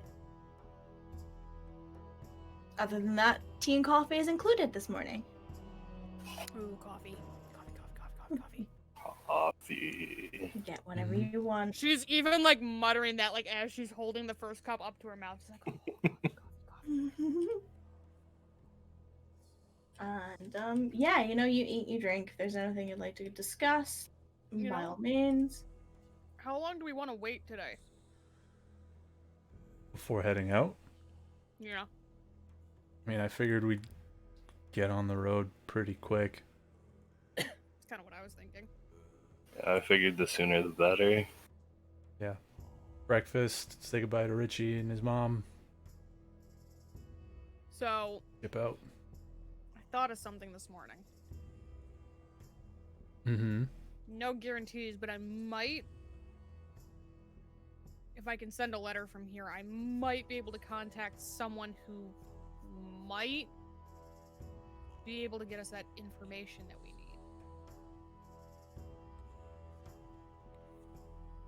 It's kind of. It's not the usual information that they would be digging for, Mm-hmm. but if anybody could figure it out. I mean, they can figure out a lot of stuff.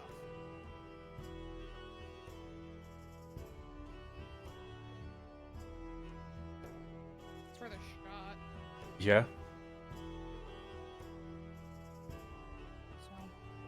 So. Well, if we're sending letters, we might as well send one to Elizabeth back in Kakavian as well. May as well ask her if she can do some more digging on it too. Can't hurt to ask. Mm-hmm.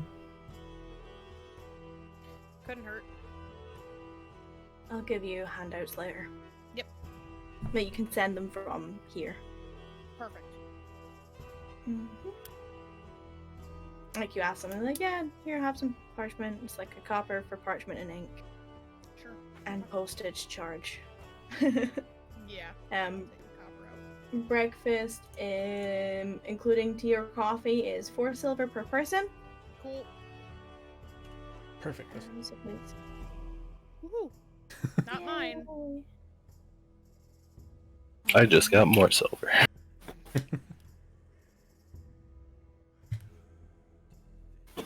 I had to scroll up in my notes because I had that marked down.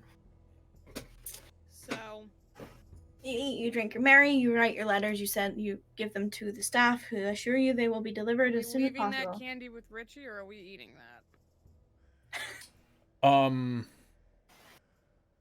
I was thinking we could get Richie something while Oh we're no, out. I agree. I agree. Rax, roll me a wisdom check, please. Oh boy. I was just gonna say no. Uh-oh. Okay. You think you are going to have a thought and then you don't. I do that all the happens a time. lot. Happens to me a It's lot. like, so why did I walk into the kitchen? And then you forget, and then like an hour later, you're like, fuck! hmm Anyway, Rax was gonna say, no, we kind of gave him a lot of stuff yesterday. Okay, so which one of you wants the lollipop? Do you want to go give it to that kid? He seemed really happy. Don't think that Trouble. kid needs my help getting into any more trouble. And say he probably already got in trouble for the last one. Yeah, I have questionable parenting skills, apparently.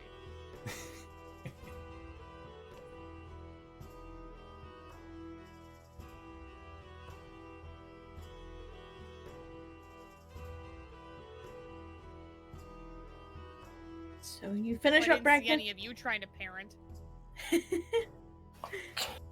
I would have been worse than you. Hey, I think I did a damn good job yesterday. That kid didn't die.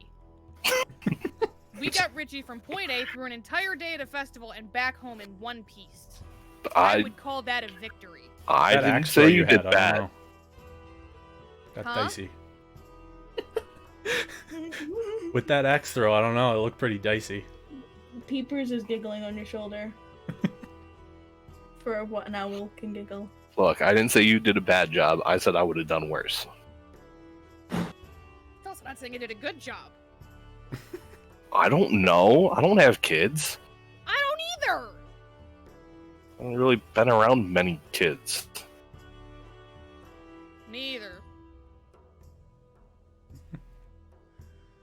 Most of the kids I deal with, it's kind of like I just walk by them and they're like, oh. And then I keep walking. I have a hard enough time with adults. Fair. You said it.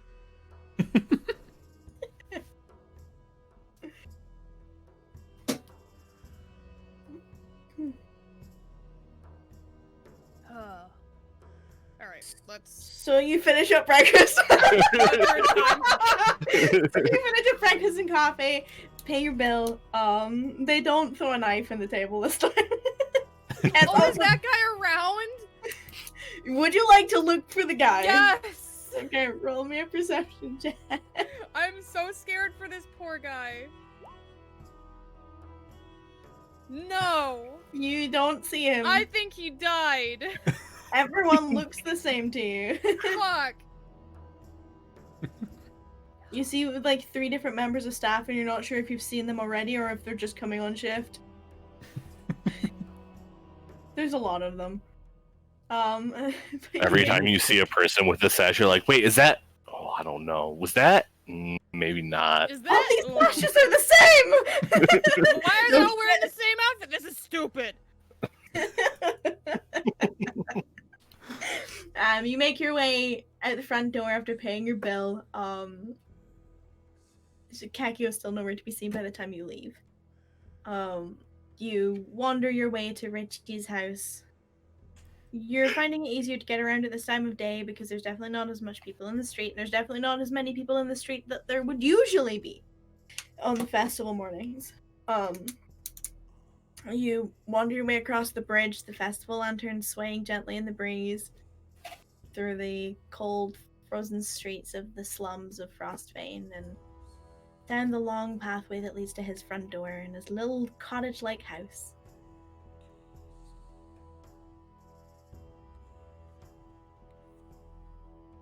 Knock on the door. Yep. Wait a couple of minutes.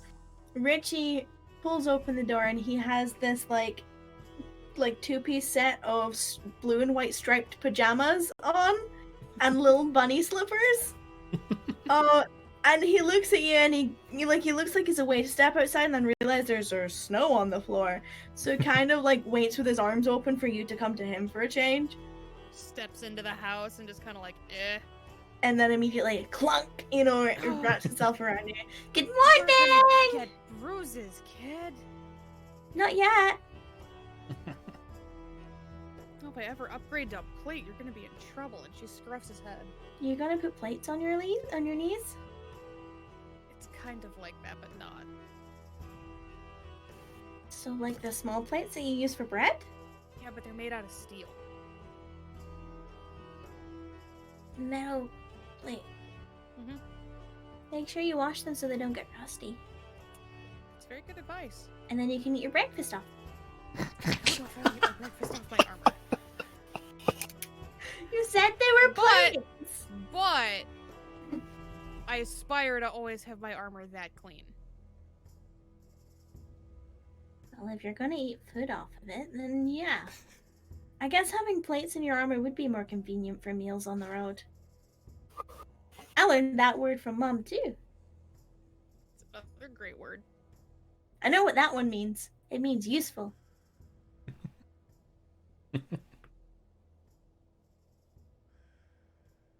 And then he sort of lets you all in and goes and sits up at the table. You can see he's eating a bowl of cereal. Where's your mom? She's getting washed up for the day. Oh, okay. Mom, everyone's Yes. here again! You just hear, okay, I'll be out soon from the other room. Please don't rush. I wasn't going to. I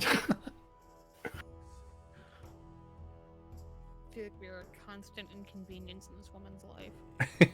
Inconvenience. Is that the opposite of convenient? Yes. Oh. I don't know, maybe you should ask her. I feel like that's not a question I want the answer to, bud. Do you want me to ask you instead? No. Ask for you instead. No. I'm still tired. You look in his bowl and he's actually eating dry cereal. Not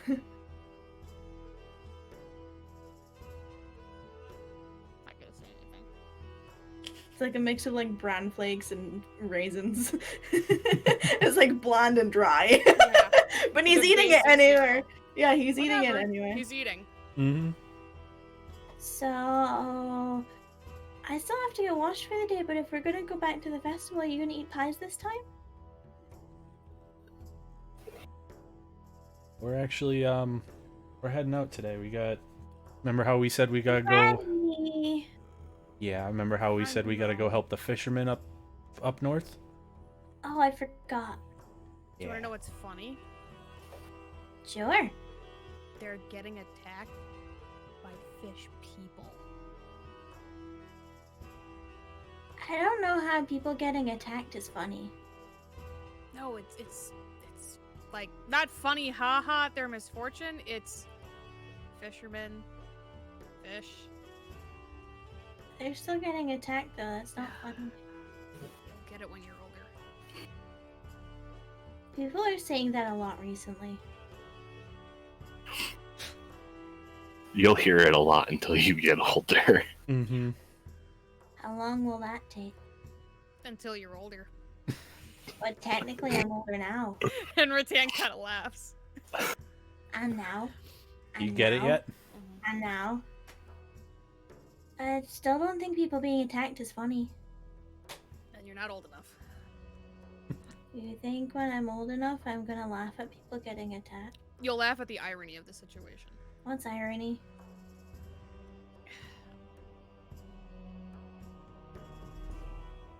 Is that when we Trying make really your hard clothes not to all make an flat? Alanis Morissette joke. Is that when you make your clothes all flat with that hot metal thing? No. No, that's ironing. Close. Is it different? Irony. No, close, Cass. Fuck, no, all I have in my brain is the Alanis Morissette lyrics. I fucked myself. It's,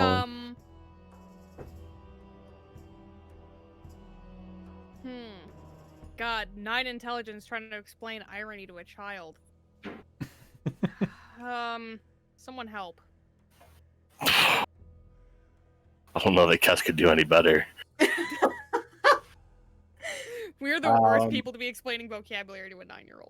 How about when you have wings, but you were afraid of flying? That was kind of ironic.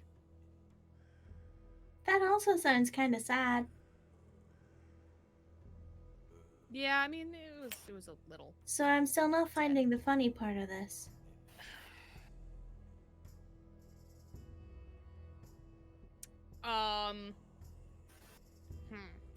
Didn't you say you had to go and save some people? Yeah. So shouldn't you be going to save some people? Well, we wanted to say goodbye, and now your mom's cutting ready to come out here. You're saying goodbye? See you later. Okay. Yo. What? Mom said you're not gonna be back for gift day. We don't know. We're gonna We don't know try. Promises. That's okay. Because I if know we you're promise busy. you that we're gonna be back in time and then we get hung up saving people, we broke that promise. You're gonna get hung up? Like clothes? Is Yeah, it like hopefully the not. ironing thing again? Not really. Delayed. Yeah, delayed. We that kind of hung up. Okay. Because we How don't know how about long it's this? gonna take. It's gonna take us some time to get out there. How about this, Richie? When we get back, we'll come and we'll have our own little gift day. Another gift day! You get to have 2. I've never had 2 gift days before. That's so exciting! Well, we'll have our own little one, so it's just us. Because once we get back, whether we're in time or not, we'll still be able to have it. Okay, that sounds good. Can you pinky promise this one? What? That you'll have 2 gift days? That you'll come back and have a gift day with just us. That we'll have a gift day, yeah. I think Pinky that's one that we can promise. pinky promise. Mm-hmm. He holds out his pinky to all of you. Whoever takes it. Rax will take it. Well, now I've got even more exciting things to look forward to. And you said you'd write me first as well, so then you can write me and tell me when you're coming back. I will do my best to send you a letter as soon as I get somewhere that I can. Yay! And you'll have lots of stories to tell me, because you said you get stories from when you're on the road because you keep it interesting. I'll tell you what I can. Well, take notes so you remember. Well, it's not just that. Mm-hmm. Some stuff is, you know.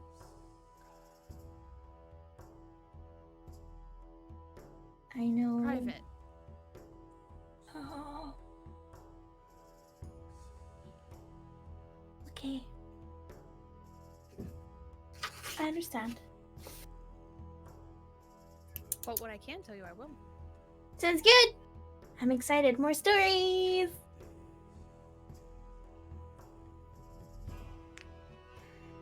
And he puts a spoon into the very dry, boring cereal.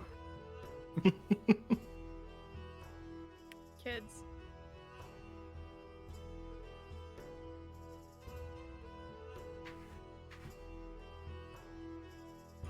Do we want to just head out and tell Not tell wait Richie for to his let us? mom? Well, I mean, Yeah. I can let her know. Yeah, Yeah. that might be. tell her we said hi and we said thank you, and we'll be back. I was probably gonna have heard you.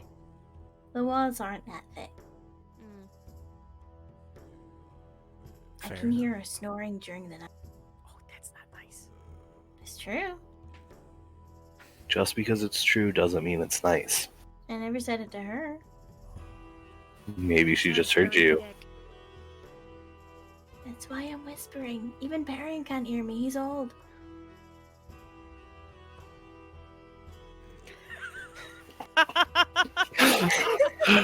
We all have something we have to live with this kid. Welcome.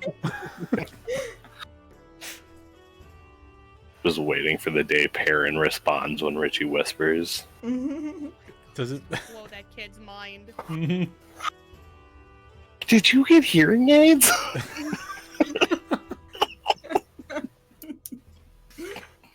Almost, not quite. Damn. Not quite. Continuing on as we were. Alright. I think that we should just head out. Well, be safe. Write letters. Remember Yes. second gift day. The second gift. Hmm. I will see you later. See you See you later, bud. Remember to say hello if you find my dad. You could write a letter and tell me where he is when you find him.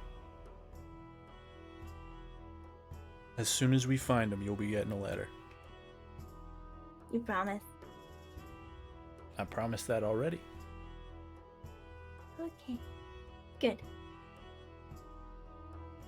Well, be safe. Have fun. Remember stories. And if you go anywhere cool, you know the other promise you made. I'll bring you something, bud. You didn't bring anything this time.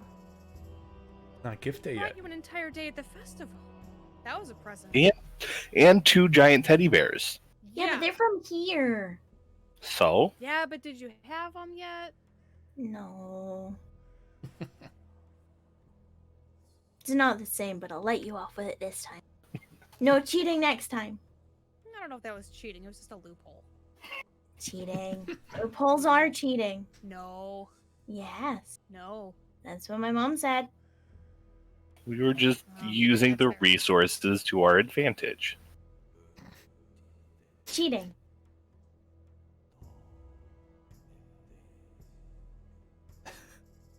All right, We won't cheat we next should head out.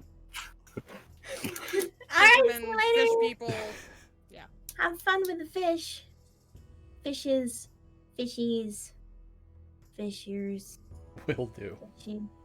And you see like him going through like a list of things. And they're just he blanks out as if his kid mind is like trying to find the right word that he doesn't know. Do Mm-hmm. you ever wish that you could, Yeah, that you uh-huh. were, that you could, that you had a dream, that you could, that you were Pretty much. You could do anything?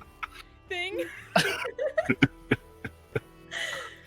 And you say you see your laters. Mhm. Say your see you laters. Wow, that was a really Yeah, hard. Yeah. So, It's rough.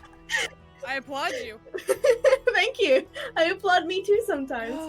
And you make your way to the northernmost point in town, and see that there are still scattered people, both on and off the ice as you pass beyond the wall.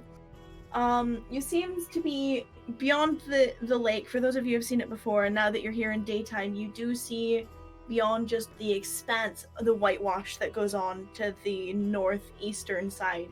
of the continent. It's just snow as far as your eye can see. It looks bitter, it looks cold, and thankfully you're not headed in that direction.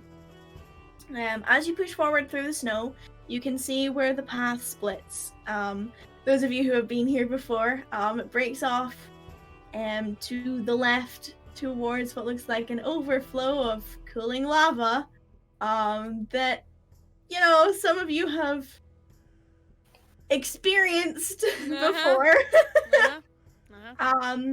The last time you traveled through here, it's very similar to the lava that's on the other side of the currently breaking wall in the pass. It definitely looks like it could be walked upon still, and it looks cooler than it was last time you were here. But it's still dangerous, and the heat that is currently beaming from it still does that wavy thing in the air, you know, like when you see like hot tarmac. It looks like it would be very uncomfortable to travel that way. Perrin, because you haven't been here before, you can roll me a perception check. Rex is gonna get close to it to warm up. Fair. So you do see it about 100 feet away from where you are just now. You see the outline of what looks to be a large statue that just seems to be in the middle of the area. Nothing else around it but the glowing embers and cooling molten rock. Rattan is standing as far away from that area as she physically can, like waiting by the other side of the crossroads with her arms crossed, going.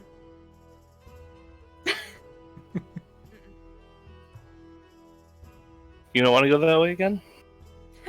I got enough shit for that last time. And yeah, for the main party, you also know that just past here is where the path splits again, and it's a straight shot to what you now know as the Arid Sands, the same very sandy wasteland you crossed to get from here to Moncade the first time you went. But where you decide to go is up to you. It's entirely up to you.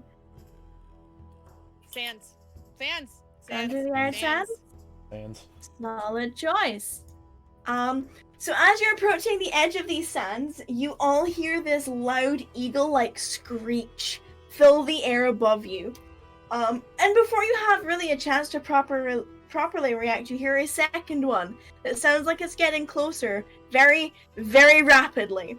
Ooh, I'm gonna put my armored arm up. And you the bird!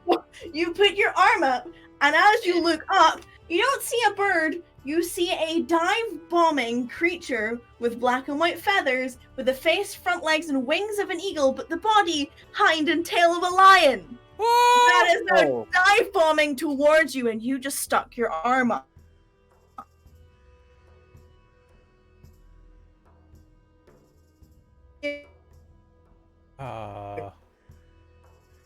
I can't hear anything. Oh my god, of course.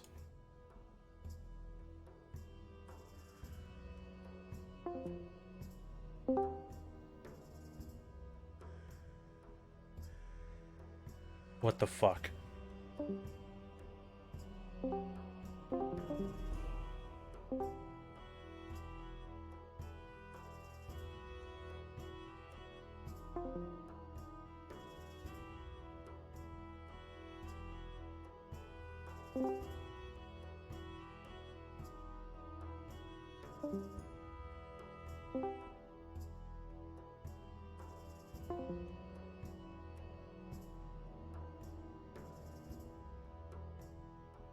Of course.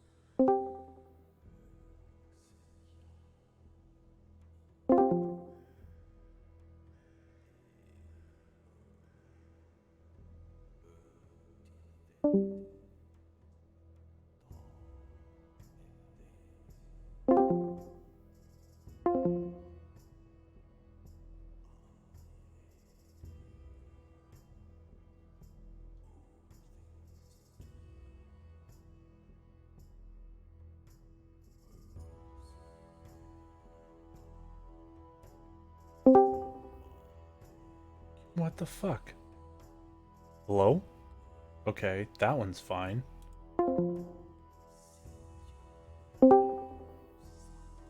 Okay, weird. Hi! Okay, Hi. one of you. You can hear me, right? Yeah. Okay. Hello? Winner! Woo! Okay. I had to join I had to completely shut off Discord and then reopen it. I closed I it, could still reopened hear it. all of you. Yep. Yeah, I never You just all of a lost sudden anything. went in my ears. Mhm. For me, Okay, it just cut anyway. out, and then it was like static for a second, and then it was nothing. Yep.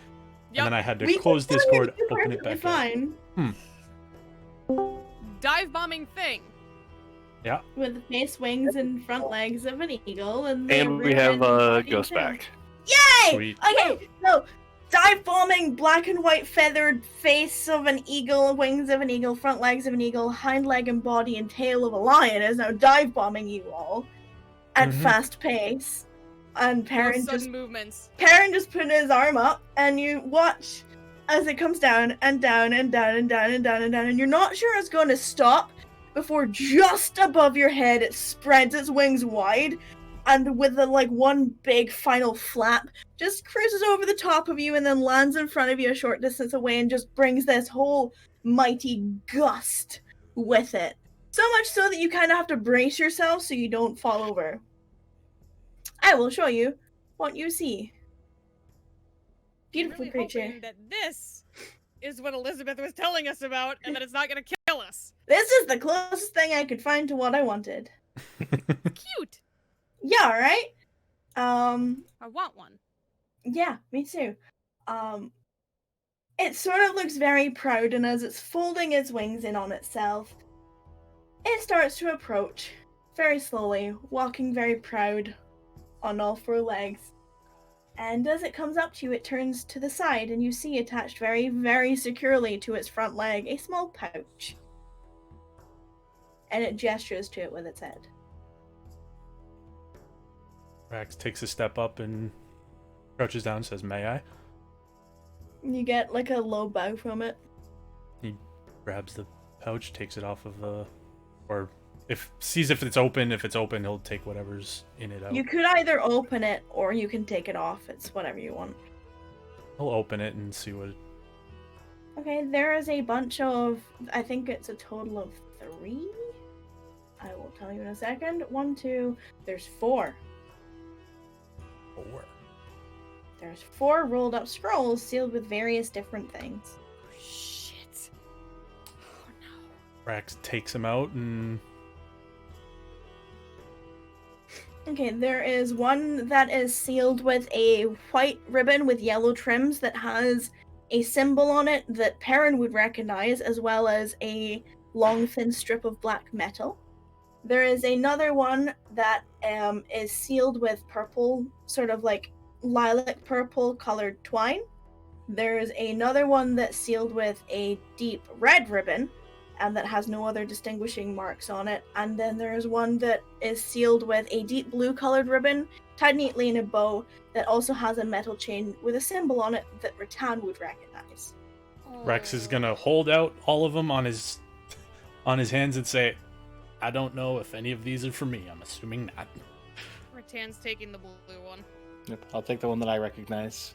Okay, I will put that in. That's yours. Rattan, you have a letter.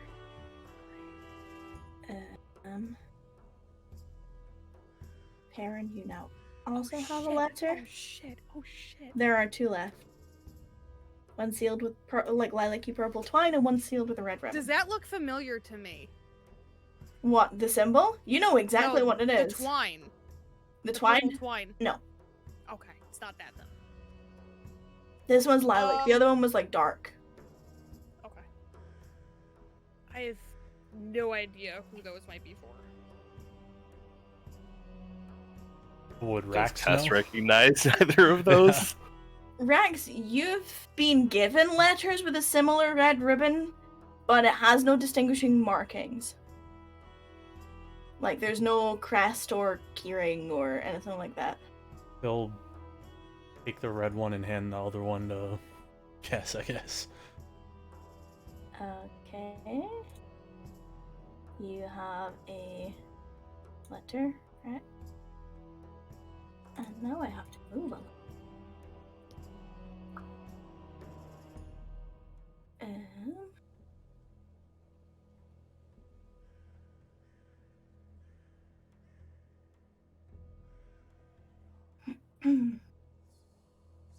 Oops, shit. Hold on. This one. You all have letters. Yay! Cassie, you now have a letter.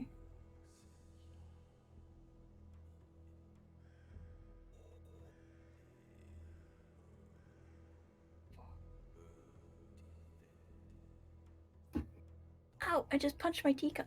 Did I get the right one? You got the letter that was handed to you. Mhm. Okay. Shit! And as soon as you've taken these from the creature, it flies away. And So- disappears up into the clouds. So Cass will like look at his real quick and then like scroll it up and hold it to Perrin. Oh, I'll go ahead and take it. Yeah, uh-huh. Wasn't for, yeah. Wasn't for Cass. You should now have another letter. Yep.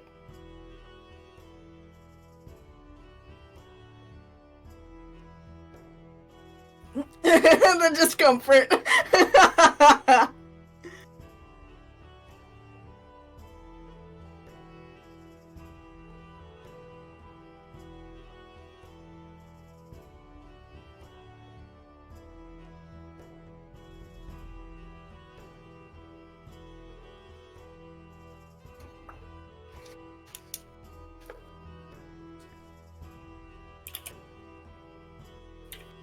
Ratan's reading her letter, and you're watching her face waffle between, like, focus, and then concern, and then, oh!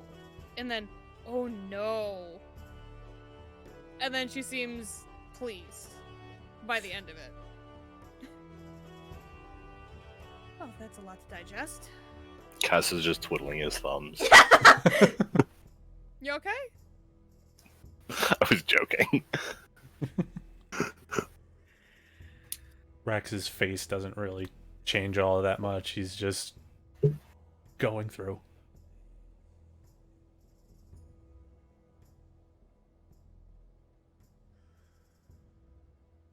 Well, that's a lot. Ratan, actually, you would have recognized the other seal. Yeah, I figured I would have. Similar to yours. Similar in, like, you know, Yeah. how it's presented. It's a seal. You don't know the metal bar, but you know the seal. Yeah.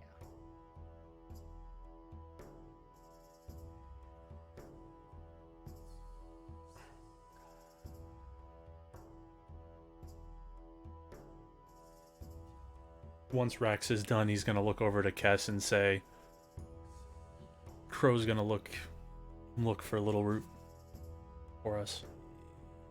Okay.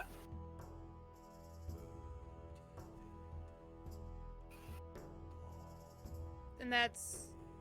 Sorry, memory, not great. That's your teacher? Yes. Right. And... Yeah. And she looks like she's gonna say something to Cass, but then is like... Eh.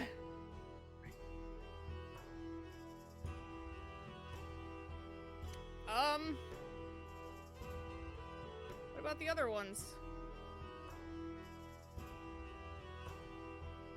There's a lot to read in those. Yeah. Yeah. And there's speed two. read. Yeah. There's a lot to read and there's two. So Yeah. I love how the question was, did I get the right one? Yeah, you got the one that you were given. Yeah. It wasn't for you though. I just wanted to make sure. Rex took the one that he So- recognized. Yep.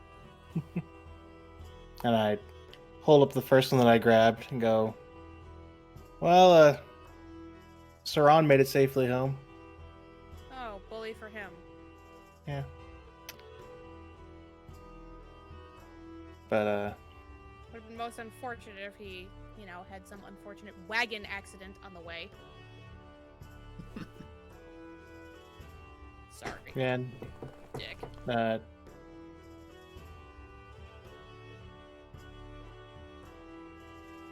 mean, according to him, I don't have to worry about anything. He said with traveling, I've been cleared by the king to travel, so I was kind of assuming that when he told me to go with you guys, so whatever. It'd be kind of messed up So- if he sent you on your way and then all of a sudden, like, no, come Yeah, back. he sent you to spy on me and then I just mean, said, "Oh, yeet." I mean, I was pretty much told if an order from him is an order from the king while I was on duty with him, so I kind of assumed that one. Uh-huh. The other one's actually from my mentor who taught me how to use my abilities, and I had asked her about being able to, bring someone back from the dead. And she didn't really tell too much information that we didn't already know. Just that there's 2 ways to do it, and they're both expensive, one more than the other. Obviously, we knew that. She's strongly suggesting against it because she doesn't like the idea of toying with death, but Can't say I blame her. oh, and any information that you deem me able to give to keep my cover to make it so that I don't have to worry about anything would actually go to her and not Saran Ah. because he's too busy. Oh, how convenient for him. But yeah, We'll figure out enough to bide you time for now. So, this is a lot. And she kind of holds up her letter. I don't know why I wasn't expecting to get one back.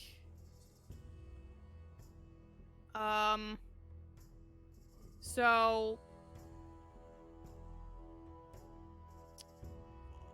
my king is investigating literally everything I wrote to her about since the 2 of us met, and she points at Rax and Kess.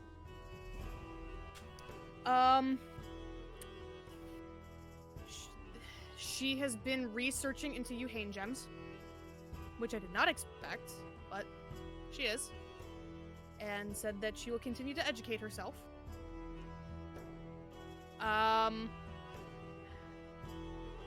She has sent my commanding officer to meet with the King of Cleome. They are going to conduct a formal meeting.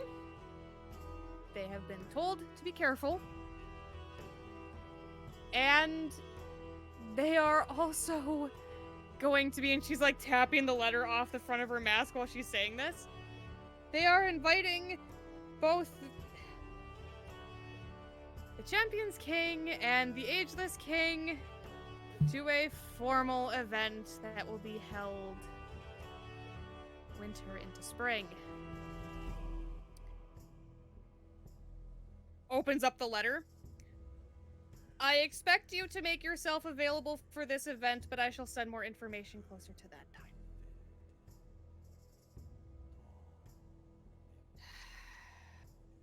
So looks like I'm going home. She is sending others to go investigate the Aloric family, because if they actually have been releasing these faulty creations into populated areas, that's actually in breach of their agreement that they made. And, might need some gentle reminding that they're breaking the law. So she's going to deal with that. And then because I didn't specify that we were looking for high-level resurrection, she wasn't able to really help me with that because I didn't specify exactly what we needed. But said that if we're in need of powerful medicinal arcana, that I should return home. don't really have a dedicated temple in Mernalak, but I don't know. And since we have to go home, if we don't have it resolved by then, I guess we could ask.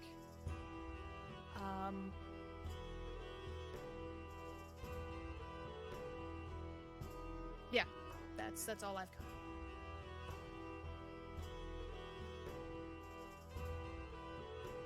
So, do we have to go back now for yours, or is it? No, I don't think so. It does Okay. say a formal event as the winter months head into spring, and that she's going to send me more information closer to that date. But Okay. that So- was about the politest order I think I've ever been given. I expect you to be here. That's not a request. So I hope Elliot's looking forward to formal wear again. Otherwise, I'm sure I can figure something out in Marillac. I think he would be very Oh, upset if we had to no. go. We went all the way to Marillac and we Oh, didn't get it there. What? Oh no.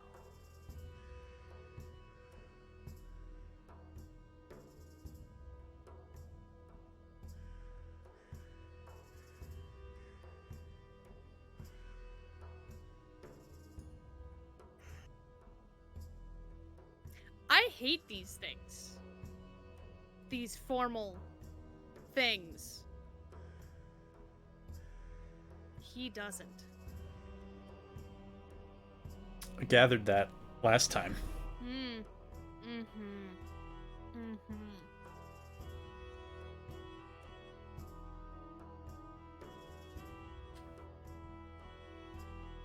I'm gonna have a lot of questions to answer. Rex kind of looks over at Kess and then back at you, and he's like, "Are we expected there, or no?" I don't know, but you're coming with. Okay. If you want to. Also, point of clarification.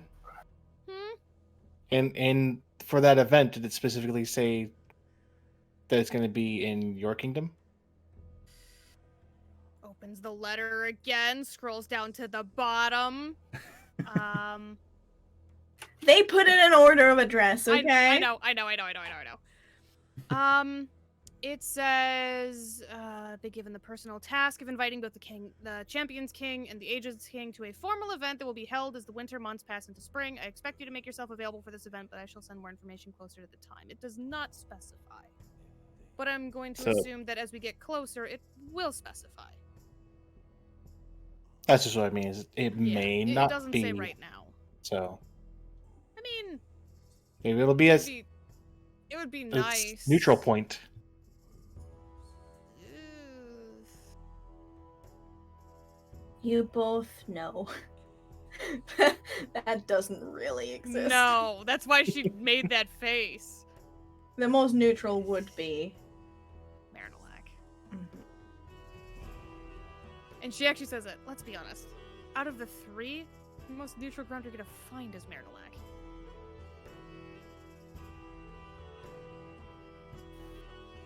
It's the whole reason I serve there.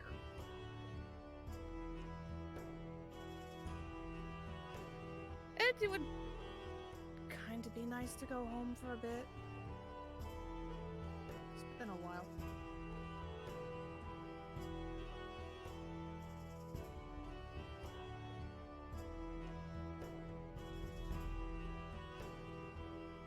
Now that you've all. And you'll get to meet a king. Rex just shrugs and goes, Helpful. Or comforting. And you all tuck your letters away. And it has been the best part of a day to get to where you are on the outskirts of the Arid Sands. And I'm gonna save that for next week. I think that's a good place to stop. "Mm-hmm." Yeah. Right at the edge of the sands. Shitty sandy Into wasteland. the sands. Didn't we stop at the edge of the sands last time you came back? We did. We did. Mhm. On the way back, right? No, on the way there too. Mhm. Pretty sure. Yeah, because you guys had just faced the hellscape to the The left. smoldering wastes. And everything that happened after that, yeah. Yep. Ah. We're going back where it all began. Technically, it Again. began in Kacabian. Yeah, but You know, Perrin's the only person that didn't have an origin story that started in Kacabian. With this group. yeah, True. my dog has her face in my lap. Hi. Well, did you enjoy the festival? The festival was great. Mhm. I'm well, actually, okay. I have to say it. Both Rattan and I are still a little bit salty about little girl. Hey, man. Big, strong, burly, proud men who like to flex Fucking their muscles. misogynist. I don't know what The you fact want that he from laughed when we said we wanted to compete. him. Again, big, Also- strong, proud, burly men. Also, it was really hard not to say what I wanted to say about what insecure meant in front of Richie. Insecure means I made your dick feel tiny. The next question. What's a dick? Well, you see... No. Rattan is not explaining the birds and the bees to that kid. I parented him through Frostbane Disneyland. No. Hey, Okay. No. So reverse Disneyland was one thing. Frostbane was kind of like taking him to Six Flags. I don't know what Six Flags is. It's a theme park. Sorry for being European. It's okay. I'll How forgive you. dare you? How dare you not know what Six Flags is? Right? Yeah, it's just like a theme park you can go to. It's got roller coasters and like all that stuff. It's not like a full like resort like Disney is. Mhm. It's just you can go there and like spend the whole day at Six Flags and then go home. Mhm. What's that funnel cake? Cedar Point's better than Six Flags. I would actually agree with that. We've been to Cedar Point. I've never been to either of them, so you got one up on me. I've never been to Six Flags. We need to like when Wait, no, yeah, I it have. is done with, we need to arrange an organized chaos meetup I was actually thinking about that the other day. where we take Zoe to all the shittiest places in the US. That's mean. We can go to Six Flags and she can experience why it's so good yet so shitty. I mean, I'm scared of roller coasters, so it would just be shitty anyway. I'd just watch all of you go on roller coasters and I'd hold the bags. I'd be the mom of the group and I'm probably one of the youngest. I would probably throw up. Me and roller My- coasters don't go well together. My Would I be the roller only coaster one going? stomach is not what it was 10 years I mean, ago. here's the thing: I love roller coasters, but I don't fit on most of them. Oh. If they have a lap bar, my thighs are too thick, Oh. and if they Guys have life. shoulder ones, my chest is too big, and shoulders, and it just Yeah, that generally tends to be a problem too. yeah. So I haven't been to one in a few. I haven't. Don't know. Last time I was on like anything remotely like a roller coaster, it was when I still worked as a camp counselor, and we used to take these field trips, and one of them was like one of those indoor like kids theme park things with like the tilt-a-whirls and stuff like that inside, and like The fuck is a tilt-a-whirl? oh god, that's a whole nother thing I have to explain. And then the other ride where it's Google. like the half dome seat, and like if you lean over, it spins really, really fast while it rotates. Those things. I Yeah. feel like Richie all of a sudden. But they had those, and me and those don't mix. clueless, full of questions, and also excited. I mean, it is exciting, and like I get super into it. It's always great because, you know, little Richie kids are basically like, come on, Wither, come on the ride with us. I'm like, I've already been on it 7 times, and if it's gonna hurl, but okay. I love Because using everyone Richie wants to as go on the ride guy. with their camp counselor, and it's like, come on, come with us, but I'm gonna throw up those hot dogs that I had for lunch, but okay. Fucking, do you know hot dogs aren't actually dogs? Are you sure? That wasn't until you said it. Oh my god, and then Rattan with the tomatoes. Yeah. So, I was telling Ghost this, but I was like, as soon as she said it, I was like, wait a minute. Rax would have just been like, oh yeah, ketchup on a hot dog, good call. So here's the thing. Richie This doesn't know. actually worked out hilariously. So, for those of you who don't know, Oh shit. Rattan's tomato allergy is actually inspired by my mom. My mom has a tomato allergy, and when she eats tomatoes, they make her sneeze. That's where it came from. And sometimes it hits her right away, and sometimes it takes like an hour. And she'll just randomly start sneezing, like, nonstop. And when I used to live there, and my brother and I used to live in the same place as her, she would start sneezing, and both of us would simultaneously go, did you eat fucking tomatoes today? And she's like, I'm sorry. She loves tomatoes, and she'll eat them anyway, even though they make her sneeze. But sometimes it's like immediate, and sometimes it's like an hour later, and it's like, Mom, why? So like, at that's least why it's it ended just up being sneezing, hilarious, though. because it was one of those things where it was like, Rattan, you know you ate tomatoes, right? Oh no. I forgot. I couldn't say anything because Richie doesn't know. I know, but I forgot, and I ordered a hot dog the way that Wither would order one. But there you go. Mm-hmm. And Richie would just happen to have hot dogs and cotton candy for Sneezy breakfast. Sneezerton over here. I also love the fact that her first sneeze, she panicked, and you guys were all like, And Richie was like, what? Well, what? and then she couldn't stop. And he was like, oh my god, I'm sorry, you okay? You gonna be sick? Please don't be sick. Oh man. Fucking kid. I love him, Ugh. but he's Great. He's exhausting. He's exhausting to deal with. I can't imagine how exhausting he is to run. I am tired. I was tired before I started this, and now I'm just like, ugh. Well, hopefully he'll sleep Yeah. good. Well, fingers crossed, but I doubt it highly. Yeah. Mhm. That's Oh. been the theme, huh? Oh, I forgot I wanted to show at least Zelda something. Actually, both Zelda, me? you and Wither. Okay. Okay. Should I shut my stream off first? I'm concerned. Is it a dildo? Nice, Oh, dude! shiny! I think I Woohoo! have one of those with the shiny Yeah. ball. Nice, dude. We were at the store. We were at Best Buy today and I picking got my up. replacement GameCube one Nice. for Smash. Nice. And then, no. I wanted to pick up the Jurassic Park movies Oh, yeah. because I don't own them, and I'm like, I think my kids are old enough to watch them now. And they had the collection of all 5 of them for $30, Blu-ray, and I'm like, and they only had one copy. I would have snagged that So- too.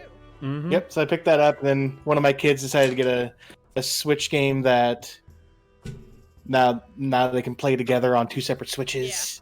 And then I saw this and I was like, I want this. I don't know if you can see it because it's not really good lighting.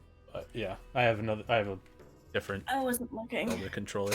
No, I looked at the I have thing and it's too so dark. many. You guys have seen my have pretty one, so my green many. one. I don't have it in here right now. I have a green one that's in store in the boxes in the other room, and then I have obviously my Wii U, and then I have my Wii one, and then I have all of my like Game Boy Advance SPs and everything. I think they're. I know I'm supposed to start playing Hyrule Wars, but I also picked up This Persona one. 5 today. Persona 5. See, the only problem is I haven't finished Persona 5, so I can't. I haven't played any of the Neither. Persona games, but it sounds so good. I've It never always played looks any good of when them I see before. people play it, I want to try it. It's great. I love what I've played. And I have this box, and then I have inside this box, I have this. It's got all the Zelda designs on it, and then my DS, which is currently in bubble wrap, has a Triforce on the front of it, and then I have my Game Boy Advance SP, which also has a Triforce on the front of it. Can you tell what my favorite franchise I is? think I know what I'm getting you for Christmas. Pokemon. this Pokemon? Well, funny you should say that. year. No. There's a relic. Oh, you want to talk about relics? My husband was going through his stuff because he found out that. So he does this where like he'll go through his old stuff, and he'll find out that things he owns are worth a lot on eBay. Mm-hmm. So he was going through some stuff because he found out that a really good copy of Chrono Trigger is about $1,500. Fair. His is almost mint condition, and he has the original freaking handouts that go in the box. Jeez. $2,500. Mm-hmm. Wow. Yeah, for Chrono Trigger, and I was like, "You're kidding, right?" And he was like, "No, I'm putting it up," and I was like, "Okay." But he's going through his stuff, and he also found an old Dungeons and Dragons player handbook from like 2000. And he was like, "Look," and I was like, "That's almost as old as me."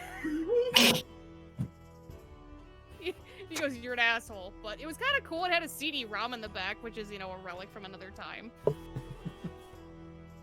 It was a character generator CD-ROM, and I was like, "Whoa." I think it was like 3.5. Oof. No, it wasn't even 3.5. It was just 3E, I think. Wow. Yeah, and I was like, he held it out to me, and I was like, "What is this?" And he was like, "I don't know why I have this." Oh, and then the funniest part is, his Chrono Trigger game, he still has the original Target receipt from 1996. Wow. I was like, "Why do you still have the receipt?" He goes, "I don't know, but there it is." Fair. I don't know why I have it. I don't know But why I I have it, but have I it. do, and I can prove that I bought it. It's legit. Here's the receipt. You can't return it. Finds, I'm like, sorry. the craziest shit. And he's like, "I'm gonna go through all my old games now and see what else Yeah, I have." And I'm I'd like, hate "Yes, to please think- do." I'd honestly hate to think how much just my office alone would make. It's probably like a He's also gonna disturbing hook amount of up money. the N64. Mine's is I in the think- living room. I think Mine's is hooked up in Mine's the right there. lounge. yeah, because he was like, "I think I have old copies of like the old Legend of Zelda games if you wanted to play those, because they're gonna be shit graphics, but like they're there." And I was like, Graphics isn't "Could." everything. It's not, because I remember Spyro having much better graphics than it actually fucking did. Because when you're young and you're playing a game and it's fantastic, you remember it so much better than it was, and then 20 years later you go back and you play it and you're like, "Oh my god, this sucks." Yeah, the all kind Also, of you didn't time- have the graphics to compare it Well, to. exactly. today. Reference like they were points. the shit back in the day. then it was so good. Yeah. Mm-hmm. We're spoiled today. Yeah, we are. Mhm. I tried going outside once, the story sucked, the lighting was really, really bad, I couldn't adjust it. Plotline left something to be desired, and the controls were shit. And the skill progression takes Oh, forever. it was terrible! And if your character dies, they're just dead, and you have to restart your game. Dun, dun, dun, dun, dun, dun. Evolution. I'm really tired. On that note, I think we should call it here. Yeah. I'm gonna get up, stretch, get food.